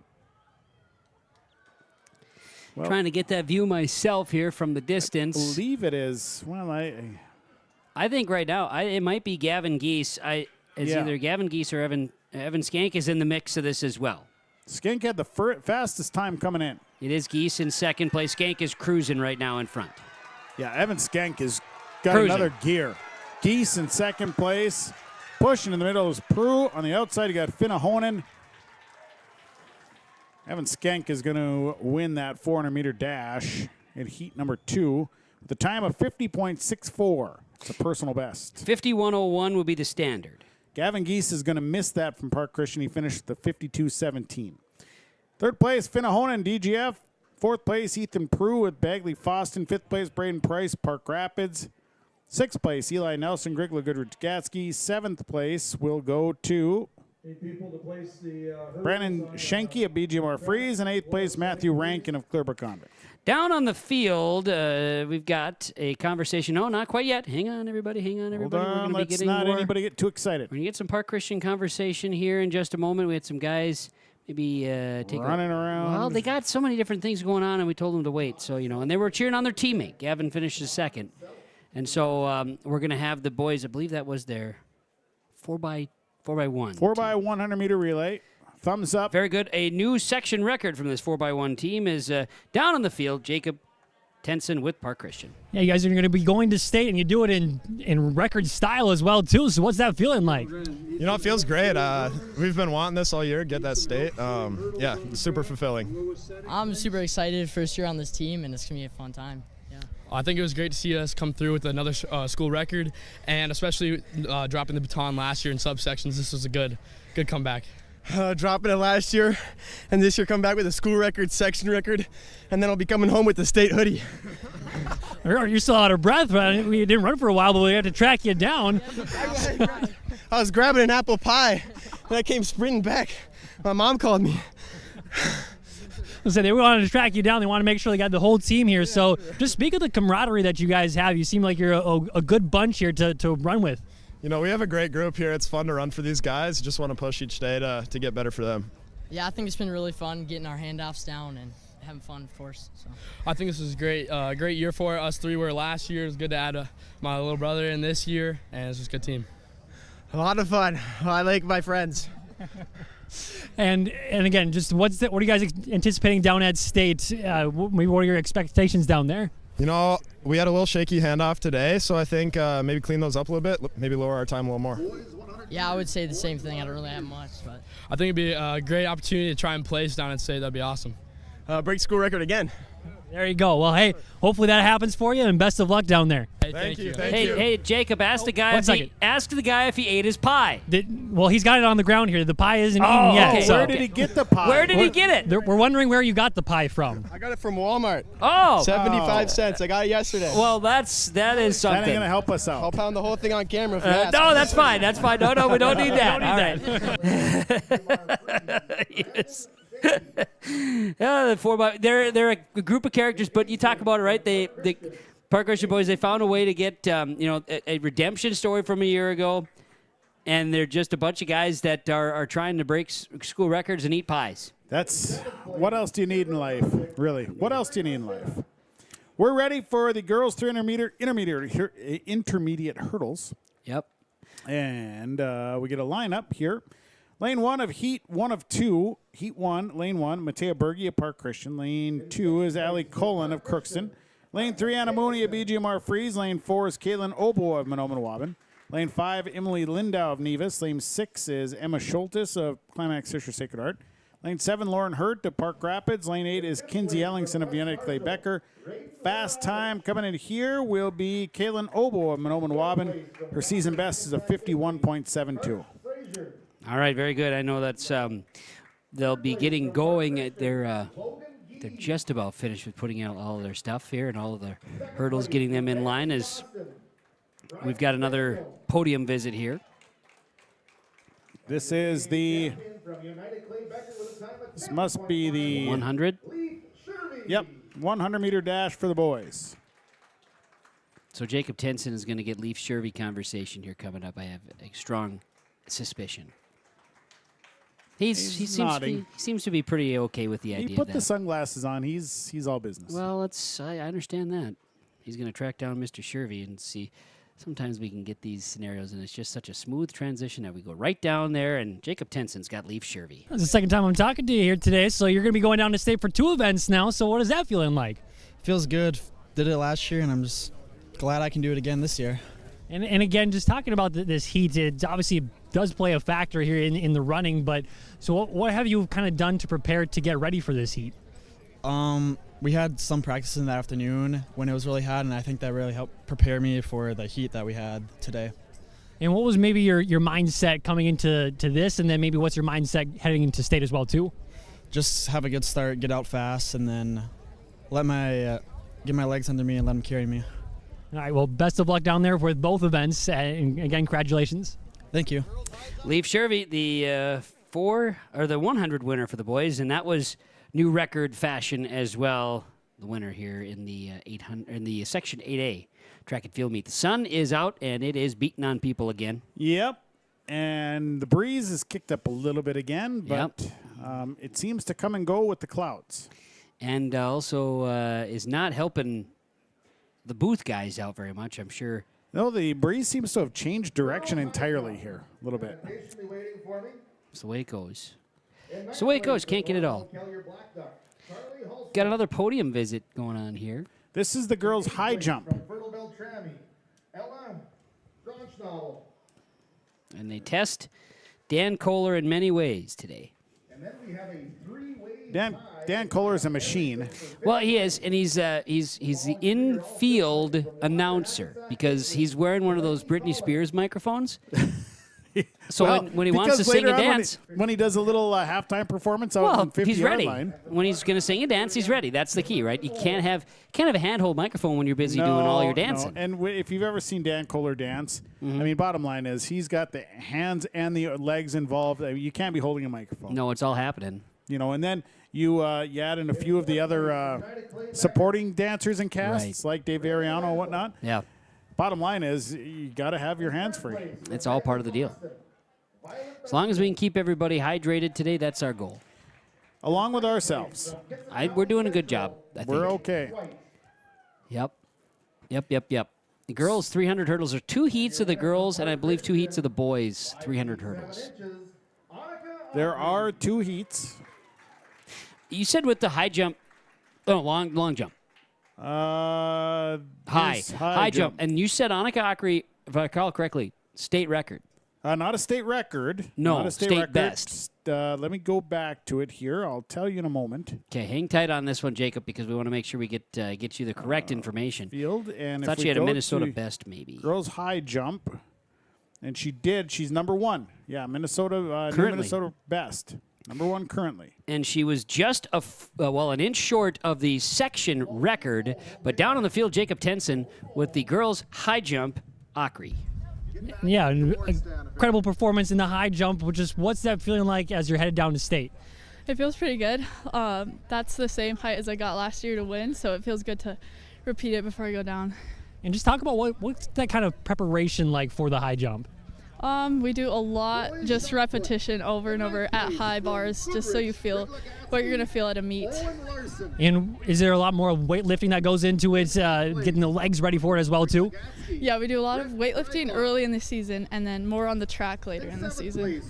And again, just performing in this heat, what was that kind of like? It's a lot more tiring, but you're a lot more loose, so you do jump higher, in my case at least.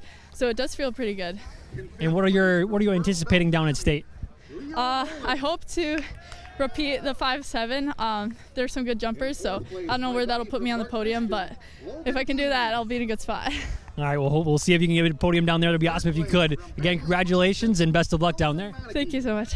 Jacob Tenson, Annika Akri, high jump winner in the girls 8A section track and field meet, and a state best to this point this year. Very nice. Yeah. Very nice. Hey, I got some boys triple jump updates if you're interested. I am, in fact, interested. I believe the boys shot put are being noticed on the podium right now, in fact, as well. So. Exactly. Triple jump right now. Leading the way is Gavin MacArthur. He's already qualified for state without going to a final. He jumped 44 feet, 3.5 inches. So Gavin MacArthur is already qualified. Right now, sitting in second is Ethan Whitaker. He's got a jump of 42 feet, 7 inches. So just a quick little update there as to who is where. Bridger Weekly in third at 41 feet, 9.25. We got to take a look at the boys' shot put because we need to get the champion of the boys' shot put here again. If you could find that information quickly, and then Jacob Tenson will be down there on the field as we get people in position. We got Jack, boys' shot put, Jack Rosenau of DGF. There it is. 45 feet, 4 inches, and I believe that's who Jacob Tenson is down there with. That is who I'm down here with. And again, first of all, congratulations. You're going to state. What's that feeling like? Pretty good, since it's also my first year, so I'm pretty excited. First year of track or first year making it to state? First year of track. Well, good start for you. You're on a great pace then already at this point. Thank you. And so what kind of went into that preparation? What made you decide to go out for track in the first place? Kind of just asked my coach one day. I'm like, do you think I should join track? Because I think I'm pretty strong. And he agreed. So also my sister's in track was probably one of the main reasons. But otherwise, just want to have fun. And you're having more than fun. You're going down to state. So what's kind of the preparation in practice and in all that kind of aspect? What got you ready for this performance? Just reps. I learned from just doing reps over and over until I can get it right. Well, again, for your first year being in track, that's an incredible feat to go down to state. So congratulations and best of luck down there. Okay. Thank you so much. Appreciate that. Jack Rosenau for the DGF Rebels joining us here as well, part of our coverage of the Section 8A track and field meet on yourliveevent.com, and we're going to have another podium visit here. As everybody's getting some podium shots here right now, Sean. Well, I think it's just due in fact that we actually have a little time before we start the 3 intermediate hurdles for the girls, because we're back to staying on time as far as start times for each race. And I hadn't been looking at the exact time starts again, so here we are. Yeah. So I got to believe that'll be starting, but yeah, we're getting some athletes backed up under the tent as far as awards. So. Good to kind of get through a few here while we got a little time. So they're announcing here the girls' pole vault. And your 8A champion from West Marshall at 11 feet even. 11 feet even, Markel Peterson. Good vault. She did great job. Good vault. I can tell you that also going on right now is the boys' pole vault. They are currently at 10 feet 4 inches, and I believe there are still there are 6 athletes that are still participating, 2 of which, Natan Visser of Edeborg West and Landon Nathy of United Clay Becker, that have cleared 10-4 and will be moving on to 10-10. I think we're going to get Markel Peterson. I think we will. Jacob Tenson he's an avid reporter, as we've known here today. Well, he kind of surprised her. I said, hey, Markel, let's have some conversation from West Marshall. Go ahead, Jacob.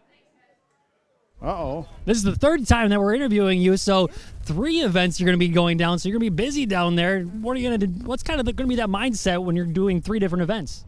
Eat good for the week, sleep good for the week, and lots and lots of water, and trusting my coaches. And with the pole vaulting, we'll talk about that specifically. What kind of a preparation does that take? A lot of mental breathing and kind of like telling yourself, you got this, you've done it before, full send type attitude. And say it's not your traditional track event, if you will. So what got you into doing that?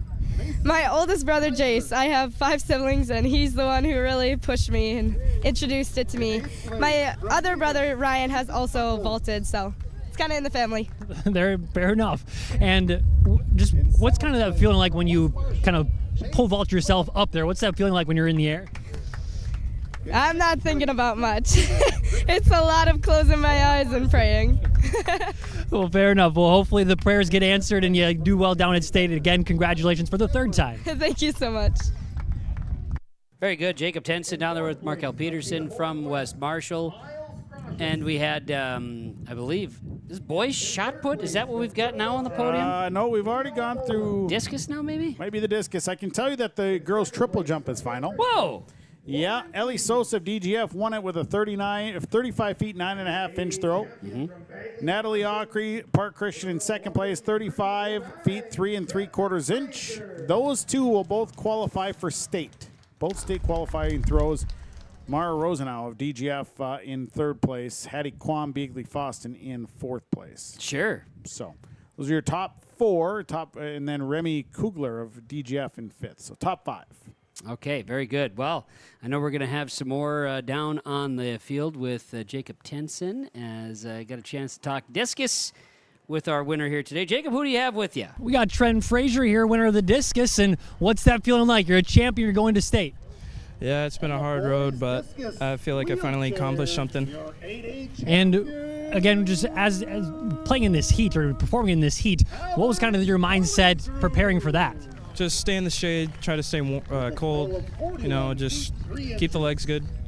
And what kind of a preparation does it take to throw the discus? I mean, I throw a Frisbee around every once in a while, and that's not the easiest thing to do, but throwing something so heavy, what does that take?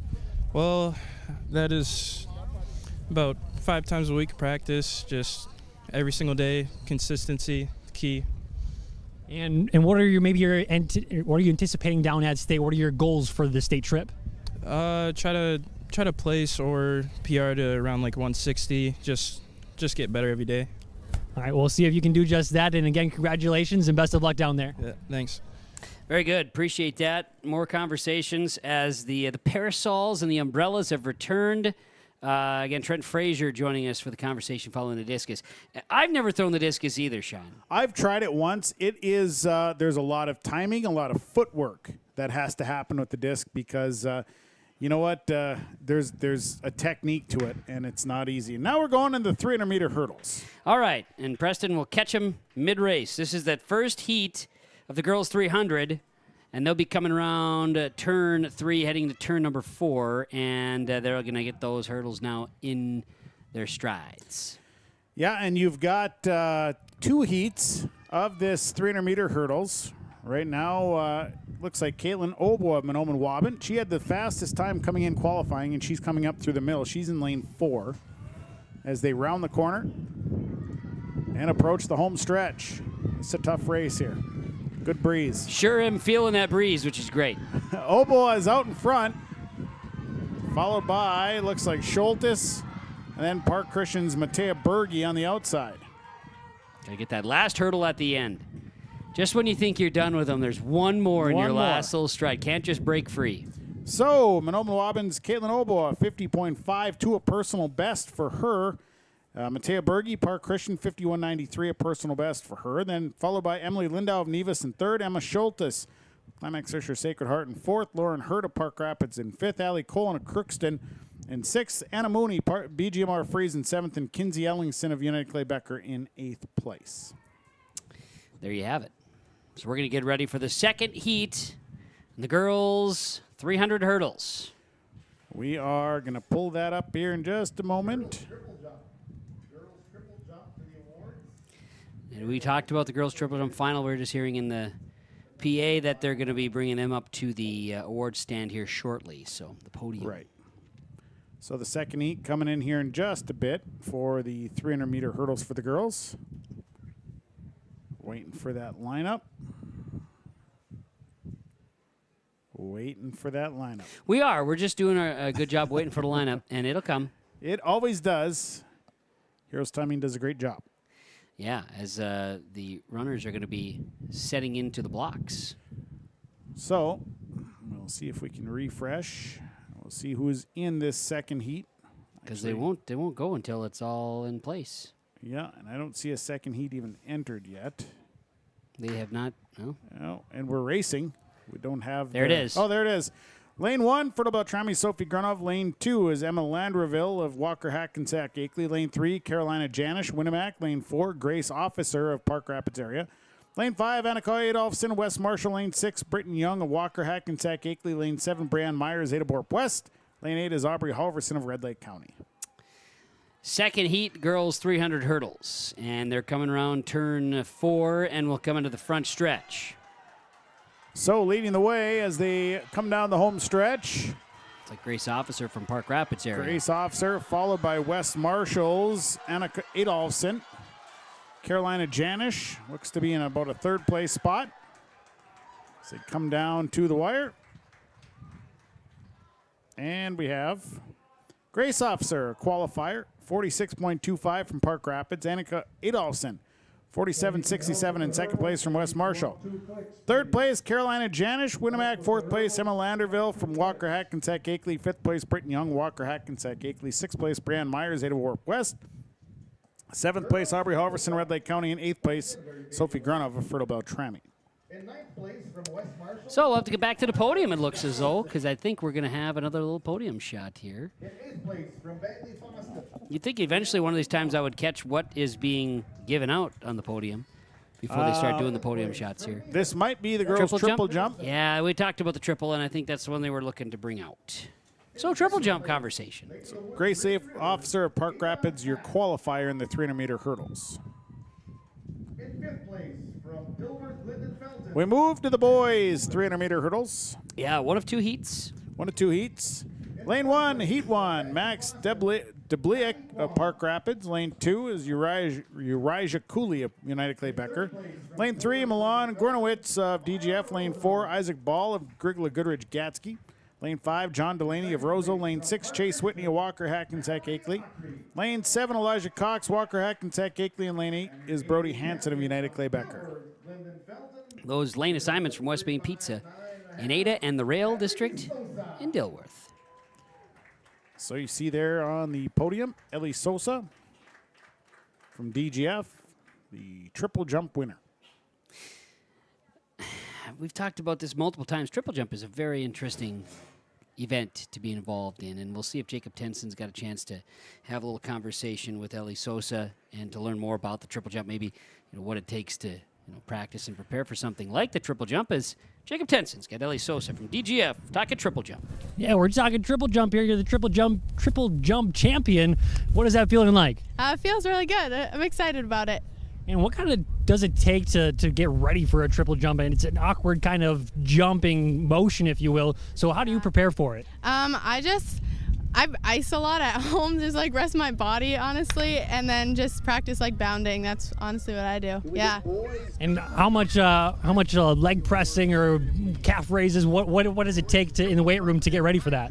Definitely a lot of squats. I've been doing a lot more this summer, doing a lot more legs to like gain more muscle, so I'm able to actually spring. Yeah. And does this heat, does it allow you to kind of loosen up a little bit to get those legs kind of loose and jump further maybe? Definitely, for sure. A lot better than the cold, so I like it better, yeah. Well, again, what are your anticipations there for down at state? I'm really excited for state. I'm just hoping that I can reach my goals, jump like 36, 37, but yeah, those are my goals.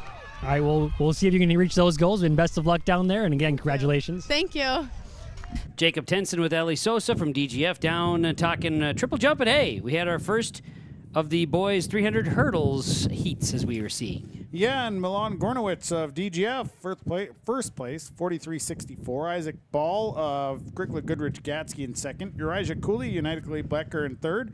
John Delaney, Roseau in fourth. Chase Whitney, Walker Hackensack Akeley in fifth. Max Debliek of Park Rapids in sixth. Brody Hansen of United Clay Becker in seventh. And Elijah Cox in 8th place from Walker Hackensack Akeley. We're set for heat number 2. Yeah, so we've got Matthew Koch from Walker Hackensack Akeley in lane 1, Corbin Schiller of Park Rapids in lane 2, William Strandberg of Bagley Foster in lane 3. Christian Dawang will be in lane 4 from Warroad, Samuel Olson of United Clay Becker in lane 5, Sammy Durand of West Marshall in lane 6, Freddie Listicow of Park Christian in lane 7, and Kelby Kujansen of Adaborp West will be lane 8 in our West Main Pizza lane assignments. A little bit more breeze out there. Yeah, and I don't think anybody's complaining. It feels really good. A couple weeks ago, we complained about the wind. Well, there was a dust storm. That's also a reason. There was no reason to not complain because it was this. This is probably about a 10 to 15, whereas a couple weeks ago we were at about 30 to 40. Yeah. Today we would have taken 30 to 40 though. We would have handled it. We would have. Yeah, I'm glad I haven't had to weigh down any of our equipment out there though. As the last couple weeks. Appreciate again Adaborp West Johnson Sports Complex in the West subsection. Kenley Wallin able to bring out some 45-pound weights to just keep the tripod in place because quite literally that's what it needed. Well, and Kenley usually just carries 45-pound weights around all the time. He always has them on pocket. Yeah. He's always just constantly curling. Well, when you're in the Crookston Hall of Fame, it's what happens. Yeah, he's like, oh, you need a 45-pound weight here. You use mine. I'll just let you borrow mine. So just give it to him. Let's get ready. It is heat number 2 of the boys, 300 hurdles, and guns up. Gun off. Here we go. Running.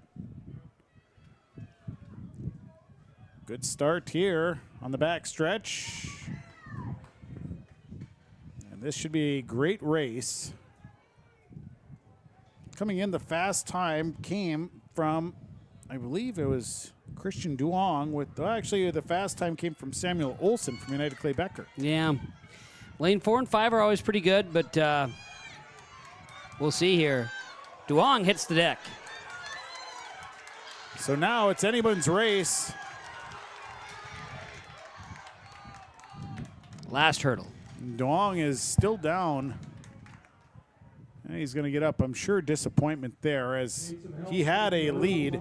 First place, Samuel Olson, United Clay Becker of 41.58. Second place, William Strandberg of Bagley Fossen. Third place, Corbin Schiller of Park Rapids. Fourth place, Freddie Listicow, Park Christian. Fifth place, Sammy Durand, West Marshall. Sixth place, Matthew Koch of Walker Hackensack Akeley. Seventh place, Kelby Kujansen, Adaborp West. Christian Duong not finishing that race. We wrapped up the hurdle times.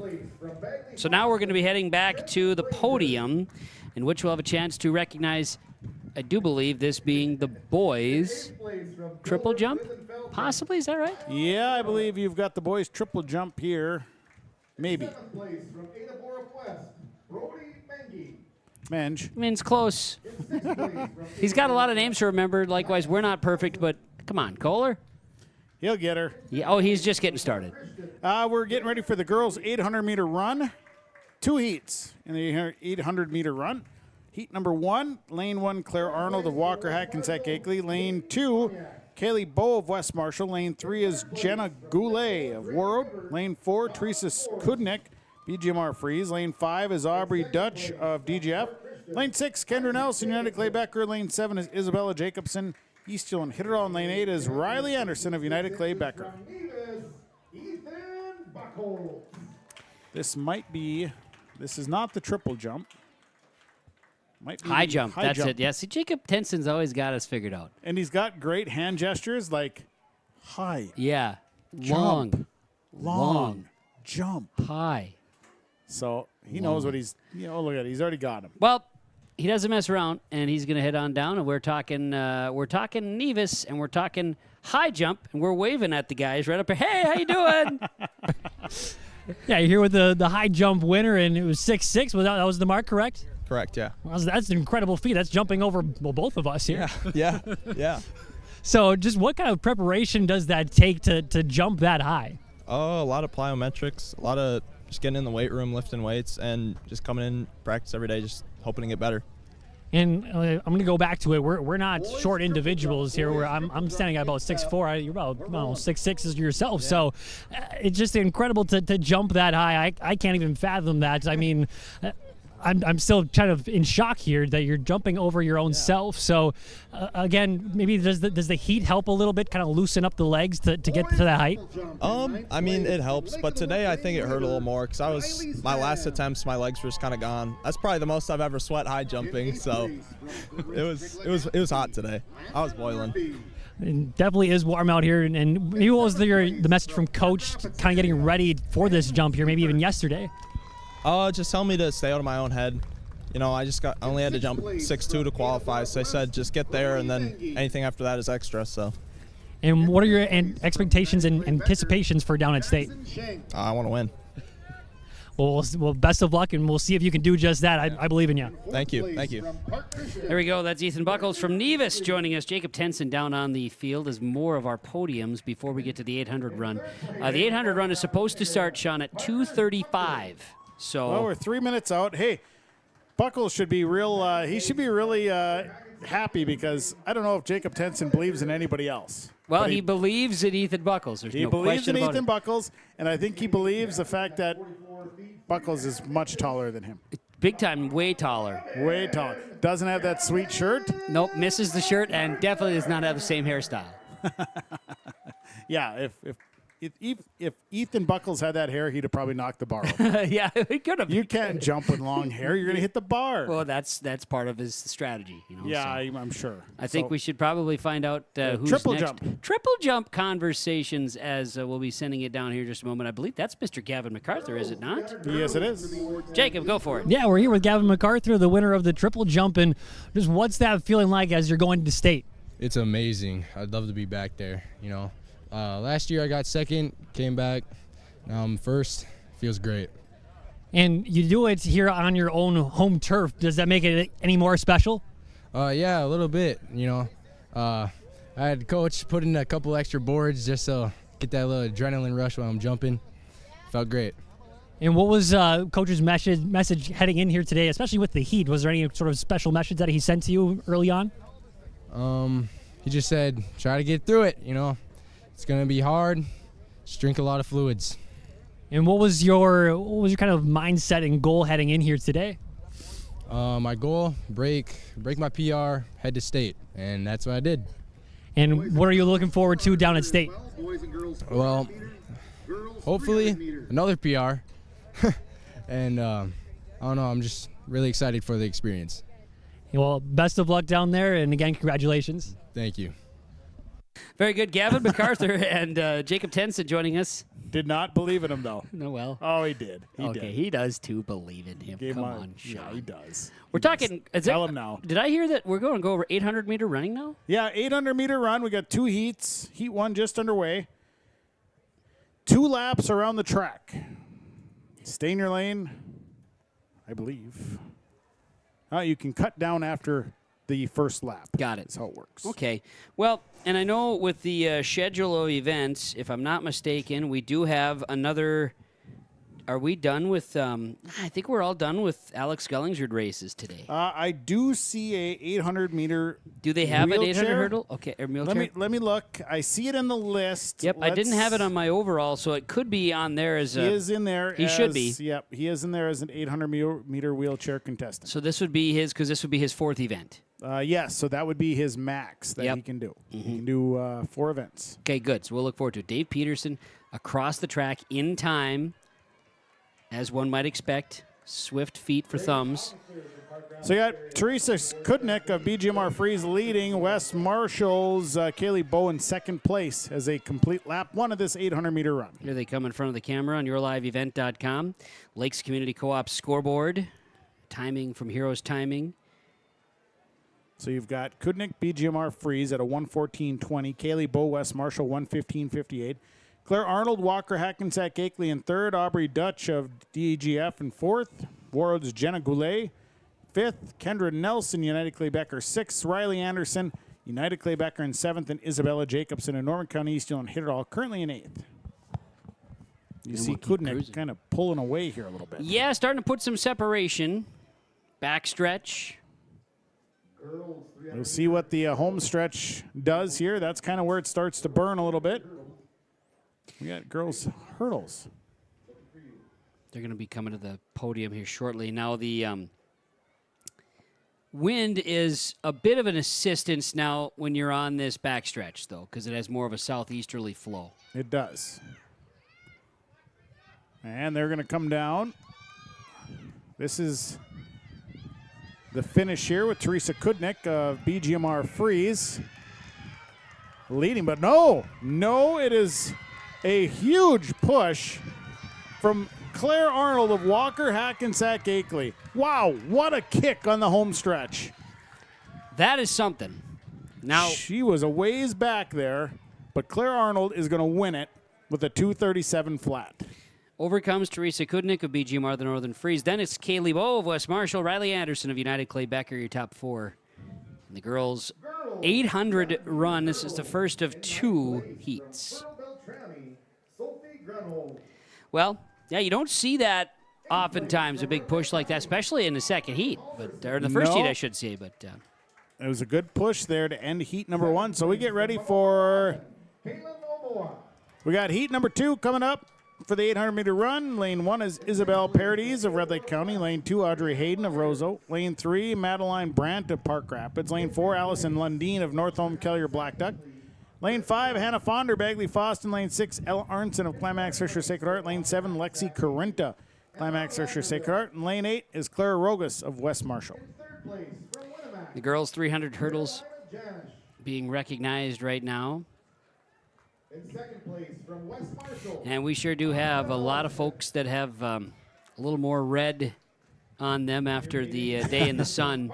Or in some cases, right, you've got some of these fans, right, they're fans multiple. Like if you were outside yesterday or any day this week, you were outside for 2 days in a row. I was. But you had some shade there at the old Bemidji Town Country Clubs you could find. We bounced from tree to tree. Yep. Found some shade. Still found a little sunburn here and there. But you were able to bounce. But out here, you're just kind of out here. Yeah, you don't get any reprieve when it comes to the efforts there. So down on the field, though, I do believe Jacob Tenson will be standing by. Jacob, this is for the girls' 300 hurdles, and I'd love for you to tell us who you're visiting with. Yeah, we're here with the winner of the hurdles here, the 300-meter hurdles, and what's that feeling like being a state or going to state? Yeah, it's super awesome. I was able to go last year, so I'm excited to make my mark this year. And what are you anticipating now that you have that experience from last year? What are you anticipating this year now down at state? Yeah, I'm hoping I can medal down at state this year. And what kind of was the preparation to get ready for an event like today with the heat as well, too? Yeah, our practice changed in the afternoon. Like, we tapered really good for this meet. So, yeah, I was definitely ready. And what kind of was the message from Coach going in here with a chance to go down to state? Obviously, you're going down to state, but what was his message leading into it? He told me to trust myself, trust the training, and know that I have it. All right, well, again, congratulations and best of luck down there. Great, thank you. That's Grace Officer from Park Rapids, your girls' 300 hurdle winner. So we are in heat number 2 of this 800-meter run, and at this point, it is out in front. The runner from North Home Kellier Black Duck, Allison Lundeen, but a hard charge coming from the back. I did not see the name here as we get heat 1. Park Rapids, possibly? No, Hannah Fonder from Bagley Foston, sure. Well, my screen kind of went blank, not blank, but didn't really have the results, so we're going to just refresh, and no, not there. You're going to get it figured out. There it is, Allison Lundeen leading it. 109.40. Hannah Fonder's right there, 109.80. Third place, Ella Arnson right now. Madeline Brandt from Park Rapids in 4th. Aubrey Hayden of Roseau in 5th. Lexi Corinta, Climax Fisher Sacred Heart is currently in 6th. Claire Rogas of West Marshall currently in 7th. And you see your 2 runners out front with Lundeen and Fonder have pulled way ahead of everybody. Yeah, they are alone on their own. And I'm not saying, I think I've seen Fonder's name on a heat sheet already today, but could very well be. If you're a strong 800 runner, it might be just down the stretch. This is your race, but it's all Allison Lundeen. Fonder, good kick, but is not going to catch Lundeen. Then you got Park Rapids, Madeline Brandt, Ella Arnson, Climax Fisher Sacred Heart. And it comes to Roseau. The runner from Roseau is Audrey Hayden. Yep. So Lundin at 2:22.93, followed by Hannah Fonder 2:24.40. Madeline Brandt of Park Rapids in third. Ella Arnson in fourth from Climax Fisher Sacred Heart. Audrey Hayden, Roseau in fifth. Lexi Corinto in sixth. Claire Rogus, West Marshall in seventh. Had a quick view of the podium here. This would have been the boys' 300 hurdles. Boys 300-meter hurdles, so they are going to come down, and old Jay Tenson waiting. He's going to get there. He's got to wait because there's a teammates photo there from United Clay Becker. So you got to have that. You got to have that little podium pick. Well, it's a smart thing to do. And down on the field, Jacob Tenson is there. And who do you have with us, Jacob? Yeah, we're here with Samuel Olson again. This is the second time we talked to you. So 2 events now that you're going to be going down to state for. So what is that feeling like now? It's even more, it's feeling better. I'm really happy to be going in both of these. I think it'll be really fun. And you talked about it in your last interview, talking about your teammates pushing you. What do they do? Again, just what is that like with working with all your teammates? How do they push you to be better? Well, they are always supporting me with when I do well or do bad. It's kind of like a mutual. We all try to hold each other up, and it's been really fun to have them. And with the hurdles, it's a longer distance hurdles as well too. What kind of preparation does that take? More conditioning work, like not all hurdle mobility and form. It's more endurance. And which of the events that you're going down for, which one maybe is your favorite? Probably the 110 hurdles, but I'm looking forward to both. All right, well, again, best of luck down there with both the hurdles events. All right, thank you. Samuel Olson from the United Clay Becker team in the 300 hurdles. He was your champion, and he featured with the Jacob Tenson post-race interviews. Kind of like when the late, great Craig Sager would have his kind of special, you get to sit down special with Craig Sager. Yep. We're getting there with Jacob Tenson here in the Section 8A track and field. We are in Heat 1 of the boys' 800-meter run, and in Lane 1 is Wyatt Abel of Clipper Gonvick. Lane 2 is Natan Visser of Borp West. Lane 3, Landon Noonan of United Clay Becker. Lane 4, well, now they changed up on me that's here. Okay. It is Landon Nathy of United Clay Becker. Eli Nelson. Well, everything is changed. So we'll just go to the leader, which is Braden Jacobs. Walker Hackensack Akeley is in the lead with a 101.67. Natan Visser of Borp West in second. Eli Nelson, Grigla Goodrich Gatsky in third. Tucker Larson, DGF in fourth. Nick Suki of Red Lake County is in fifth currently. Wyatt Abel, Clipper Gonvick in sixth. Landon Nathy of United Clay Becker currently sits in seventh place. And Landon Noonan of United Clay Becker in eighth place. And it's a good race up front. Yeah, it is. And you got your full rundown of everybody who's in the race. It's a bit of the Braden Jacobs show, but then after that, you've got some good battles in there for second and third place. And it's good to see that in the boys 800. This is a heat number 1 of 2. Second heat will be that fast heat, as they say. But Braden Jacobs, he's pulled away nicely. Giving his best effort. Walker Hackensack Akeley. He'll take the checkered flag. And Ton Visser looks like he's got second if he can hang on. So it is Braden Jacobs, 2:11.22 from Walker Hackensack Akeley. Second place, Natan Visser of Borp West, 2:16.53. Then it was Tucker Larson, DGF in third.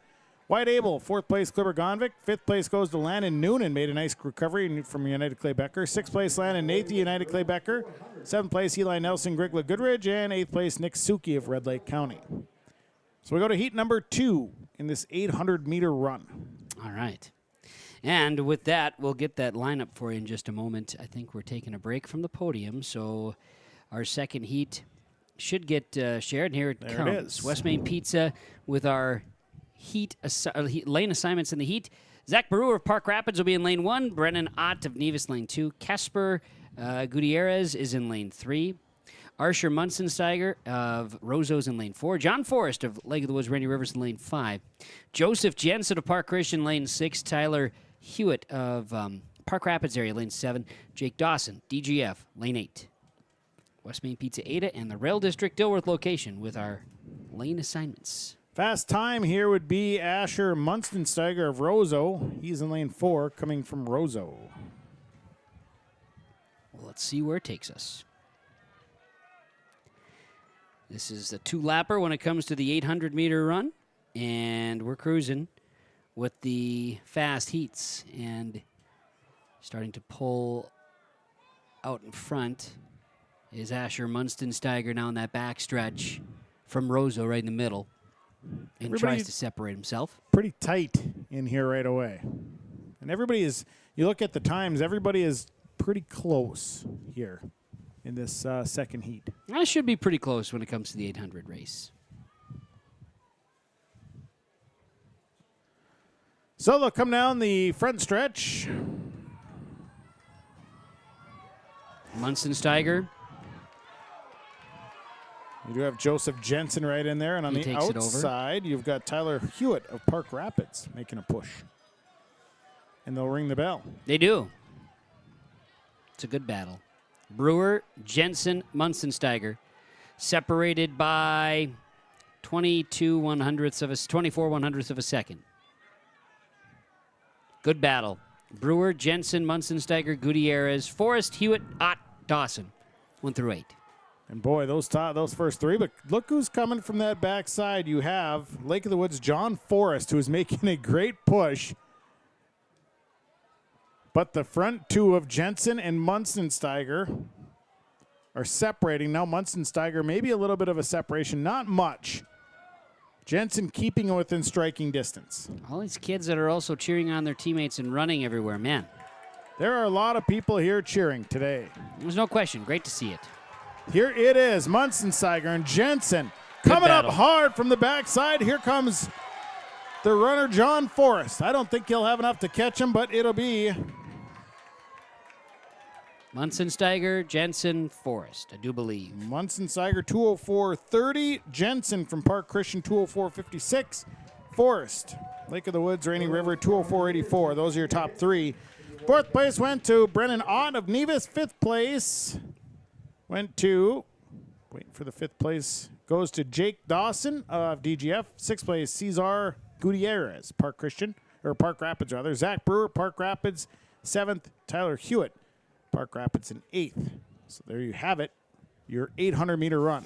And your standard was 159.75, so nobody was special there. But now we've got the 800 wheelchair with Alex Skellingsrud taking the track. Right. Your qualifiers for that 800-meter run, Munstensteiger and Jensen will qualify. Very good. We're down into the 800-meter wheelchair race. Then we go with the girls and boys 200-meter dash. Then is it the 2 mile after the 2 meter? It is. It goes 200-meter dash, then the 200-meter run, and then the 4x4. The exciting 4x4. So we're down to the last couple. We've wound things down very quickly here. And when the 2 mile is going, we will share other results from today as well. We will, and of course, there are probably some more field events that we'll be able to get to, and I think the one thing that was still going on was the boys' pole vault. That is possible. I could take a look if you'd like me to. Oh, well, if you got time. Well, I think I have nothing but time at this point. Okay, well, I'm going to give you this. Yep, boys' pole vault is really the only event going on in the field events right now. They are currently at 11-4 with 5 athletes. 2 of them have already qualified at 11-4, that being Garrett Folkert of Bagley Foston, Noah Dvorak of West Marshall, Makoti Weber has attempted once and has not made it. Ezra Miska from West Marshall also has attempted once and has not made it. Landon Nathy, United Clay Becker, the other athlete, has no attempts at 11-4. We're running here in this 800 wheelchair with Alex Skellingsrud on the track. In fifth place from Fertile Beltrami. It's Alex Show. We're going to have a podium shot here. From Winnemac, Macy Haskett. I see good old Brian Nelson, B. Nelly, down there in the middle of the football field right now. Going to be retiring, officially official. Yep, he has retired, officially official. Yep, he retired from the school classroom, and then they brought him back for a year. Coached the football team to another state football appearance, and having some pretty darn good track and field stirs that he's coaching this year, and then he's gonna hang her up. Yeah, he's put in his time. You see the podium, Katrina Hitchen, first place finish in the 400-meter run. Is that the 400-meter or the 800? Against Annika Akri. Yeah, 400. I believe that beat a 400. And it was a great battle. It was. And now Jacob Tenson's going to go in there and sneak out an interview. Well, he's doing what he's doing. And we greatly appreciate it and enjoy the conversations as we send it down. Yeah, you're with Katrina Hitchin, and you're going to state. What's that feeling like? It's feeling really nice, senior year, finishing out strong. And it was a close race between you and the second place finisher from Park Christian. And did you kind of peek over your shoulder and be like, oh, I got to step it up a little bit here? Yeah, for sure. I was definitely coming down the home stretch, and I felt someone in my peripheral, and I was like, oh, I got to go. So yeah, it was a good race. And you mentioned it being a senior. What is that kind of like, knowing you're kind of ending your career, not necessarily on top, but you are going to the highest level and performing against other athletes at the highest level? It's nice. It's been a really fun senior year, so finishing it out strong and just taking in all the moments with my teammates and everybody. So yeah, I'm excited. And what are you anticipating? What are your goals for down at state? Definitely, I want to get on that podium and make it to finals and finish high. All right, well, best of luck down there, and again, congratulations. Thank you.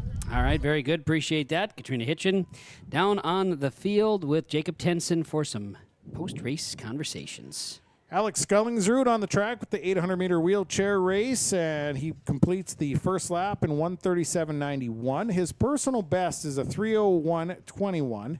It's also his season best.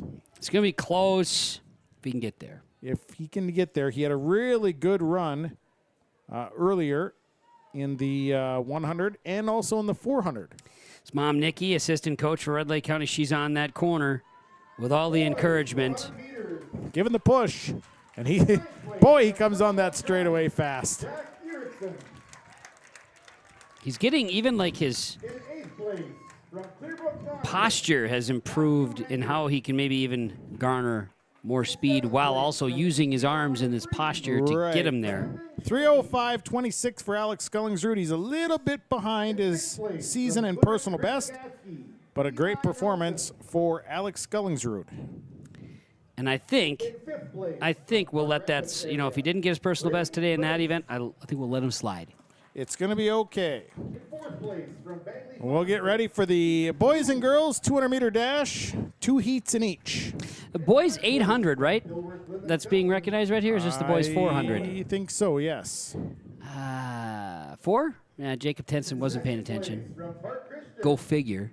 We'll excuse him. I think this is the 400, but I could be wrong. Yeah. Yes. 400. 400. Yep, because I see Jack Erickson making the podium, and Jack was in the second flight. Excuse me, the first flight. Beg your pardon. First flight. So that again shows the strength there of some of those first flighters. They can find their way to the podium. Absolutely, they can. And he had a good race. So now Jacob Tenson's going to sneak in there and grab Evan Skank from United Clay Becker. Yeah, Mr. Skank, and someone who he's already talked once or twice. Yeah, he's graduated too, ho hum, class of 2026. Jacob. Yeah, we're here for the second time here talking with you, and now this time an individual competition for you where you're going down to state. So what is that feeling like doing it yourself? Feels great. I did it last year, so it's great to come back in Section 8A and do it again, and good to see that I could compete once again in the heat for the second time today. And with that experience down at state already last year, what are maybe your goals? What are you kind of anticipating from your experience from last year? Last year I tried pacing off someone's PR that was a little faster than me, and they didn't race good that day, so I just don't want to sell myself short, and I'm going to go and give it all. And you mentioned the heat as well again. So running in multiple different events here today, just kind of what does that take to kind of prepare yourself for one event from another event? It's a very, very tough mental battle. You want to down liquids, but you don't want to down too much, and then staying out of the sun when you want to go cheer on your teammates. It's pretty challenging, but it's a big mental game. Well, and again, congratulations for going down for both events, and best of luck down there. Thank you. Very good. Appreciate that with Mr. Evan Skank for the United Clay Becker Badgers, boys 400 winner, and we had our first heat of the girls 200. Yeah, and first place went to Hannah Fish of Warroad, had a time of 27.72. Second place, Tessa Anderson, Norman County, East Hit It All. Third place, Jenna Thompson, Adaborp West. Fourth place, Kimberly Oma, Park Rapids. Fifth, Amelia Vetter of United Clay Becker. Sixth, Shayna Ness of Winnemac. Seventh, Carly Dalkey of Clipper Gonvick. And eighth place, Tenley Schuler of Park Rapids area. So we get ready for Heat 2 in this 200-meter dash. That we do. That we do. And our heats and our, I should say, lane assignments from West Main Pizza 8 of the Rail District, Dilworth, home of the under $10 lunch special, Monday through Friday at both locations. You got Jordan Rash of Fertile Beltrami, lane 1. Bergen Edwards of Park Christian, lane 2. Teammate Maria Spaeth, lane 3 in Park Christian. Kenley Marcus of West Marshall in lane 4. Indigo Oysted of Fertile Beltrami in lane 5. Azara Ogundeje, excuse me. Got to get the right emphasis. It's tough. It's tough every time. Every year, it's tough. Nevis, lane 6. Naomi Davey of West Marshall in lane 7, and Aubrey True of DGF lane 8. So Indigo Oysted, Azaria Ogundeje, Kenley Marcus, those would be your favorites, but we've seen a lot of different things happening here. Anybody's race. So they're in the blocks. Mike Martin has got them set down, and now he's going to get them up, and here we go. And a good start. Feeling this could be a high-performance race from our friends at Agassiz Precision Ag, and precision in your precision race of the day. And we're watching this come around here on the 200-meter. And you have got Ogundeje along with Kenley Marcus neck and neck. Ogundeje looks to maybe have a little bit more lean, but it's going to be tight. Ogundeje. And Azaria Ogundeje, 25.75, qualifies. Kenley Marcus, West Marshall, 26 flat. Also qualifying. Third place went to Naomi Davey of West Marshall. Maria Spaeth, Park Christian, 4th. Indigo Oysted, Fertile Beltrami, 5th. Bergen Edwards, Park Christian, 6th. Jordan Rash, Fertile Beltrami, 7th. And Aubrey True, DGF, in 8th place. So then we're going to be talking boys. Here's what we're going to be doing. We're going to be talking boys 200-meter run. We've got 2 heats of the boys. And our heats and lane assignments from West Main Pizza Ada, Rail District, Dilworth. So, lane 1, Dylan Larson of Climax Fisher Sacred Heart. Carson Bowman of Park Christian, lane 2. Mitchell Smith of Trek North, lane 3. Isaac Harlock, Mahnomen Waban in lane 4. J.D. Knox of Walker Hackensack Akeley, lane 5. Here comes Gavin MacArthur of Mahnomen Waban in lane 6.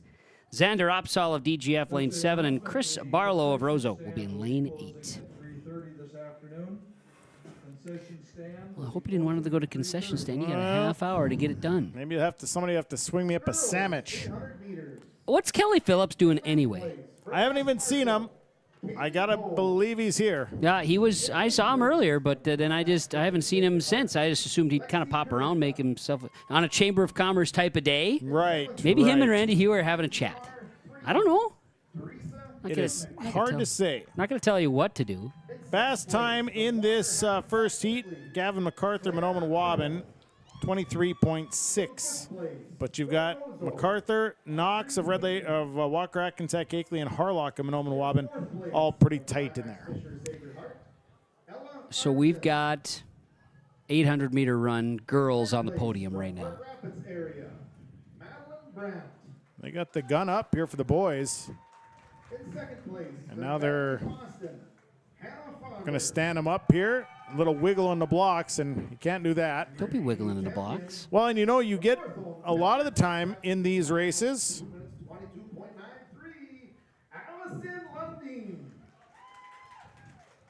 Oops, sorry about that. No, you're good. Allison Lundeen from Northome Kellier Black Duck, right? Lundeen, yes. From Northome Kellier Black Duck. That's the 800-meter run win for the girls. In the boys' 200-meter, we'll get underway, and I know Jacob Tenson's going to want to try to have a conversation. We'll have the boys' 200-meter underway, the first of 2 heats, and so when that is complete, we'll go down to Allison Lundeen and Jacob Tenson with their conversation, so stand by. Here we come down the straightaway. Heat number 1 of the boys. 200 is a good race. Harlock, MacArthur. Also, you've got Mitchell Smith. Several fast runners in that one. Woof. I say Bowman maybe came out. Yeah, Carson Bowman, Park Christian. All right, and down on the field, we have the girls' 800-meter winner, and that is Allison Lundeen.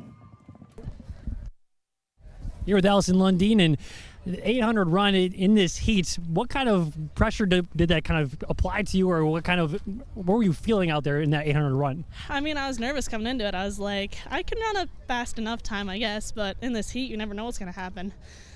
Great competition, so always nervous for what they're going to bring. And would you prefer this kind of heat, or would you prefer something where it's more cold, like a 40-degree day or something like that? Well, I honestly leave it pretty last minute to warm up, so better heat is always better for me when I'm not warming up in time. That's fair. And with going down to state here, what are you kind of anticipating? What are your goals for your state performance? I'm really just hoping for a PR. I mean, it's my last year. I'm just going to go out, have fun, hopefully PR makes finals. That's the goal. So. All right, well, best of luck down there, and again, congratulations. Thank you. Very good. Appreciate that. Allison Lundeen from North Home Callier Black Duck with a quick conversation. And now we'll get ready for the second heat of the boys 200. Rudy Reyes of Ada Borp West in lane 1. Gage Gray of Bagley Foss in lane 2. Aaron Goss will be in lane 3 from Crookston. Leaf Shervy of United Clay Becker in lane 4. He'd be a favorite. Bryden Daniel of Bagley Foston in lane 5.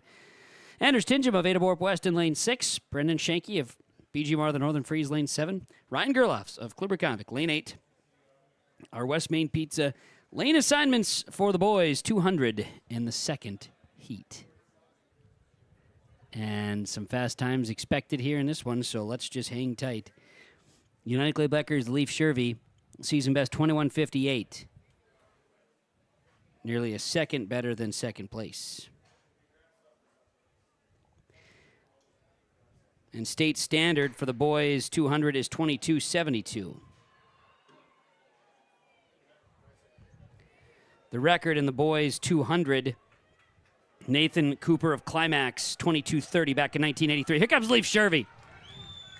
He's trying to set the record in the 200 like he did in the 100. And Leaf Shervy's gonna have it if the timing is right. From what I saw, 21:66, and Leaf Shervy has now the record in the 100 and the 200 for the Section 8A meet.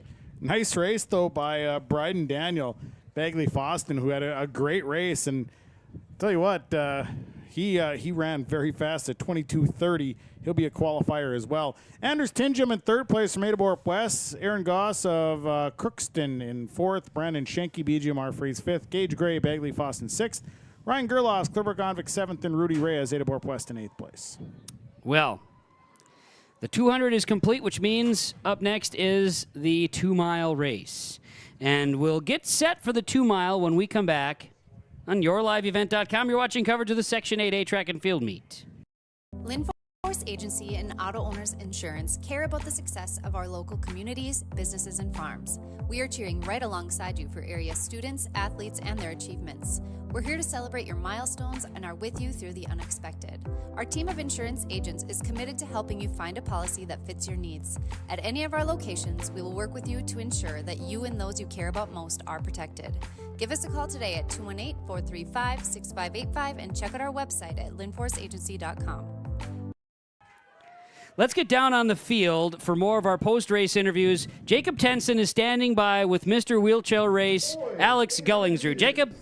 Yeah, with Alex Gullingsrud here, and you're going down to state for 4 events. How are you going to kind of keep yourself in shape for that, and also just kind of keep the mindset right throughout? Just stay confident and like try not to be nervous. And even here today, you participate in 4 different events to get down to state. What kind of was your mindset heading into today here, and with the heat, did that play a factor as well too? I knew I was gonna be nervous coming in, but I just tried to do my best. And when you're out there, you're competing against yourself in all of the events. What kind of mindset do you have to just kind of go as hard as you can when you're out there by yourself? Mainly about PRs and trying to beat time. I've seen you race a couple different times, and it seems like every time you just keep on getting better and better. You get close to that PR every time. So what have you been able to do throughout the season to get those arms ready for all those competitions? Practice every day and like doing things right.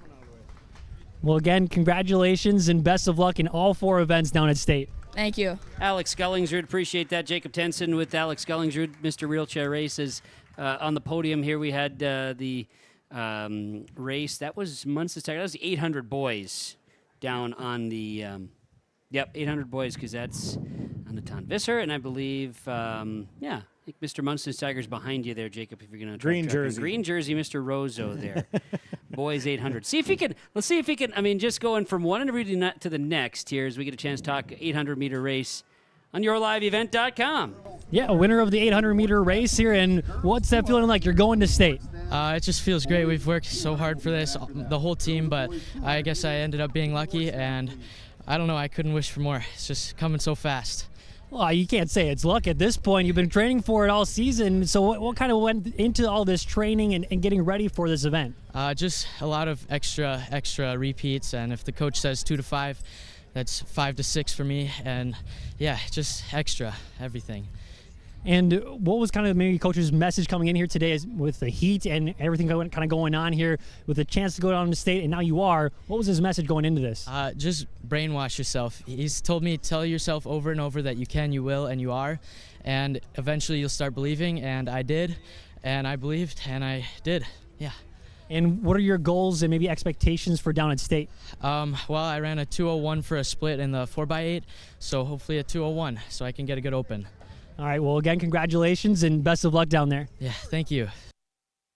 All right, that is Asher Munstensteiger from the Rozo track and field team. A sophomore wins the 800-meter in the Section 8A. Fast times here today. We're seeing some good ones as we get ready for the girls' 3,200-meter run. That is considered the 2-mile run. You're right, and you want to give us a little rundown? Sure. We've got 16 participants. It'll be Amelia Arntzen of Climax Fisher Sacred Heart, Kaylee Nelson, Fertile Beltrami, Linnea Heron of Warroad, Greta Galski of Park Rapids, Lola Hendrickson of Red Lake County, Isabella Krog of Clipper-Gondvik, Leah Romos of Nevis, Maddie Custer of Climax Fisher Sacred Heart, Brenna Benson of West Marshall, Elena Brown of Park Christian, Adeline Bjorklund of Nevis, Hallel Burvig of Park Rapids, Megan Delaney of Roseau, Coraline Hoagland of Park Rapids, Piper Coakley, Climax Fisher Sacred Heart, and Jory Miska of West Marshall as they are underway here in the girls' 2-mile. Those lane assignments from West Main Pizza Ada in the Rail District in Dilworth. Well, 2-mile run, so I know we'll have a chance. We'll look over some more results.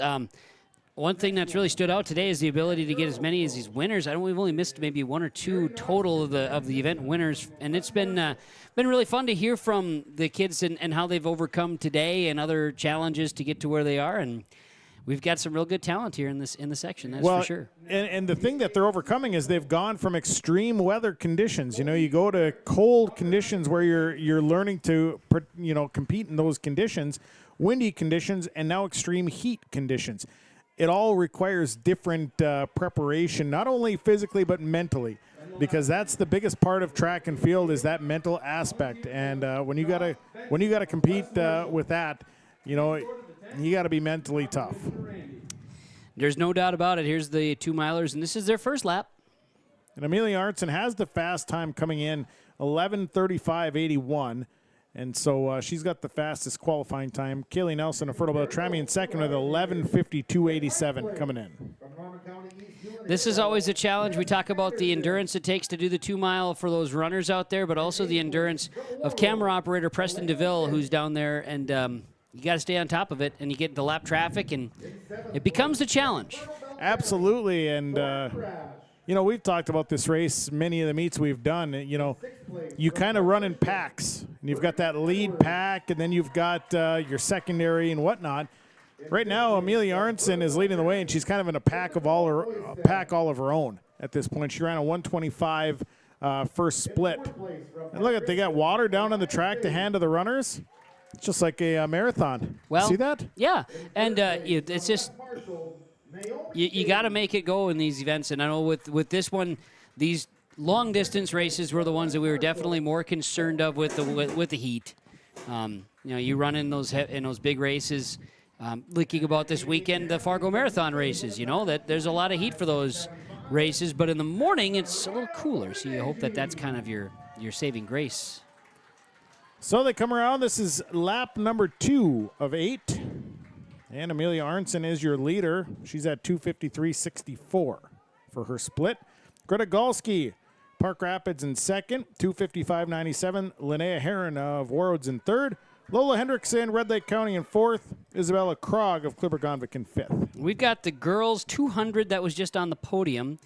And Araya Ogundeje is going to be down on the field from Nevis, of course. The second time she's had a chance to talk to Jacob Tenson. Yeah, second time we're talking to you here today, and I have to ask, is the super fan from Nevis, is that your dad that's been cheering you on over there? Yeah. He's been making a lot of noise, and he's the most extraordinary character out here, and it's been enjoying to watch him, but I'm sure he's enjoying watching you. You've been running great out there, and second time, again, we've talked to you, so what's that like? You're going down for 2 different events. Actually, it's 4, but it feels really nice. It's amazing how much I've accomplished. And you're gonna be busy down there with all 4 events. So what's kind of gonna be that mindset down at state, getting ready for not just 1 but 4 events? To be honest, just gonna be to try my best. Well, that's all it takes. And again, congratulations for not just the 1 event, but all 4 of them. Best of luck down at state as well, too. Thank you.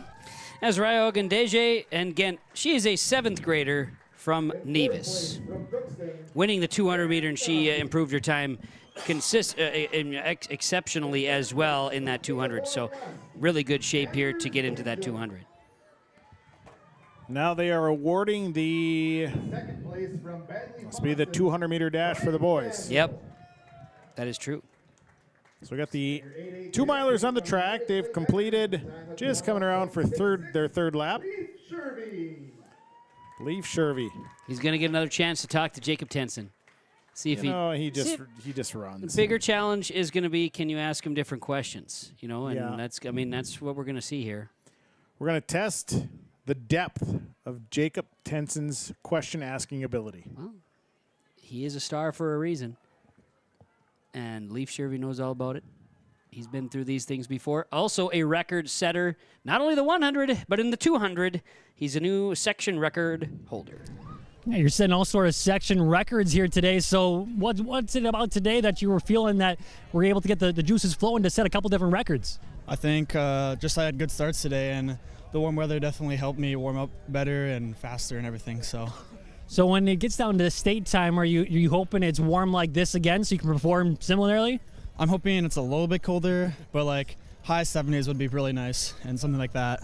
You know, and I've talked to you 3 times, and I only have a handful of questions I can ask so many times, so I don't know. I'm going to throw out there, is your favorite color blue because you keep wearing it? It is actually, yeah. Well, again, congratulations and best of luck in all the events you'll be participating down in state. I have no idea. Thank you. There we go. Good stuff there. And Jacob Tenson passes the test, Sean. He did it. He asked different questions. I mean, is blue your favorite color? That's genius. Great efforts there. Leaf Shervy, congrats again. He breaks 2 records that have held up for a long time in the section, okay?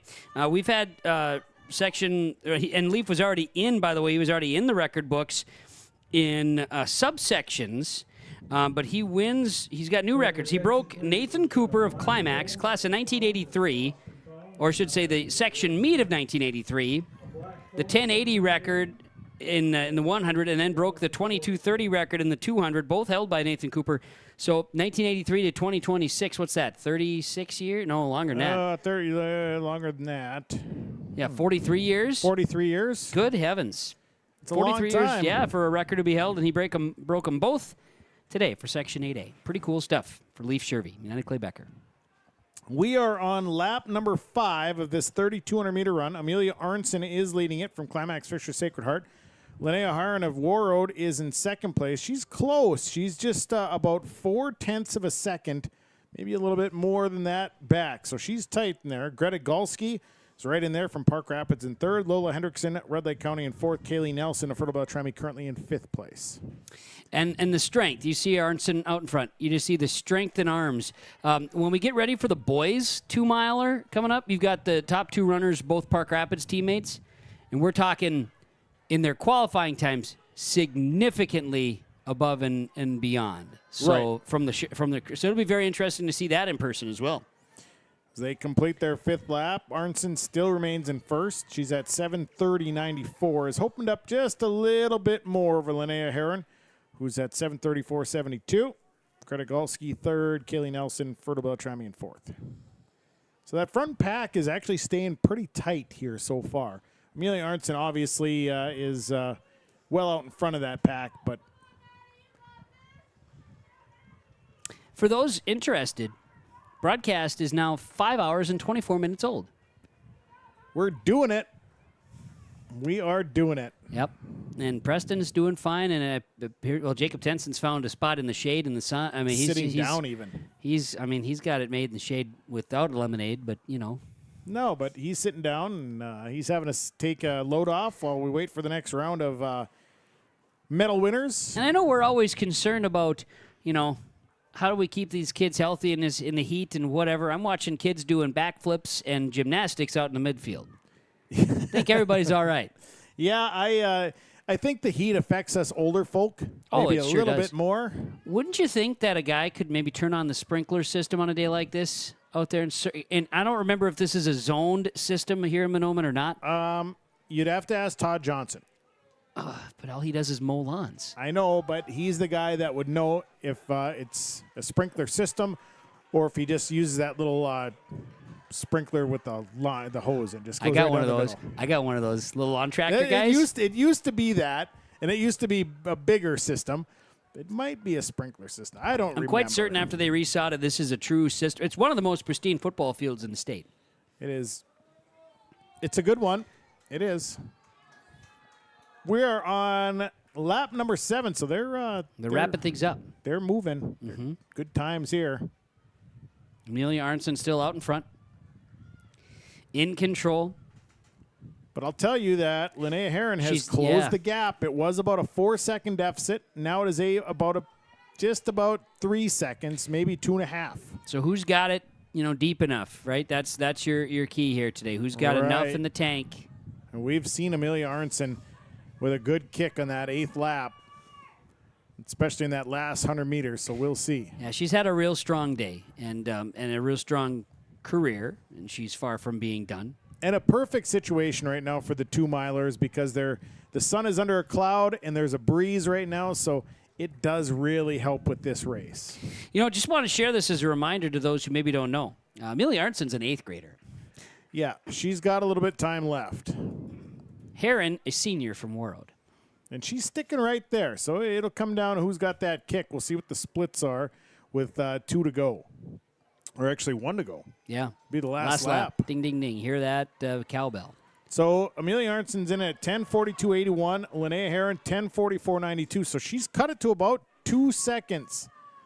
A 2-second deficit now between the two. So now it's who's got the kick. And we have seen Amelia Arnson's kick, and she can kick it. She can do it. Yep. We call her Amelia Kick and Wing. She can kick it. You just keep digging deeper. Here comes Heron. Trying to catch up, but Arnson shifted gears. Wow. A good push. We'll see once they come around the corner here because both of them kind of kicked a little bit in that back stretch. We'll see who's got it on the front. Heron is keeping her within striking distance for the 2. And they're battling through lap traffic. And they are. So will the draft technique come into play here for Linnea Heron? We're striding out to finish. Close. Preston's just a little bit ahead of our race leader here. And Arnson with the kick. Here she comes. Amelia on the backside. Arnson. She's going to win it. She does do it. She's going to have to pass a teammate in there, and does. In lap traffic, followed by Heron second place. So Arnson finishes with 12:07.55 for Climax Fisher Sacred Heart in the first place. Linnea Heron, Warroad, 12:08.71 for second place. Third place will go to, as we're waiting for him to cross, we'll go to Lola Hendrickson of Red Lake County at 12:25.59. Greta Galsky of Park Rapids in fourth. Kaylee Nelson, Fertile Beltrami, fifth. Leah Ramos of Nevis in sixth. Then it is... Well, you recall Jade Ripkema from Nevis. Yes, I do. Jade was she has the section records from 2023 in the mile, and then 2022 in the 2-mile, 3,200 meter run, 10:40.78. Today, with the heat, even Amelia Arnson was about 30 seconds later than usual. And that is to be, I think, expected with days, conditions. days like today. Elena Brown, Isabella Kroc, Clipper-Gonvick 7th. Elena Brown, Park Christian in 8th. Looks like Megan Delaney of Roseau is going to come in 9th place. And the crowd giving some encouragement to the runners. Delaney in 9th. Brennan Benson of West Marshall in 10th. Jory Miska, West Marshall in 11th. Then goes a good push there from the Park Rapids runner. And that is Maddie Custer, Climax Fisher Sacred Heart in 12th.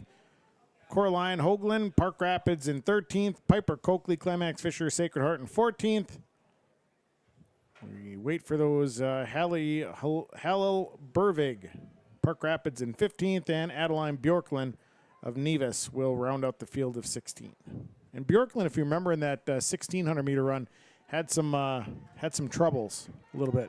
Yeah, and that was just it ended up being kind of, I think, where she just got overcome with the heat and other things there that maybe just shut her down because she had a big rush and then it just fell at the end. But then there too, she was much more paced here. Yep, you see Bjorklund on the back stretch just coming into turns 3 and 4. So she'll come around and finish. The boys are taking to the track. Well, we'll take a quick break. We'll come back and get ready for the boys' 3,200-meter run, and then it's just the 4x4. The excitement of the 4x4. It is the Section 8A Track and Field Meet on yourliveevent.com. R&J Broadcasting Incorporated is accepting applications for a broadcast sales representative. Applicant should be self-motivated, organized, have ability to communicate clearly, and the desire to help our customer partners grow their business with customer service for their advertising and marketing needs. All experience levels are encouraged to apply. To apply, email your resume to apply@rjbroadcasting.com. R&J Broadcasting Incorporated is an equal opportunity employer.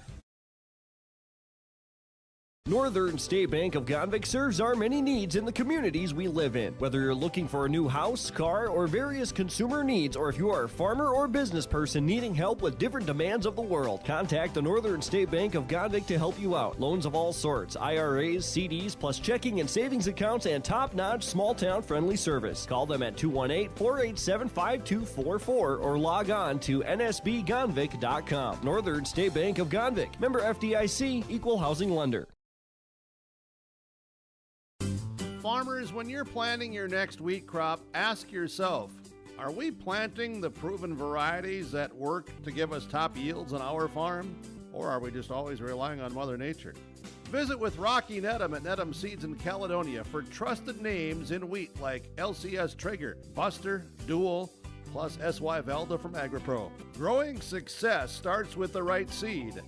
Call Nedham Seeds in Caledonia, 701-430-1149. Well, the 2-mile, 3,200-meter run for the boys is underway. And, Sean, who do we have out there racing in the 2-miler? Well, you've got Christian Thorson of Park Rapids, Jack Mitness of Park Rapids, Tyson McKeever of Warroad, Owen Winter of DGF, Grant Martin, Climax Fisher Sacred Heart, Drew Connect, United Clay Becker, Joseph Jensen, Park Christian, Coleman Hoff of United Clay Becker, Braden Lassard of United Clay Becker, William Clawwitter of Red Lake County, Leo Kuber of Park Rapids, Brody Kasprowitz of Roseau, Ronan John of DGF, Hayden Schulstead, Red Lake County, and Liam Gustafson of Nevis. West Main Pizza with our Lena Simonson run. Now, Christian Thorson, a junior, Park Rapids, 9:44.43 qualifying time.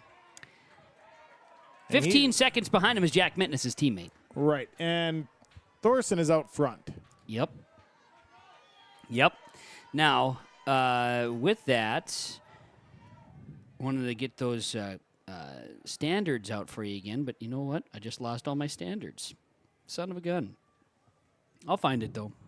Well, we get an update here to see what the times are. Yeah, here we go. Standards-wise for the 2-mile and a boys, 3,200-meter run. You're looking at, you need to get 9:51.71 as your standard for state. And then record-wise, because this could be one if conditions are right. 3,200 meters, Tony Larson of Park Rapids, get this, 1987 ran at 9:31, 10 seconds faster than the qualifier in this one. Wow. Tony Larson of Park Rapids. So it's a tradition in Park Rapids is what we're saying. Well, Christian Thorson of Park Rapids is leading. His first lap was 109.42. Jack Mitness, his teammate, second, 110.70. So they're fairly tight, but Thorson is definitely got a little bit of space in between. There he goes. Owen Winter of DGF currently sits in third. Tyson McKeever of Warroad currently in fourth place, and that's kind of your lead pack right there. We see the distance and separations right there with our turn camera. 3,200 meters. When you catch your breath, you can mosey your way to the awards stand. Listen to Dan Kohler out there telling the 2-milers, hey, catch your breath, then come over and we'll award you your medals. Then mosey on over, he says. Just mosey over. Yeah, we're going to get a little bit of awards for you. Yeah, we're going to get that piece out, and then we're just at the 4x4 like you mentioned. What about team scores? Where are we standing team score-wise? You got an idea on that one? I'm going to take a look here. If you got a chance to do a little peek-see, I would, but I've lost the ability to see that. Well, I'm going to see what I can tell you. That is not what I'm after. I am looking for scores one. That should be right down there. There it is. Yep. All right, so currently for the boys, 19 of 22 events scored. United Clay Becker is leading with a 91. Park Christian in second with 88. Then it's Park Rapids in third. DGF in fourth. Bagley Foston and West Marshall tied for fifth. Adaborp West, Walker, Hackensack, Akeley tied for seventh. Roseau in ninth. Nevis in 10th. Crookston 11th. Lake of the Woods, Rainy River in 12th. Grigla, Goodrich, Gatsky, and Mahnomen Waban tied for 13th. Fertile Trami and Warroad are tied for 15th. Red Lake County 17th. Clipper-Gonvick 18th. BGMR Freeze and Climax Fisher Sacred Heart in 19th. Trek North is in 21. That is for the boys. Now the girls, let's click over there. This is 17 of 18 events scored. West Marshall leading with an 88.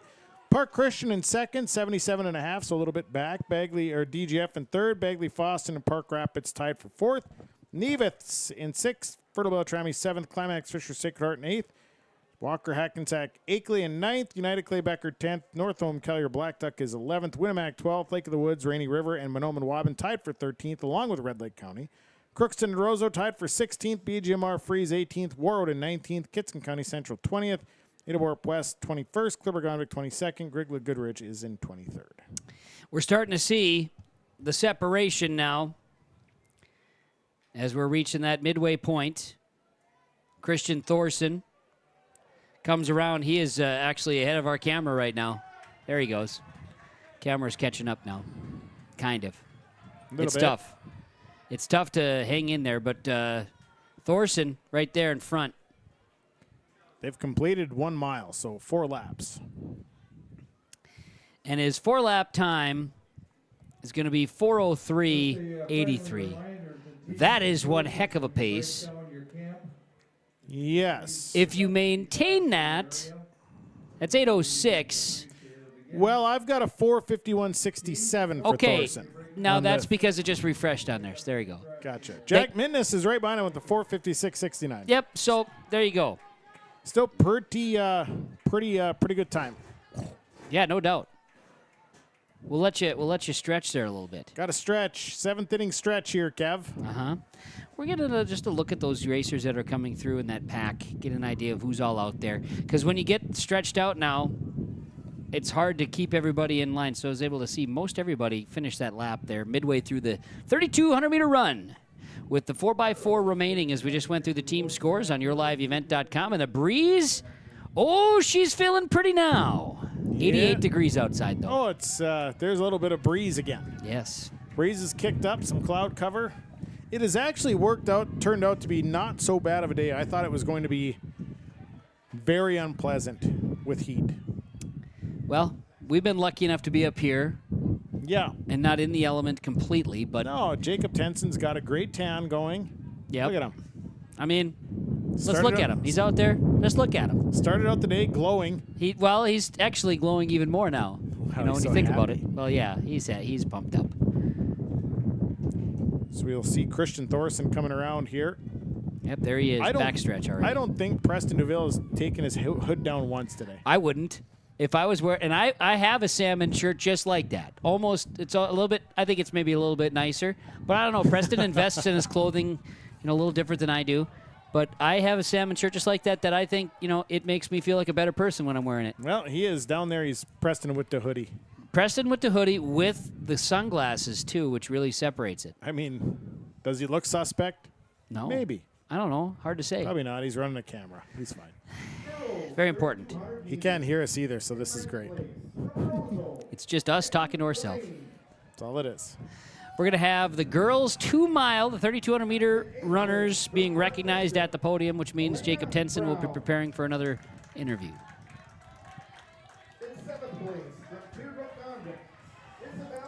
Thorson coming around. He'll be just crossing at 7:28.48. Next time around, you're going to hear the cowbell. Yep, and you got to have more cowbell. It's what they say. Watching on the podium right now, the girls' 3,200-meter run. So they're working the girls up onto the podium. It's always tricky to determine how they're going to get the podium situated there as far as who's going to be wearing what. This podium has 4 placers.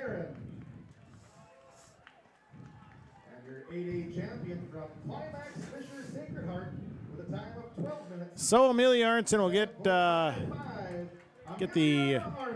first place spot on the podium. She will. There's your 2 mile, 3,200-meter run podium. The girls wrapping up their opportunity. Here comes Christian Thorson. This should be it. 1, 2, 3, 4, 5, well, maybe no. Oh, one more lap. There's the belt.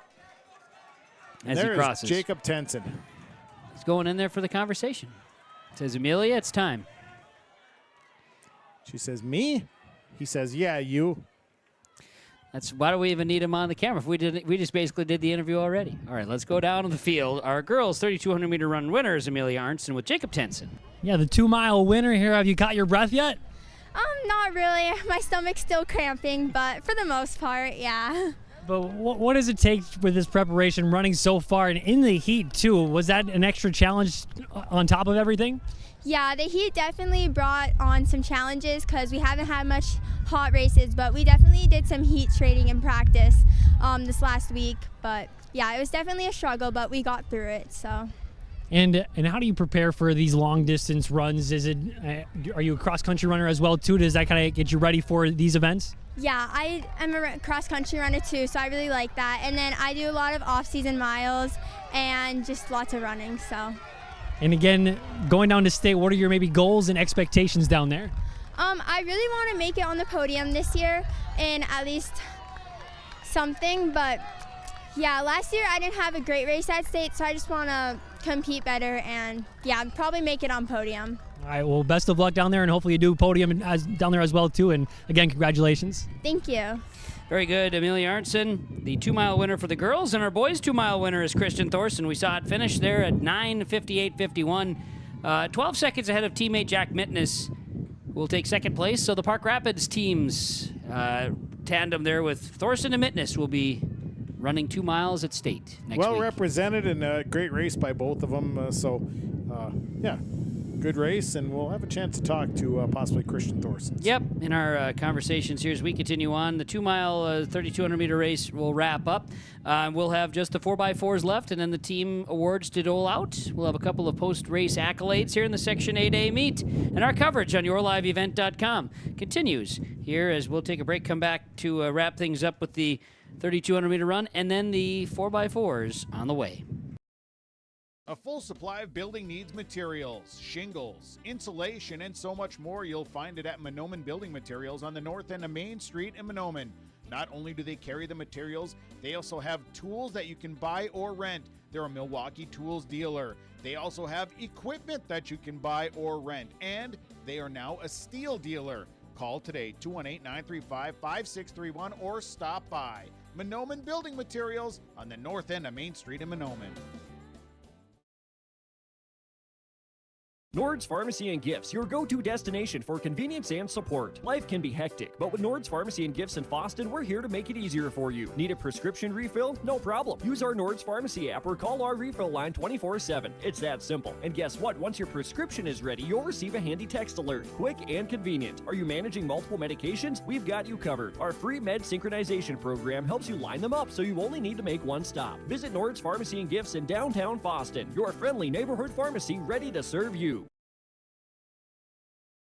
Welcome to the 130th Annual Norman County Fair, June 24th through 27th, Ada, Minnesota. FFA Day. New this year, Jindo Bingo, the big air ATV show in the R&J Broadcasting Grandstand. Plus free music, basketball challenge, Check 6 Veterans Day, Youth Day, Senior Day, racing, the Mooncats, lumberjack shows, and so much more. For the full schedule, visit NormanCountyFair.com. Norman County Fair, Ada, Minnesota, June 24th through 27th. It's where summer begins and the fun never ends.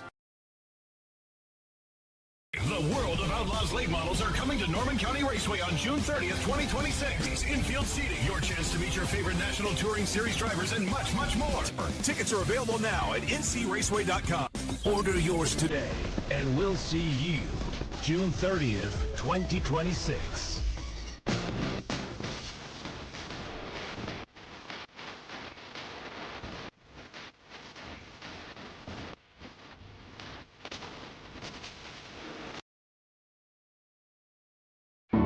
Kyle Larson here for Franson Bank and Trust. We are a Farmer Mac approved lender that can offer operating lines of credit, land, equipment, and facility financing. Our lending experts understand the farm economy and climate in and around the Ada area. With a fast underwriting process and local decision making, you can save time on all farming and ag-related inquiries. Contact our Ada office today to learn more.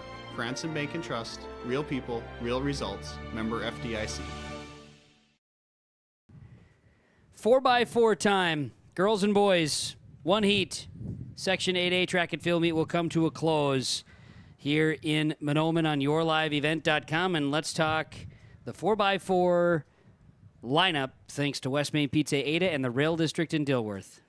You have got in lane number 1 the team from Winnemac. Lane 2, Bagley Foston. Lane 3, United Clay Becker. Lane 4 is Park Rapids area. Lane 5, Fertile Beltrami. Lane 6, Park Christian. Lane 7 is Nevis, and lane 8 is West Marshall. So for Winnemac, you got Carolina Janish, Addie Morganroth, Ava Sharp, Macy Haskett. That's in lane 1, like you mentioned. Bagley Foston's team will be Hannah Fonder, Hattie Quam, Emily Rudy, and Claire Klinkhammer. United Clay Becker's team will feature, let's see here, that one is Hannah Bigger, Rachel Swan, Chloe Johnson, Katarina Vetter, better known as Katie Vetter. Lane 4 with Park Rapids team, that is your best team qualifying with 40891. That's Cassidy Grieve, Madeline Brandt, Gracie Etter, and Grace Officer. Fertile Beltrami, that's Jordan Rash, Indigo Oisted, Sophie Grunoff, Katrina Hitchin, and they are 41183. They, along with United Clay Becker, that was one heck of a race in the 8A West. Yeah, that was a fun race there. Yep. Fertile Beltrami, we just mentioned them. How about Park Christian's team? That's Meg Rugnes, Annika Johnson, Annika Free, and then Annika Akri. You had Annikas and Annikas, and it's all three of them second, third, and fourth legs. All on one team. Yep, all good. All have same name. Then you have Nevis.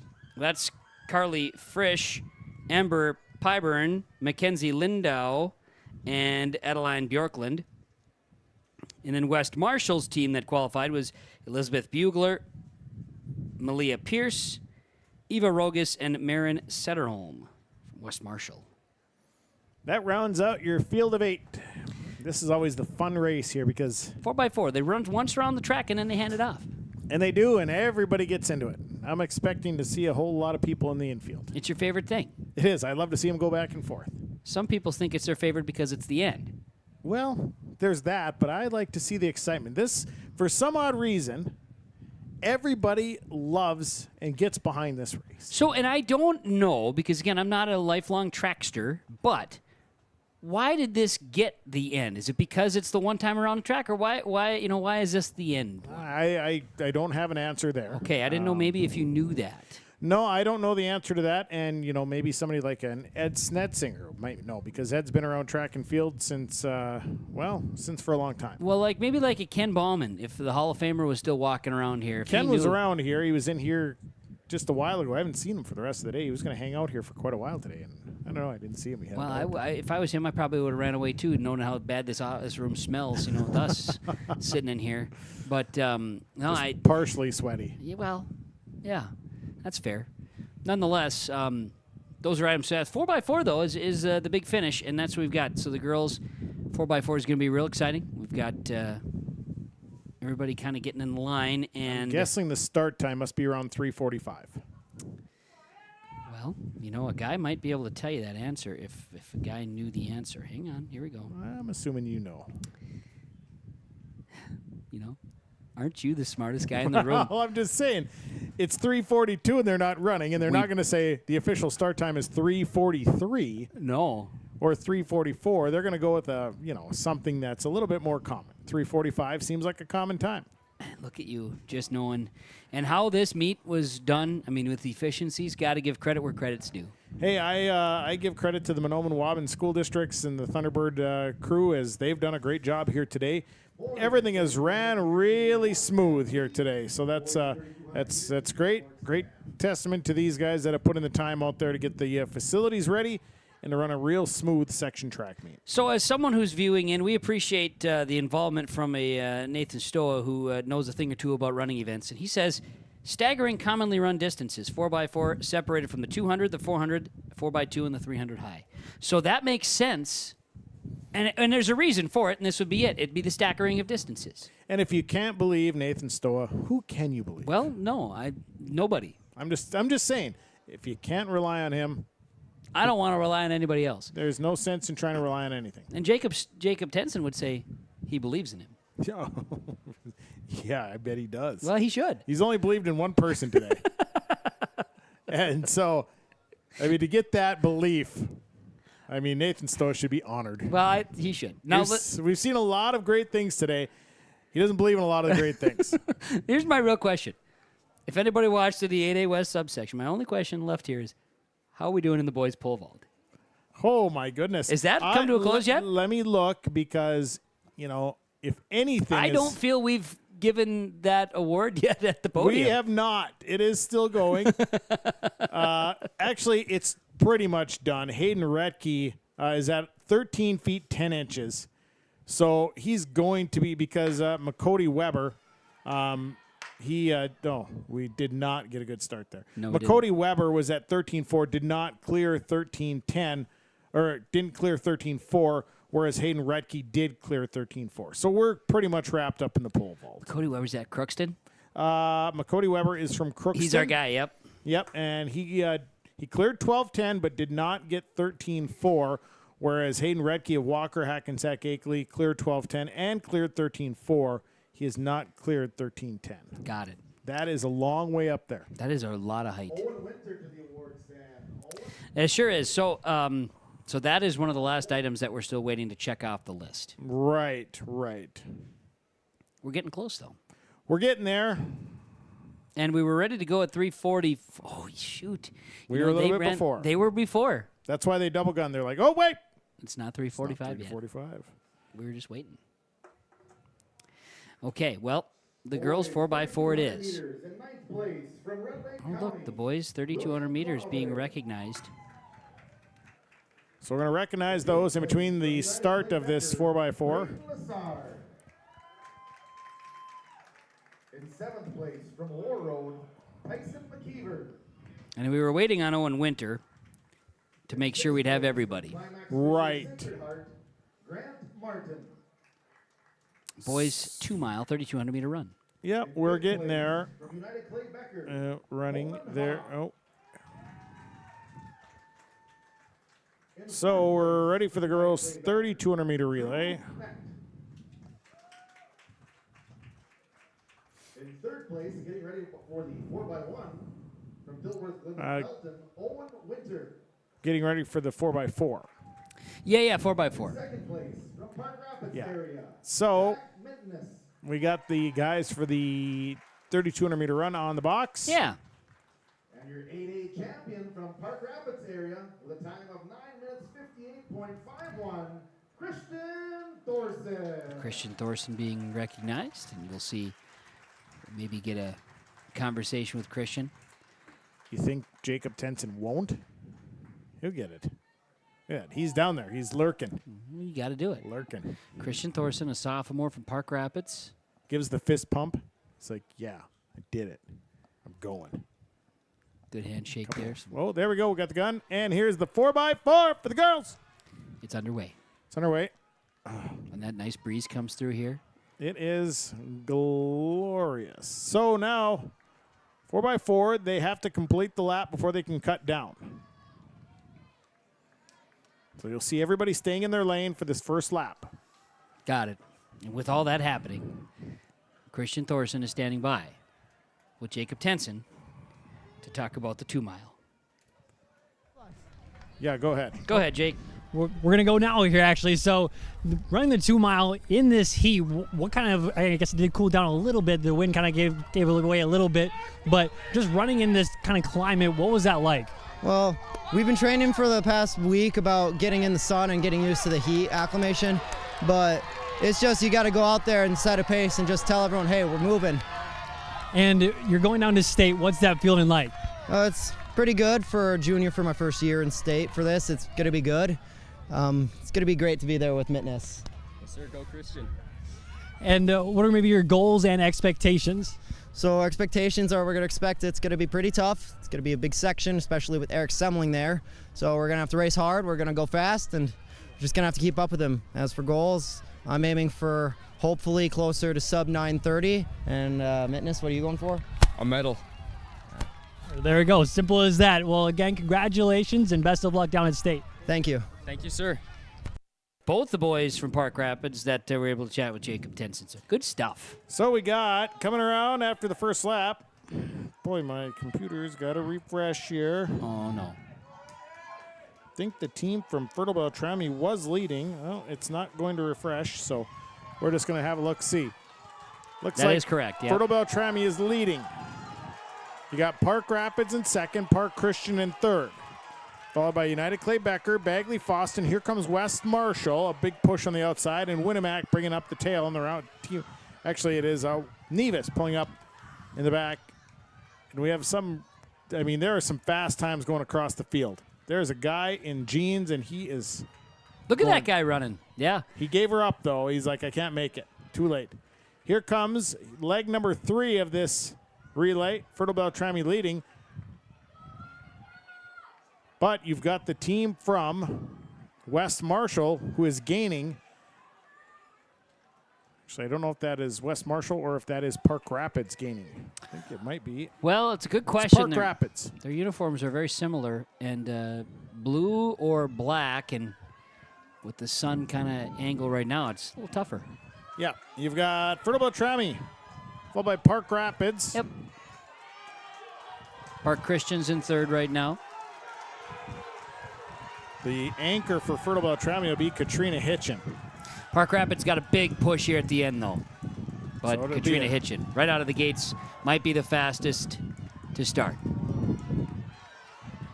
Winnemac making a good push to pass Bagley Foston. I don't know if they could get there, but we're into the anchor leg.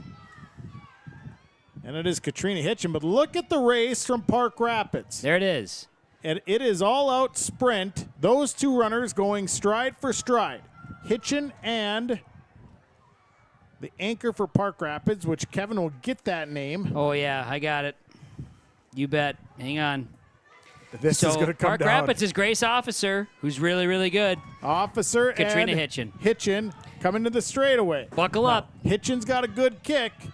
Officer's hanging in tight. I don't think she's got enough to get Hitchin. Hitchin has got another gear. Hitchin shifting. And Officer trying to hang in. She's not going to catch Katrina Hitchin. Hitchin is going to lead the way for Fertile Beltrami across the line. And Fertile Beltrami will win the girls 4x400 meter relay. Hitchin a ride to state in the 4x4. That is awesome.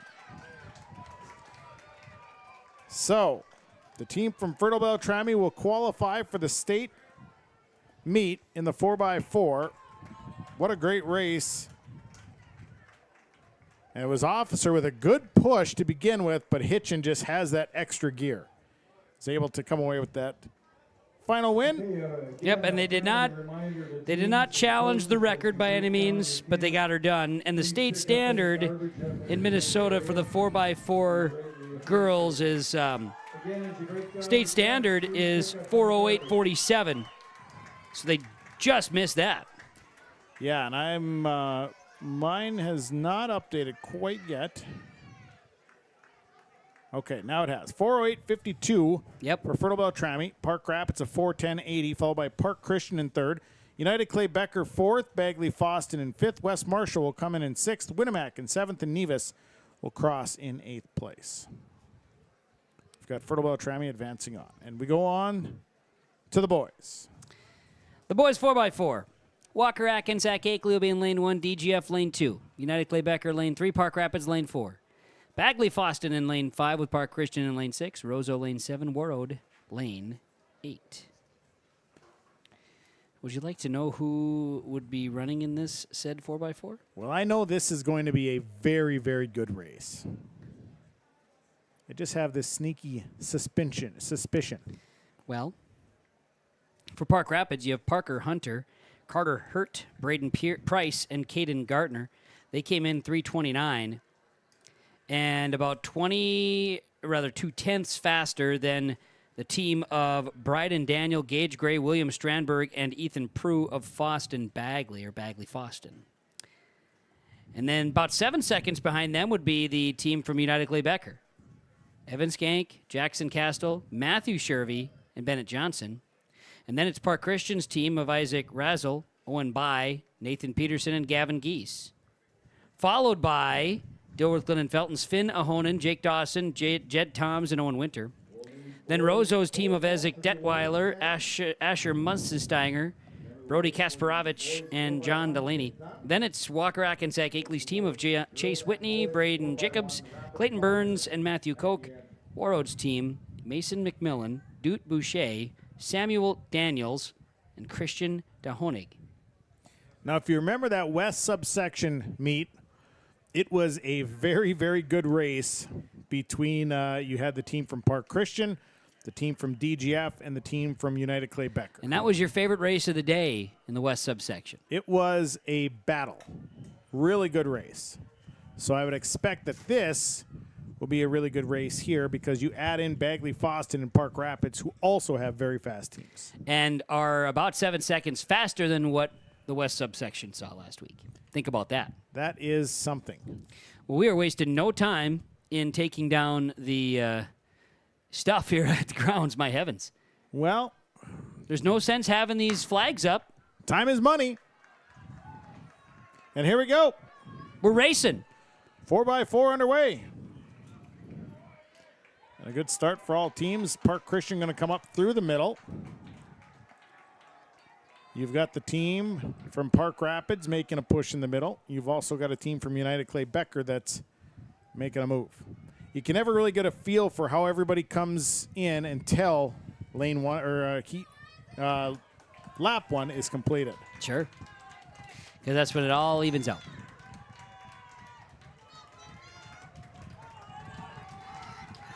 So down the straightaway, it is United Clay Becker, Park Christian, and Park Rapids. Bagley Foston is right in the hunt. Those are your top four teams. Hand it off.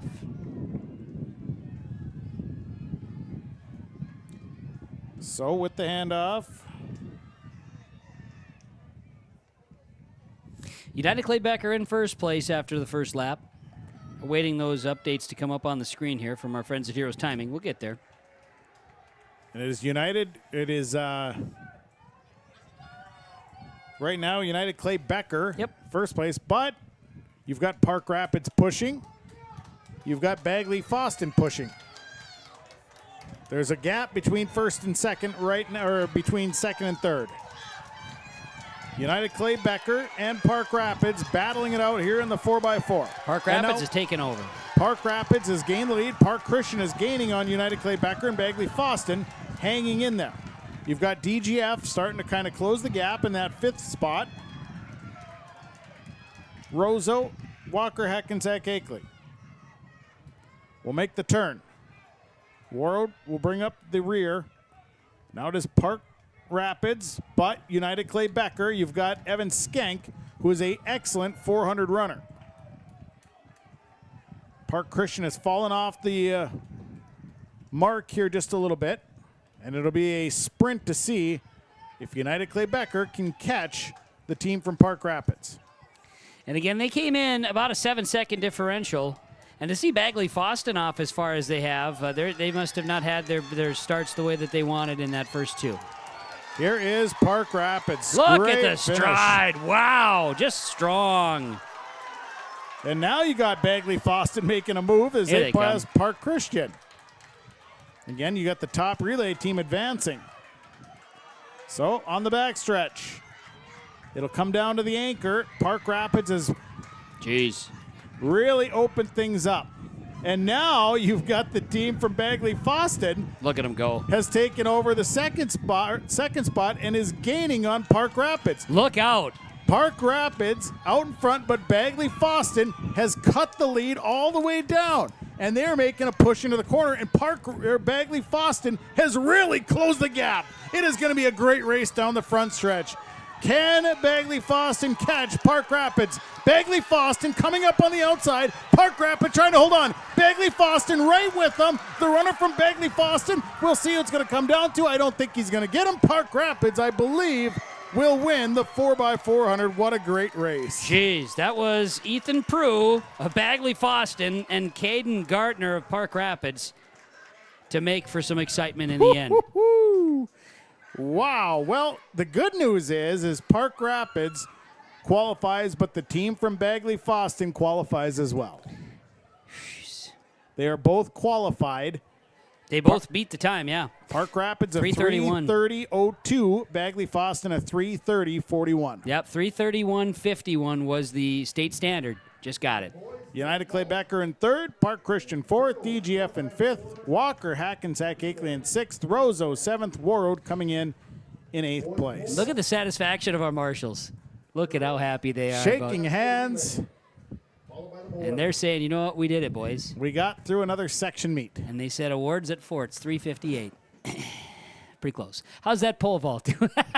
Well, that should be a wrap, and I think, let me look. Yep, unofficially the boys pole vault. And it'll be Hayden Redke. He qualifies 13 feet 4 inches. McCody Weber, 12 feet 10 inches. All right, so we'll take a break. We've wrapped up the meet, and now it's time for a couple more podiums, team awards, our accolades, and a successful Section 8A meet on a summer-type day on May 29th on yourliveevent.com. Red Lake County Insurance is your locally owned independent insurance agency that has been serving the insurance needs of the Red Lake County community since 1951. We offer affordable insurance coverage solutions. Take advantage of our excellent prices and convenient appointment times. With over 100 years of combined experience, we're the right agency for you. Explore insurance options today by visiting our website, redlakecountyinsurance.com, or call us for all your insurance needs at 218-203-0413. We have a great responsibility to deliver great power. Power that's reliable, affordable, adaptable. Power from coal, wind, hydro. Power that's here right now and that's ready for tomorrow. Sustainable power from renewables and carbon capture. With great versatility comes great power. We're all in on all of the above energy. Accidents happen. Illnesses happen. When you need timely, reliable care for allergies or respiratory infections, sprains, strains, or broken bones, or urinary infections, you can count on Riverview Health. Riverview Clinic in Crookston is open 7 days a week, weekdays from 7 a.m. to 7 p.m., and weekends from 9 a.m. to 1 p.m. For appointments, call 218-281-9595. When the unexpected happens, Riverview Health is here for you. The pole vault, not only have we been waiting for them to finish, they've finished and they're on the podium. Before 7 o'clock. what a time. Section 8A track and field on yourliveevent.com, as we'll have a chance to head down and have that conversation with our pole vault winners. And Jacob Tenson will be down there with that opportunity here in just a second to discuss. And Jacob, why don't you introduce us to the boys pole vault champion for Section 8A track and field. Yeah, here with the champion of the pole vault, and what does it feel like? You're going to state. Feels really good. This will be my third time at the state for pole vault. Yeah.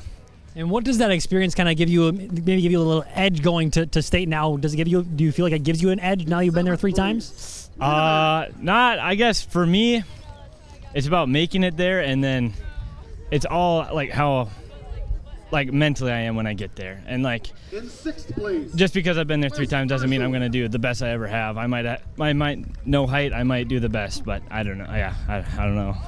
And when coming in here today, it was a hot day. It's cooled down a little bit here, but it was a hot day. Does that bid well for you doing the pole vault, or was it more of a disadvantage for you? It was definitely a disadvantage. I almost didn't make my opening height. I made it on my 3rd attempt, but yeah, this heat really was not fun today. That's fair. And what does it kind of take in preparation to do the pole vaulting? Do a lot of ab work, upper body, and most importantly, be stretched and hydrated. That's the 2 biggest things that I've learned. And what's that feeling like when you're catapulted up in the air like that? It's so fast. You kind of. You don't really remember it. You just go back, watch the videos, and figure out what you do, and then you just pick one thing out, and you just work on that. And yeah, I can't really tell you what it's like. It's just a quick experience, like you said. Well, and again, hopefully you do go good at state here with your 3rd trip, and again, congratulations and best of luck down there. Thank you so much. Appreciate it. Appreciate that. Again, a conversation with Hayden Redkey from Walker Hackensack Akeley, the pole vault. And I know having one, we went and switched our camera, and all of a sudden now my one is not wanting to come back, so we apologize for that. But we do know this, that we'll have more joining us as the girls 4x4 team will be recognized. Jacob Tenson, as we're going to try to get the camera up. Looks like we're getting back there, Sean. Carefully set it down. Carefully set it down. It went away. It's okay. Jacob Tenson is down on the field, and we're going to see if we can't get it back up. But he's down on the field with the Fertile Tremie 4x4 team. Yep, here with the 4x4 team, 3 of the 4 anyways. And it was a close race there, but what were you guys feeling and just trying to get your team going there and get that first place finish? We all just thought before the race, we were like, just get the person in front of you and just run your best race. Could have been some of our last because we're seniors, and we just wanted to go to state one last time. And kind of down the stretch, Katrina joining us now here, and you just hit a different level in that last little stretch there. I feel like you noticed there was somebody coming in behind you. What were you thinking there down the stretch? I could hear people cheering, like, she's right behind you, and I was like, I'm not letting anybody pass me, and I just started kicking in hard here. And again, when you hand off the baton, what's kind of maybe the message that you send to your teammate as you're handing it off, or is there a message? I was telling Indy, go, go, go, you gotta go. So. Yeah, I think just going and getting out and trying to get that lead more for your team. Yeah, getting out hard. Yeah. In the 4th place. I guess you don't really hand it off to anybody. You're the last one. So, and again, going down to state, what are you guys' goals and expectations down there? Definitely make it to finals and get on the podium. Yeah. Run faster time. Yeah, drop a few seconds. We weren't able to make it to finals last year, so we really want that this year. Fair enough. Well, again, congratulations and best of luck down there. Thank you so much. Thank you, guys. Appreciate that. Now we've got the boys 4x4. So Jacob Tenson will just kind of hang out. He's just been getting everybody with the girls, Katrina Hitchin, and of course that whole crew from Fertile Beltrami at the 4x4 squad. Just tremendous stuff there from them. And now with the boys, with Bagley Foston qualifying in the 4x4 and Park Rapids as well. Really cool stuff to see as the boys 4x4 being recognized here in the Section 8A track and field meet. And then we'll be able to run down our team numbers and our final post accolades here. We had our conversations. We got just a couple more to talk about, including the Enbridge Energy Racer of the Day. which I have an idea who that might be, and the Halstead Telephone Company post-race connection as well here today to roll out. But Jacob Tenson will be down on the field with one more conversation to be had with the boys 4x4 team from Park Rapids. That is section champions. But again, they, along with the Bagley-Foston 4x4 team, will advance to state as we head on down to the field. Jacob Tenson, you've got the Park Rapids boys 4x4. Yeah, here with the whole crew here, and a fun race. I don't know if you guys noticed, there was Bagley approaching right behind you. They were creeping up on you, but what was kind of maybe your mindset throughout that whole race? I don't know. Coach told us what we needed to run to win, and we knew what we did. We did it, so just run hard.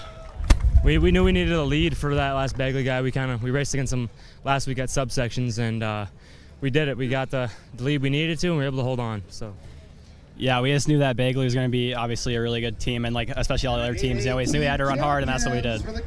And what was your guys' mindset coming into this one? It was a little bit hotter day. I mean, when you're running here, the wind was kind of blowing a little bit, so cooled you off a little bit. But what was your mindset coming in here today? Just to stay out of the sun and stay hydrated. Coach told us always to keep our long sleeves and pants on so we don't get zapped from the sun, lose all energy. So keep our stuff on and stay in the shade was the big part. Stay in the shade, drink a lot of liquids, and to win. Yeah, we didn't want the heat to affect us too much. We wanted to just come out here and compete like we knew we could, and make no excuses. Yeah, especially with the 4x4 being the last event, and you're running all the other events before in the heat. It's a pretty long day at the end of the meet for the 4x4, but we still had to just give your all at the end. So.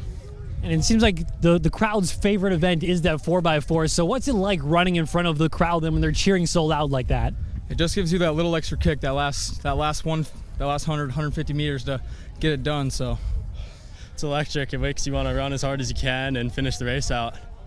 Yeah, it's awesome. You definitely notice it. Other events and stuff aren't quite as loud and stuff as that one, and it definitely helps you out.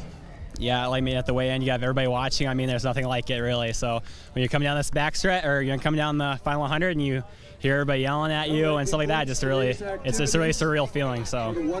And again, it's a team event for you guys, the four of you. So what's kind of been the connection that you guys have had between baton toss or baton handoffs and all that? What's the connection been like for you throughout the season? Oh, it's been pretty good. We've been trying to split up our 4x4 teams to see what would be the best one, and then we figured out 3 weeks ago that this was our one, and we've been dialed ever since then. So we've all known each other for a very long time. We all played football together this season, and I wouldn't choose to have a better team than these guys. Yeah, we've grown up our whole lives together, all attended the school, so the chemistry is there and stuff, and we're having a lot of fun. I mean, yeah, definitely knowing each other our whole entire lives obviously helps a lot, and then especially when you're running a race like the 4x4 and you know it's going to suck and you got other people running with you. So, I mean, it's a great chemistry builder for sure. And what are your guys' goals and expectations for state? I think we're trying to go 328 is our next goal. So 328. Yep, just kind of place as high as we can. Yeah, place at state, definitely. All right, well, again, congratulations and best of luck down there. Thank you. Thank you, sir. Tremendous stuff down on the field. Jacob Tenson, yourliveevent.com with the coverage here today in the Section 8A track and field meet here at the Mahnomen High School. And that was the Park Rapids boys 4x4 team. Sean, let's run down, because we've acknowledged all throughout the broadcast everybody who's gotten on. So let's talk team totals, and then maybe we could just kind of go through state qualifiers, if that works. Well, we'll go through the boys' team.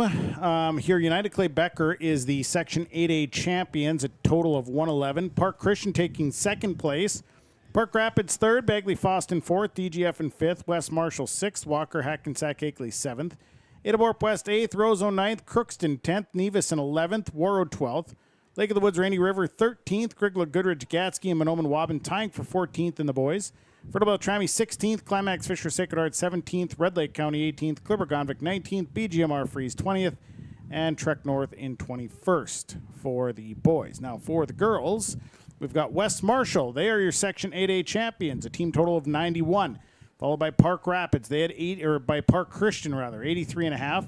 Then Park Rapids third, Bagley Foston fourth, DGF Fertile Beltrami tied for fifth, Nevis in seventh, Climax Fisher Sacred Heart in eighth, Walker Hackensack Akeley ninth, United Clay Becker 10th, North Home Kellier Black Duck in 11th, Winnemac tied for 11th, Lake of the Woods, Rainy River, Mahnomen, Waban, Red Lake County all tied for 13th. Crookston and Roseau tying for 16th. BGMR Friesen 18th. Warroad 19th. Kitson County Central 20th. Edaborp West 21st. Clipper Gonvick 22nd. Grigla Goodrich Gatsky in 23rd. So that is the way it plays out for team results. Now, if you go back, and we'll start with field events here. We'll start with the girls' high jump. And qualifying for state, Annika Akri of Park Christian will go to state in the girls' high jump. Boys' high jump qualifiers, there's 4 of them. Ethan Buckles of Nevis, Isaac Jacobson, Park Christian, John Forrest of Lake of the Woods, Rainy River, and Caden Panyak in the boys' high jump, all qualifying for state. Girls' pole vault, 2 qualifiers, Markel Peterson of West Marshall, Chloe Ball of Crookston, both qualified. Boys' pole vault, you've got Hayden Retke of Walker Hackensack Akeley and Makoti Weber of Crookston qualifying. Girls long jump, it is Annika Akri of Park Christian. She is qualified for state. In the boys long jump, it is Caden Panyak of West Marshall, Raiden Winarovich of West Marshall, and Isaac Jacobson of Park Christian qualifying. Moving into the girls triple jump, it is Ellie Sosa of DGF qualifying, Natalie Akri of Park Christian qualifying for state. Boys triple jump, Gavin MacArthur of Mahnomen Waban. He qualified for state. In the girls' discus, it's Emily Marcus of West Marshall, Aria Garrett, DGF, and Sarah Harding of Park Rapids qualifying for state. Boys' discus, you've got Trenton Frazier, who qualified from Bagley Foston. Boys discus in the wheelchair, Alex Scullingsrud from Red Lake County. In the girls' shot put, you've got Aria Garrett of DGF, Emily Marcus of West Marshall, both qualifying for state. And the boys' shot put, you've got Jack Rosenau of DGF qualifying for state there. Now we go to the running events. And we start with the girls 4x8, qualifying the team from United Clay Becker. The boys 4x8, the team from Park Rapids qualifying. Girls 100-meter dash, you've got Kaylee Piper of Lake of the Woods, Rainy River, along with Taylor Henry of North Home Collier Black Duck. In the boys 110-meter hurdles, United Clay Becker's Samuel Olson and West Marshall's Sammy Duran both qualifying. Girls 100-meter dash, 3 qualifiers, Azaria Ogundeje of Nevis, Katrina Hitchin, Fertile Beltrami, Claire Klinkhammer of Bagley Foston. In the boys 100-meter dash, qualifying for Leaf Shervey of United Clay Becker, Bryden Daniel of Bagley Foston, Logan Geese of Park Christian, and Karch Frazier of Walker Hackensack Akeley. Boys 100-meter wheelchair, qualifying Alex Gullingsrud from Red Lake County and Ethan Everett of Park Rapids. The girls 4x2, the qualifier is West Marshall for the girls. The boys 4x2, 2 qualifiers, United Clay Becker and Walker Hackensack Akeley, both qualifying for state. We move to the 1 mile run. The girls 1,600 meter. The qualifier is Amelia Arnson of Climax Fisher Sacred Heart and Annie Peterson of West Marshall, both qualifying. Boys 1,600 meter run. You have Asher Burvig of Park Rapids and we don't need a picture of it, Owen Winter of DGF, both qualifying for state. In the boys 1,600 meter Class A wheelchair, Alex Scullingsrud qualifying for state. Girls 4x1, the team from West Marshall, they have qualified. And the boys 4x1, Park Christian is the qualifier. Girls 400-meter run, 2 qualifiers, Katrina Hitchin of Fertile Beltrami and Annika Akri of Park Christian. Boys 400-meter run, it is Evan Skank of United Clay Becker and Gavin Geese of Park Christian, who have both qualified. Go to the girls 300-meter hurdles. Grace Officer of Park Rapids qualified. Annika Adolfson of West Marshall qualifying. We have the boys 3,200-meter runs, or 300-meter hurdles. Sam Olson of United Clay Becker, William Strandberg of Bagley Foston. Girls 800-meter qualifiers, Allison Lundeen of North Home Collier Black Duck and Hannah Fonder of Bagley Foston. Boys 800, you've got Asher Munson-Steiger of Roseau and Joseph Jensen of Park Christian. In the boys 800-meter wheelchair, Alex Scullingsrud of Red Lake County. We go to the 200-meter dash. It is qualifiers, Azaria Ogundeje of Nevis and Kenley Marcus of West Marshall. In the boys 200-meter, Leaf Shervy of United Clay Becker and Bryden Daniel of Bagley Foston both qualifying. Girls 3,200 meter run, Amelia Arnson of Climax Fisher Sacred Heart, Linnea Heron of War Road. And in the boys 3,200 meter run, Christian Thorson of Park Rapids, Jack Mitness of Park Rapids both qualifying. In the girls 4x4, the team from Fertile Bell Trammy, they qualified for state. And in the boys 4x400, it is the team from Park Rapids along with the team from Bagley Foston, both qualifying for state. All right, let's talk about our Enbridge Energy Athlete of the Day. Enbridge, life takes energy. Enbridge, learn more about Enbridge Energy and their, of course, different partnerships and services, career opportunities at enbridge.com. So let's talk about it. And I'll tell you right now, Athlete of the Day from Enbridge Energy is Azakara Ogundeje. 4 state events. She's not the only one that's going in 4 events, but as a 7th grader, pretty good stuff. Yeah, and she, she just started her track career. Yeah. Let's face it, the first Correct. year for Azaria Ogundeje. So really a bright future for her. 4 events. She'll be going to state. What an exciting time. She's coming from Nevis. Yep, and 2 state records broken by Leaf Shervy. Not state records. 2 section records broken by Leaf Shervy. He breaks the record in the boys 100 dash that was previously held by Nathan Cooper of Climax, 1983. And in the boys 200 dash, he broke the record of Nathan Cooper of Climax from 1983. So Leaf Shervy also in that equation as well here today. And then lastly, as our Enbridge Energy Athlete of the Day, and then our Halstead Telephone Company, the post-game connection, our post-connection, and you just talk about the connections that we have with these squads. And I think of the relay races today didn't have any faults, no drop batons, no missed connections, you would say, in our relay races, in any facet. It's pretty interesting. You know, and he shouldn't. You get to this point in the section meet, and, we've seen it before. It's heartbreak when you get to this point, especially, we've seen the team before. We talked to the Park Christian team, and last year, a drop baton. Yep. Disqualified them, and they were a contender. So nice to see that everybody had clean handoffs today. And 4x1 wins it. And exactly. The race to redemption. Race to redemption. So great job by all the athletes today. Some great races. And the one guy got to eat his pie. And yes, he got to eat pie, which, let's face it, that's most important, the whole deal. So here's what we want to do. We want to say thanks to all of our sponsors for helping make the broadcast possible. Whenever possible, please patronize the advertisers at the very least. Tell them thank you. They helped make this thing go, and we certainly appreciate the ability to be able to be on the air sharing all the information with you for the last 6 hours and 25 minutes. A big thank you to today Jamie Nordic, meet manager, site manager with Jamie Nordic and Dan Kohler. And Dan Kohler with his golden tones in the center there as well and his Britney Spears microphone, he got it done today. He's a machine. I'm not going to lie to you. He's a machine, so he knows how to get things done, and a great job by the entire crew here and the staff at the Mahnomen-Waubin Athletic Complex here in Mahnomen. Really smooth run track meet here today. Everything went really well. And all the many, many volunteers that were here. We saw some of them, and some of them dealt with the sun, the heat, and all that jazz. Thanks to Mike Martin and Doug Giesland, Ryan McCready, and Elliot, as well as Schumacher with Heroes Timing. Thank you for the timing provided by Heroes Timing. We appreciate that very much. And the crew with Greg Lee, the marshal, and Tim McLaughlin, the referee for today. To Preston Duville out in front, running the camera for the better part of 4 hours. And Jacob Tenson for all of the different roles that he took, plus our abuse and humor and conversation. Mostly humor. Mostly humor. And we appreciate that. Jacob's first run of this, and we appreciate it. And to Sean Bierk, thank you. Thank you. Kevin Kochman from the Mahnomen High School Track and Field. Congratulations and job well done to the Section 8A. Next week, state track and field meet, June 4th, 5th, and 6th at St. Michael, Albertville. And we'll be talking about it this week with R&J Sports. We appreciate it and wish congratulations and good luck to all involved. Have a great weekend, everyone.